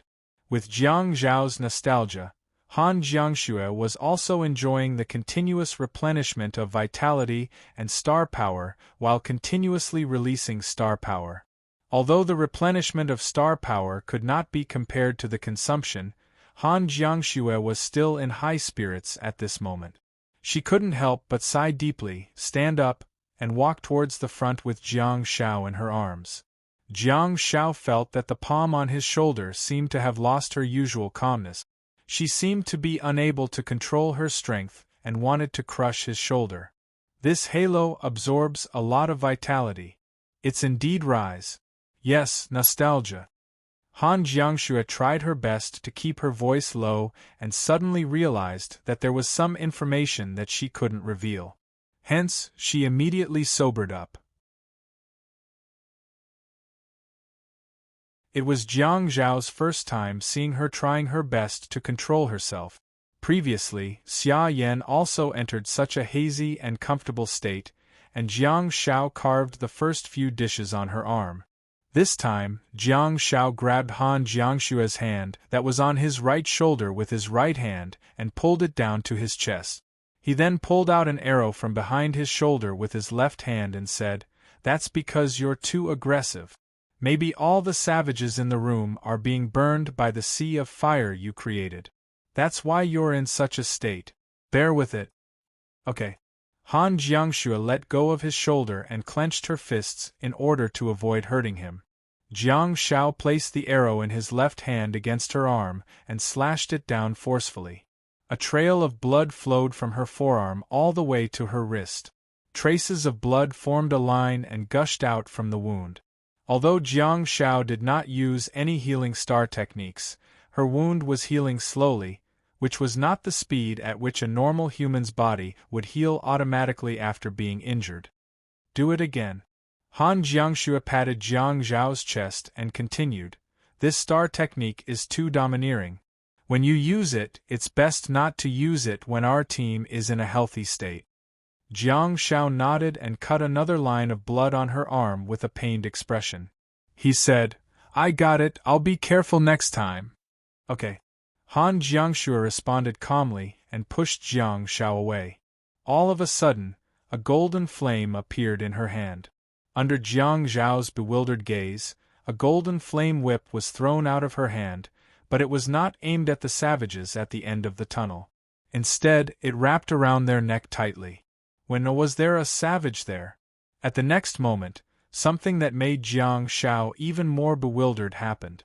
Han Jiangxue pulled the flame torch whip in her hand forcefully and dashed out. "Exum? I'm sorry? What are you doing? You dashed out just like that? A mage? A commander? Is this the calm and rational Han Jiangxue? Under normal circumstances, she had Sky Smasher. She had Barren Wind, Bursting Flames, and Flame Torch Pillar to choose from. Of course, it didn't matter if she chose the Flame Torch Whip. The key was to hold him back and let Jiang Shao slash him. What did she mean by charging forward with a whip? Jiang Shao finally understood what Han Jiangxue meant. When the team members were healthy, it would be best not to increase their vitality greatly. The feeling of being full of energy and having nowhere to vent it would, to a certain extent, cause mental disorder and affect one's behavior. If Jiang Shao wanted to use nostalgia in a healthy state, he would have to give it to Han Jiangxue. While slashing her with a sword, Jiang Shao suddenly realized a problem. Just now, Han Jiangxue was stepping on the gold-quality nostalgia and releasing the lethal flame torch pillar, thereby reaching a state of overflowing vitality. What if Jiang Shao used blessing on her? Would he heal a healthy person like crazy? Would it kill a very healthy enemy who was in full condition? It should be difficult to heal him to death, but it should be possible to make him crazy, right? In the past, Jiang Shao would always make use of the side effects of blessing to make the enemy enter a state of relaxation and dizziness, thereby changing the situation of the battle and achieving his goal of victory. That kind of healing was another form of single-target control technique. If Jiang Shao abandoned the control technique of blessing and continued to bless an enemy from the beginning to the end without causing any damage to the enemy.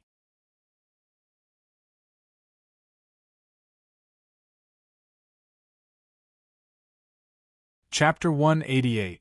Are you feeling better? Jiang Shao asked as he quickly walked towards Han Jiangxue. Yes. Han Jiangxue took a deep breath and seemed to be blaming herself for losing control of her actions. She remained silent and began to absorb the star power around her. Jiang Shao could clearly sense what she was doing. As an awakened, he was rather sensitive to the star power around him. At this moment, Han Jiangxue had become a black hole-like existence that was frantically devouring and extracting the star power around her to replenish herself. Jiang Shao shut up in time and harvested the savage's star beads. To his bewilderment, there was only one savage that came out of the tunnel even though his team had caused such a huge commotion. Could it be that the room I just passed by is their lair? Jiang Shao had never entered the room that was burning with flames, so he didn't see how big it was or what the situation was like inside. However, he knew that the screams inside were extremely miserable and chilling. Jiang Shao continued to move forward, only to discover a ray of light. Is this another entrance? It's already cleared? Oh my god, it's no wonder that Han Jiangxue lost control of her actions. How many savages did her flames burn to death? How much vitality did nostalgia replenish her? Just as Jiang Shao was about to return, he felt that it was difficult to breathe as thick smoke surged towards him from behind. Han Jiangxue pushed Jiang Shao out of the cave and the two of them coughed for a while before breathing in the fresh air of the dimensional world. They finally felt much better. On the other hand, Li Wei and Xia Yan also ran out of the cave. Just now, Li Wei could no longer hear the roars inside and hence put away his shield. In the end, a gust of thick smoke surged towards them and forced them to retreat. They had no idea if the savages inside had been burned to death or choked to death. Li Wei reported that he was safe through the invisible earphones. The team exchanged information and got ready to rest for a while before going in to collect the spoils of war. Seizing the opportunity, Jiang Shao turned to look at Han Jiangxue and said, "I have a bold idea." Han Jiangxue looked at Jiang Shao quietly. She kept her guard up. She didn't think that she would hear anything good from Jiang Shao. "How did you feel just now?" Jiang Shao asked curiously. Han Jiangxue thought about it and said, "I was full of energy and my blood was boiling. I seemed to have endless energy. I've never tried stimulants before. Maybe that's what it felt like." "How is your rationality?" Jiang Shao asked again. Han Jiangxue frowned and thought about it carefully for a while before saying, "Although my body is particularly restless, I can still suppress my rationality. I've been gentle with you, haven't I?" Jiang Shao nodded. Apart from the fact that she used some force when she hugged his shoulder at the beginning, she had been restraining herself well. If that's the case, is it because my idea doesn't work, or is the milk not enough? What do you think? Han Jiangxue asked curiously while pushing her star technique, Barren Wind, into the tunnel in a bid to disperse the smoke and dust as soon as possible. After all, humans are still rational, but what about the ape ghouls? They don't have high IQ and are very ferocious. They're born to fight. Han Jiangxue raised her eyebrows and agreed with his words. "Do you want to? Shall we go play with the ape ghoul king?" Jiang Shao asked excitedly. All of a sudden, Xia Yan's voice sounded in the earpiece. "Xiaopi, tell me I didn't hear wrongly. Jiang Shao said. The ape ghouls have the star technique brutality, don't they? Li Wei answered, yes. Jiang Shao said, I think I can make an ape ghoul go crazy with blessing. Such ferocious and belligerent beasts usually can't suppress their desire to fight. With my blessing, it's even more impossible for them to calm down. Han Jiangshua's eyes lit up and she asked, do you want them to fall into an internal strife so that we can reap the benefits? It's best if we can make an ape ghoul king go crazy and let it unleash its power. Be it tearing its subjects apart or being crippled by them, it'll be good for us, Jiang Shao said excitedly. He continued, as long as the first punch is fired, the battle will basically not stop. Once brutality is activated, they won't recognize anyone. His words were not only heard by the other 3 members of the team, but also by the Invigilator and the team of Guardians. The examiners looked at each other and found Jiang Zhao's idea novel, but they didn't comment. Blessing was a brass-quality star technique, and it was almost impossible to make the ape ghouls go crazy with blessing and reach the state that Jiang Shao had described. After hearing Jiang Zhao's words, the expressions of the Guardians changed immediately. Any ape ghouls that went berserk would greatly increase the difficulty of guarding them. Jiang Zhao's method was feasible. The ape ghouls that were aggressive often fought with each other. Hence, they didn't need excessive blessing at all because they would fight on their own. Unless there was an ape ghoul king to hold the fort, the ape ghouls would only hide obediently. The Guardians didn't think that Jiang Shao would make an ape ghoul go crazy with blessing, but rather they were disgusted by Jiang Zhao's idea.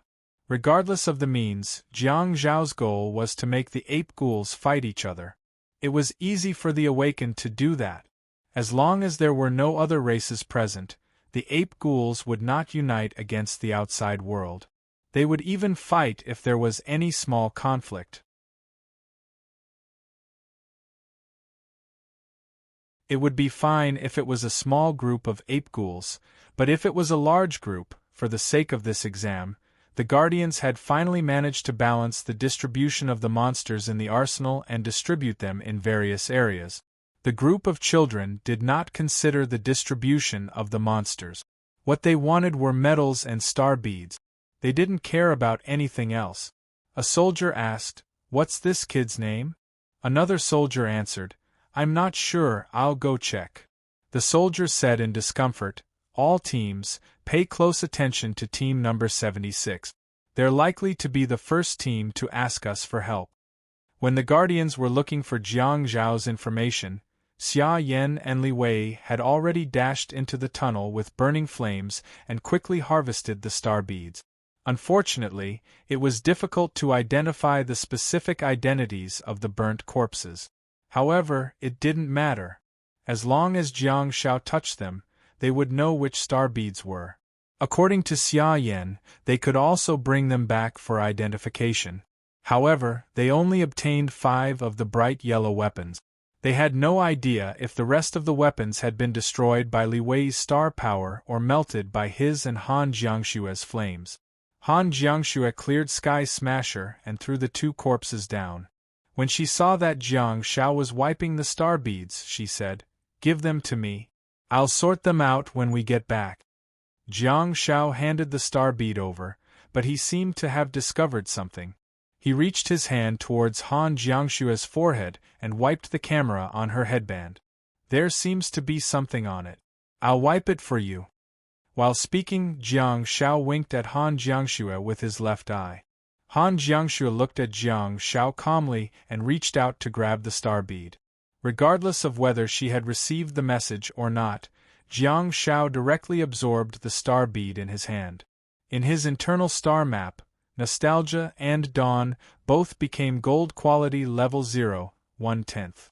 After going through all the spoils of war, Jiang Shao found out about the specific gains that his team had made so far. In addition to all the spoils of war that they had obtained previously, the team had obtained a total of 17 silver quality star beads, male swordsman, female archer, male spearman, 1 silver quality savage sorcerer star bead, 3 brass quality Savage Star beads, 8 weapons, and 80 points. Let's go all the way to the west. The mission point is in the south. The further we deviate from the direction, the more likely we are to find the Ape Ghoul King, Jiang Shao said happily. Xia Yan's face was full of excitement too. Ape Ghoul King? Each one is worth 300 points. That should be enough for us to enter the top 8, right? We've worked so hard for so long, yet we only got 8 weapons and 80 points. Jiang Shao shrugged and said, if the Ape Ghoul King can help us tear up some ape ghouls, we'll be able to get more points after it eats the star beads. Xia Yan began to get excited too. She turned to look at Han Jiangshu and asked, how is it? Shue? Han Jiangshu looked at Jiang Shao hesitantly and said, this suggestion is very dangerous. Jiang Shao said, I've been fighting in the snowfield for a month, and I'm not here to go through the motions with you guys. I want to enter the semi-finals. Han Jiangshu looked at Jiang Shao silently and finally nodded. Yay! Xia Yan cheered happily. Let's go, Xiaopi. Let's go stir up trouble. Jiang Shao nodded repeatedly and said, yes, stir up trouble, stir up trouble. At the same time, the soldiers of the team of Guardians looked at the split screen and listened to the words transmitted through the earpiece with sullen expressions. You're tuning in to the Phoenix Knights YouTube channel. Don't forget to subscribe and join us on this journey to catch the most captivating stories.